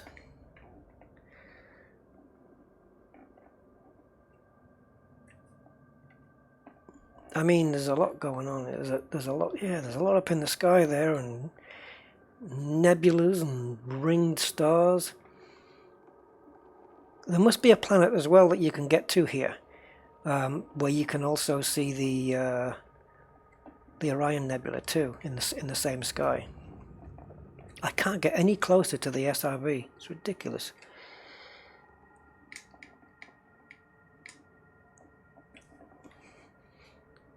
Was it worth the journey though? No, it's a rocky world. It's not an icy world, unfortunately.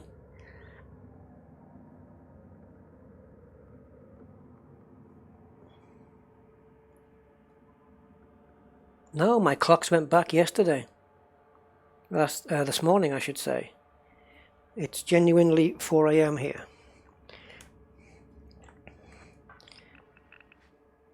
Drive assist on.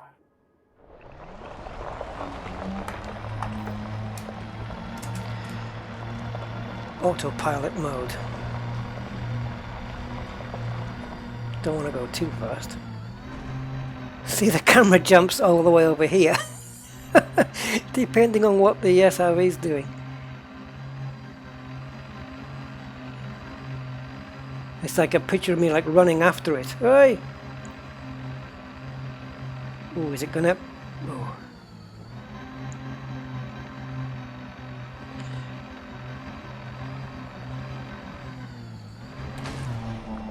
Drive assist on. I don't know if we can explore another part of the planet or not.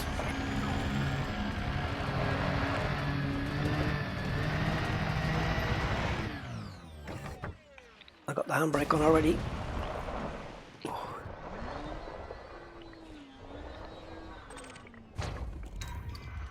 Oh, don't scan it, shoot it.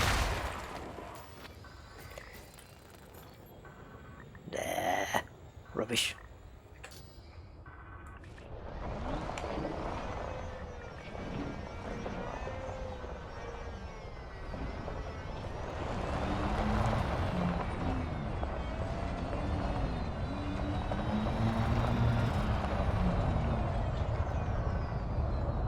Come on, don't think about it, just do it.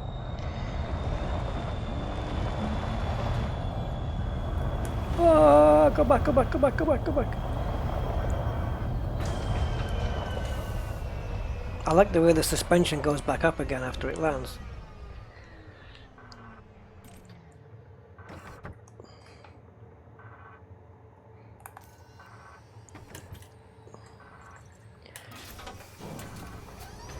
Oh, it's not a bad place to come to, eh? Hey Rusty, I just brought my first Asp Explorer. What should I be doing with it to make some real money?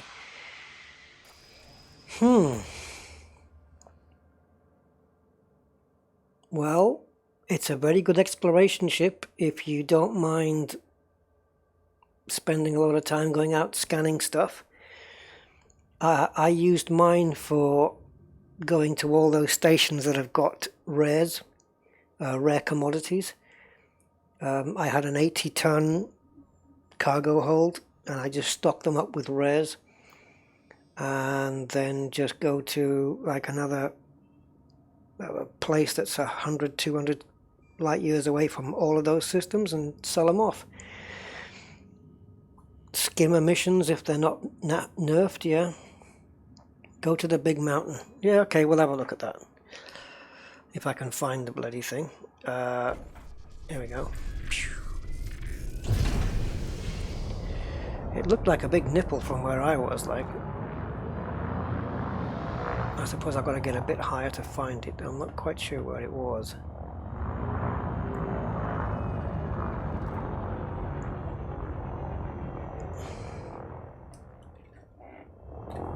Yeah, try taking the landing gear up.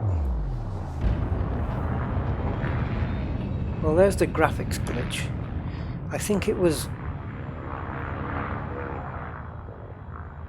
Oh, actually I need to be a lot higher, don't I? I probably need to be back up in Super Cruise, to be honest. 4, I'll tell you what. 1, engage. If I can do it quickly enough, just drop the speed. Because now that I've scanned this damn thing,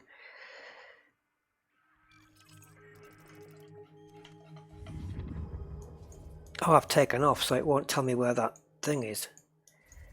Normally if you're landed on the planet, it puts a marker where you are. I don't actually know where I am now. Yes, this surface render should be available at all times. At least after you do a full surface scan. A full surface scan. A full system scan. An advanced system scan.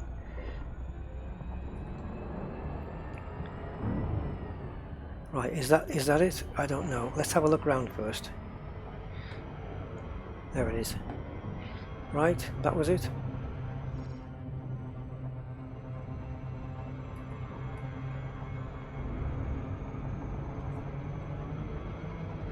Oh, I'm just below, just above. Bloody hell. I had two choices and I keep getting the wrong guess. Here we go. Yeah. We'll try and get as close as we can.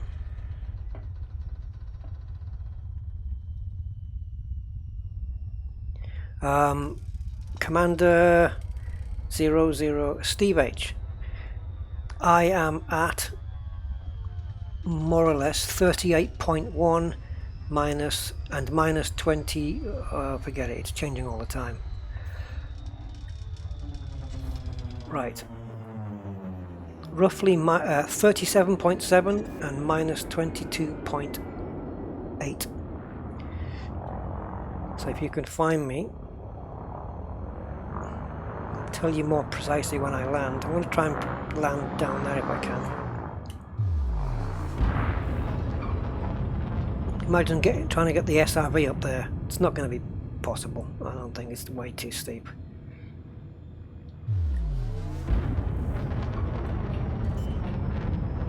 It'll be quite cool to get a landing spot round here. Just going to pull the nose up a little, slow this thing down.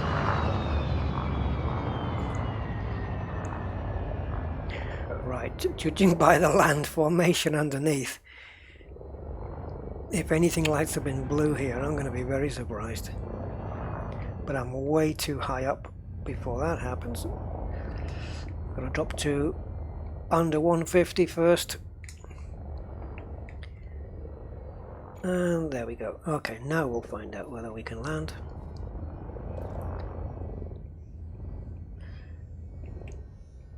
Anything around here would be pretty cool. Yeah, okay, my new coordinates 37.6 and minus 22.1. If you can find me, sorry, I'm just leaning over to read the chat there. We're down to 66 viewers now. Many have gone to bed, as I should have done.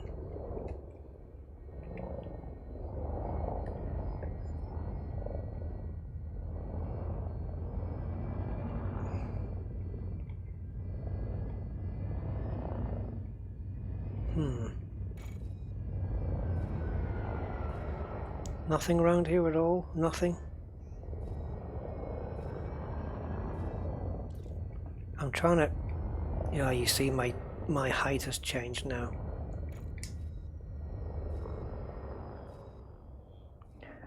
It doesn't look very inviting, I have to say. And I better not travel... If I do get to land, I better not travel more than 3k out, because... What if my ship can't land back here again?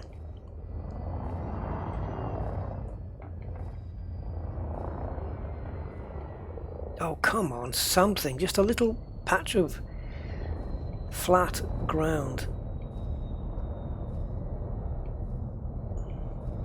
God damn it.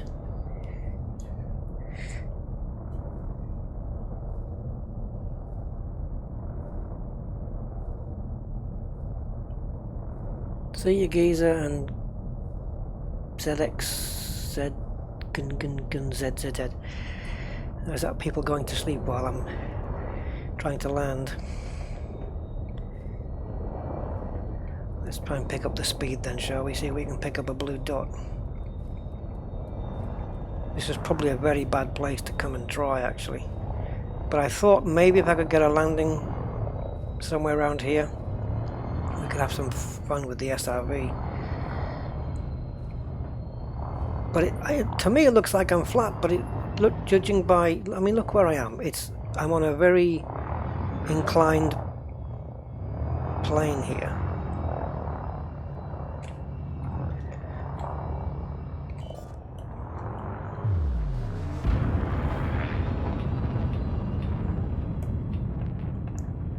I'm gonna have to come off this mountainside, I think.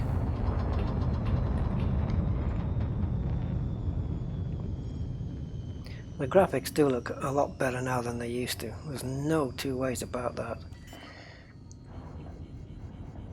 Ooh, that's low. Yeah, you can start slowing down now if you want.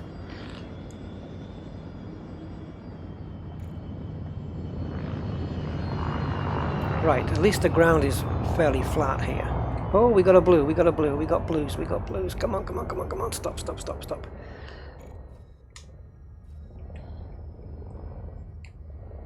It's a very, very small window. I don't know why my ship is so small there.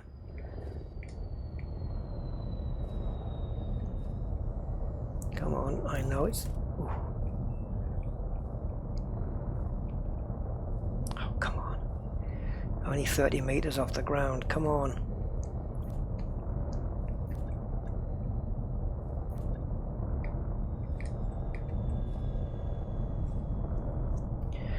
Okay. Oh, just bring the thing down anyway. What the hell?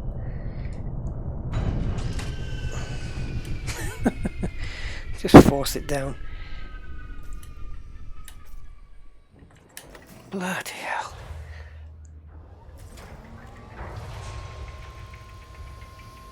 Yeah, low altitude drops, that would be really cool. That would be a good thing. Right, 37.9 and minus 22.8. He's still here. Yep, my ship's at, yeah, my ship 37.9 and minus 22.8. Right, where is the big nipple? It's up there, isn't it?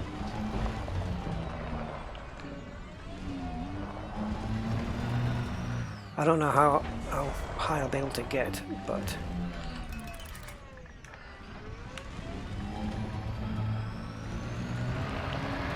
actually I don't know which way to go to get to the summit, really.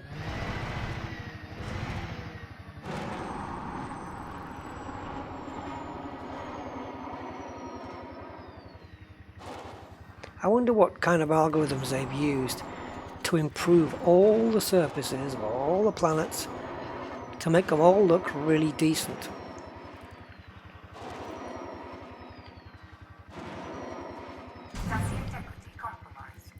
Oh, I need some fuel as well, don't I?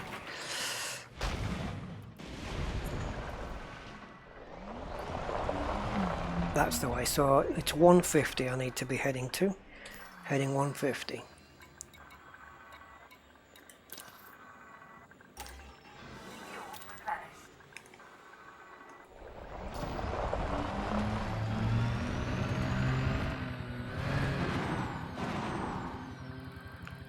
It's going to take ages to get over there.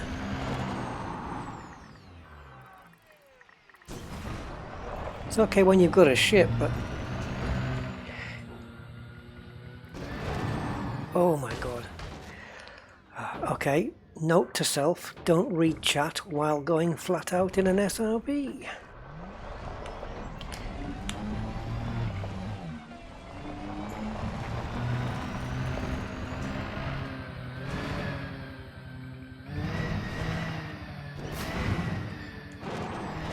Why does that... You know when you see things in when you look at clouds, well... maybe not so much now. Yeah. The right hand side of this rock formation. Why does that remind me of Jabba the Hutt's head or face? I can see Jabba the Hutt's face in there. Ha ha ha ha. Icke du firmaka solo.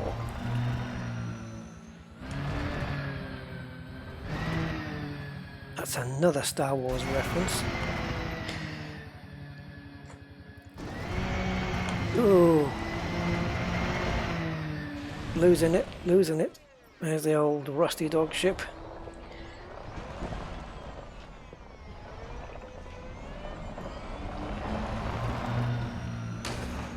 I'm still seeing Jabba the Hutt's face. It's those black markings in I'll show you.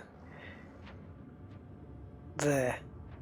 Right eye, left eye, and mouth. Oops. Here, mouth. Jabba the Hutt. It's definitely Jabba the Hutt. I just realised I can use my mouse to do this, which makes shooting at things. Oh, look how long that took. Brilliant. I'm quite a distance from the ship, and I fired on it, and it took a couple of seconds before I got the warning, which is how long it took the shot to get there, obviously. The delay. I better not, yeah.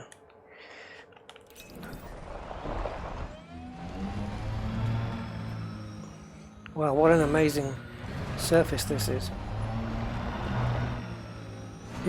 It feels, it looks so much like you're actually on a barren world somewhere. Well, I know I am in the game, but I'm talking about, like, you know, if you were in real life, for example, and you saw a ground like this, a surface like this, you wouldn't be too surprised about it, would you? You wouldn't say that doesn't look quite right. Ooh. It's going to take me ages to get over to Jabba's face here.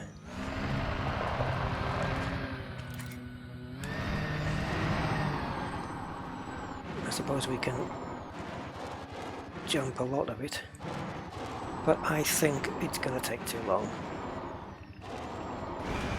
and it's boring as well. So maybe this is for another video. And to get to the summit, I don't know. And then what? How far away am I? 2 kilometers. It's probably another 6 to get there. Oh, is this Jabba's face? Or am I just seeing it everywhere now? No, he's over there.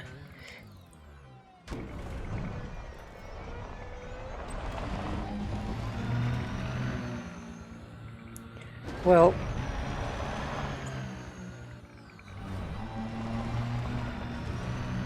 I don't even know if Commander binary number is even still with us in the system.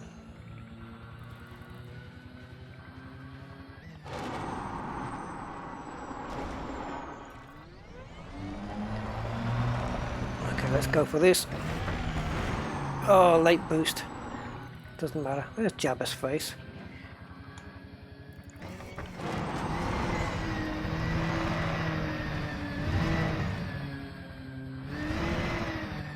Whoa.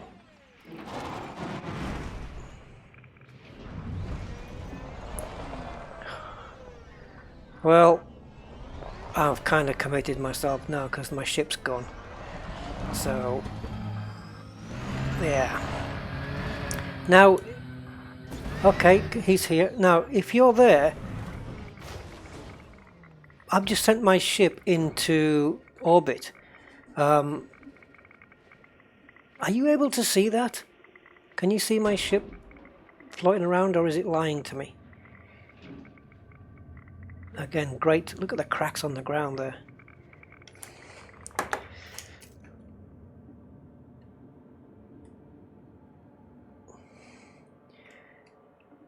Lost forever, rusty dog.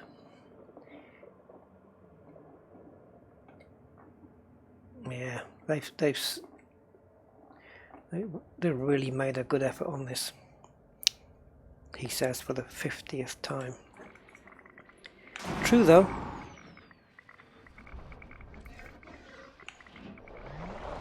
It may not have the actual standout graphics of Star Citizen, but yeah, it's got size, hasn't it? It's definitely got size, science, and accuracy. Actually, let's put that the other way around. Accuracy, science, and size. Ass.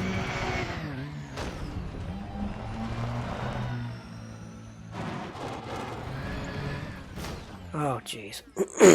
Well, guys, the chat has quietened down, so I don't know whether there's maybe nobody there anymore. I'm not in Super Cruise, I can't see it. Okay. Are you... well, it'll be difficult for you to see me where I am.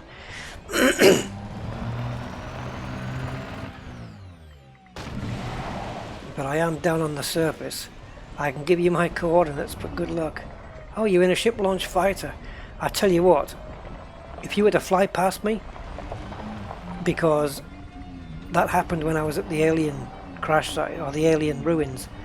Somebody launched a ship-launched fighter there, and it shot past. It sounded like a fighter jet going past. It was brilliant.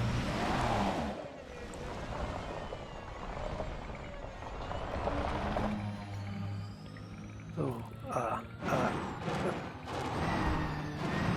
try and make it smooth.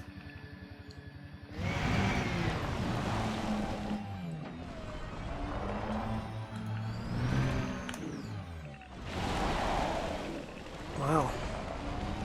I don't know where I'm going now, actually, if I'm honest.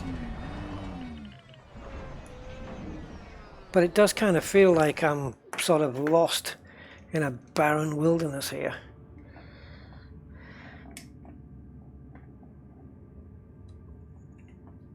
So, I reckon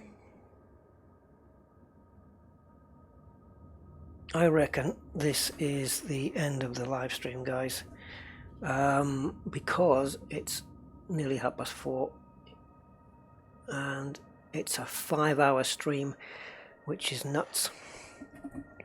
We've done passenger missions, 2 of them, to about 4 different systems, flying between each one, and then we've flown 1,100 light years or something to get to this system, looked at a black hole, landed, seen the nebula.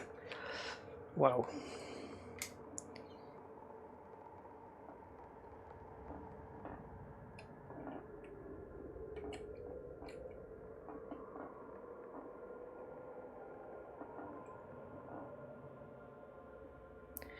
Yeah, I feel like I'm just stranded.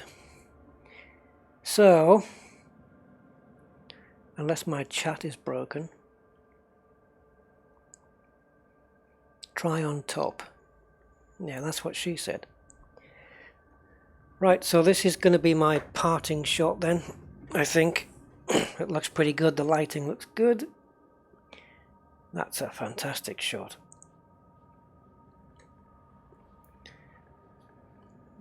It highlights the attention to detail on the surfaces now, and the shadow of that stone at the bottom from my lights. Is anybody out there on the chat? Just say hi, let me know you're there.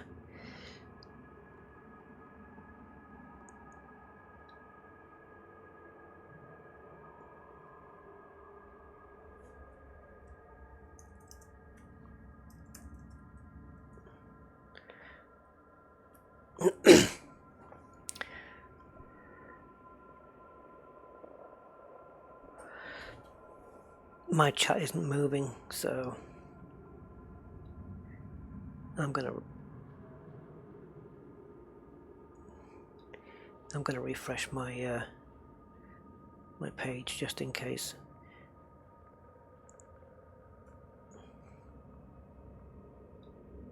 Oh my god, my chat wasn't working. Yep, my chat wasn't working. Son of a... Sorry guys, my chat wasn't moving. It stopped about when somebody says about if it hovers it'll land or something like that.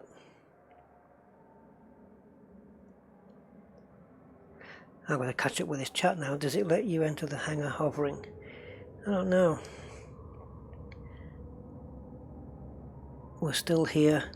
Oh, all you guys have been hanging on, and I thought I thought you'd all gone quiet on me. Waiting for you to climb that mountain. Guess I'm off to bed, so I guess I missed Goatman then. Yeah. Well, you're welcome, mate. Recall ship, Rusty, so we can see it hover. Okay, I'll recall the ship.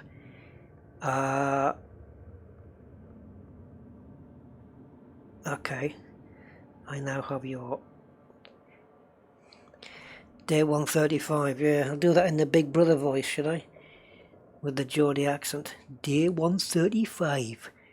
Rusty is now alone on the planet with no chat. He's going mad and talking to some local rocks and jabber. Yes, that's true. I have had a situation on bad terrain. Really, really seriously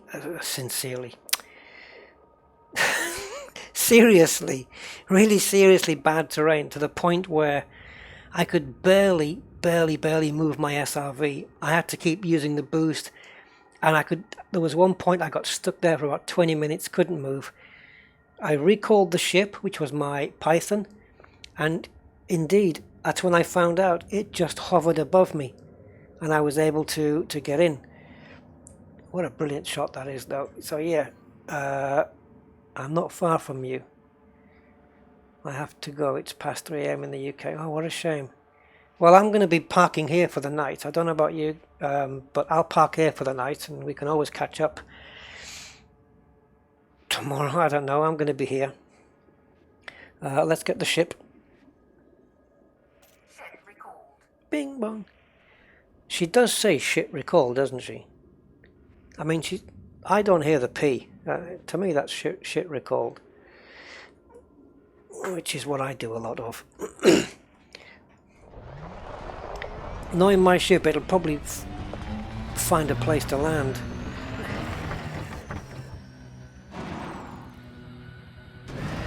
Climb that mountain for Jesus. Oh. You watch.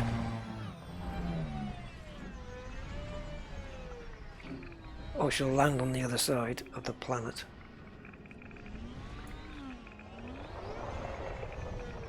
But the calculations that have to go into when the ship's coming down for it to find a place to land. Oh, 600 meters, but I don't know if it's landed or what. Yes, oh no, it's going down.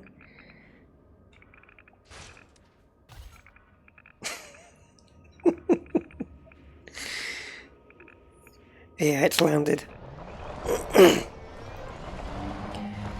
We keep on climbing.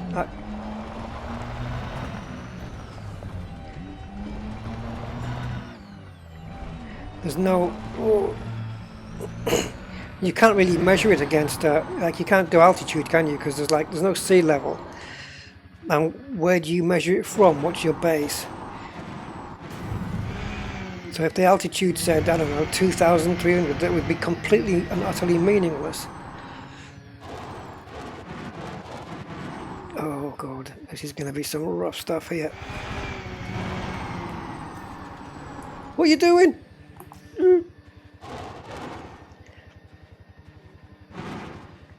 I wish you could yaw the ship round. Yeah, yaw the SRV round. Can you hear my voices going? Right, that's the... it looks like somebody's setting off smoke signals up on the mountain there. Or maybe having a barbecue or something, I don't know. Oh, there's a forest fire. I'm not going to make it up there, guys. It's too far away.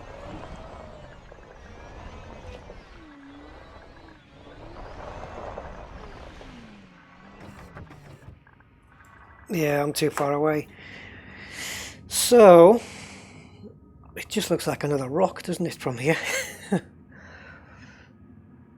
So, guys, it's been another cool live stream. I'm sure I will be suffering tomorrow at work. Yeah, it could be a fart cloud. If it is, I don't want to make contact with the alien that just did that. I don't think so. It could be the god of thunder. But ramp the SRV of the mountain up into space. Ramp the SRV. Off the mountain, sorry. Ramp the SRV off the mountain up into space. I've got to get up there though. Yeah, altitude based on how far the ground is directly below you. Yeah. So yeah, I'm gonna finish it here, and it's been a good stream, I think. I did mention in the video description that it would be about passenger missions, and then in brackets plus anything else that came up. Didn't really expect this, to be honest. But I've come to learn to expect the unexpected. But there you go. I currently am... Wait a minute. Before I shoot off. I'm all... Oh, look, Maya's a lot closer to me than Shinrata is. By the looks of it. Yeah, 1,151 light years away. And I have another player, Commander Ecstasy, is on my group. And he is in Ehechatel.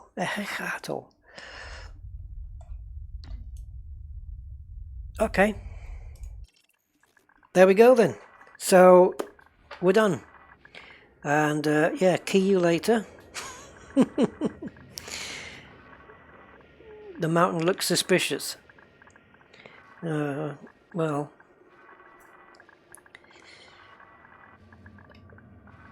yeah, I'll try not to do one with 45 minutes notice next time, but I'm still amazed that 100 people showed up on its peak. That was fantastic. And yeah, thanks for coming along. And if I do another live stream, it's got to be at the weekends probably. I don't think I'm going to be doing one during the week. They tend to turn into multi-hour things, so maybe put a video out, a small video, because you've got to admit the length of my videos are short by comparison to these things. Be seeing you around in ED. Mad Max 14360. Well, yep. Send me a friend request then or something.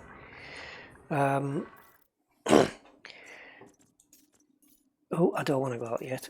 And yeah, I had a feeling I might have a few requests there. There's quite a few in my group now, you know. 53 people in my group. I remember when it was 2. And I was both of them.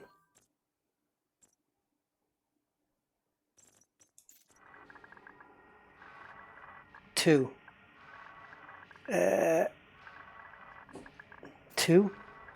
Two what? Commander 100. Catch you later. 2. Anyway, yeah. Advantage retirement.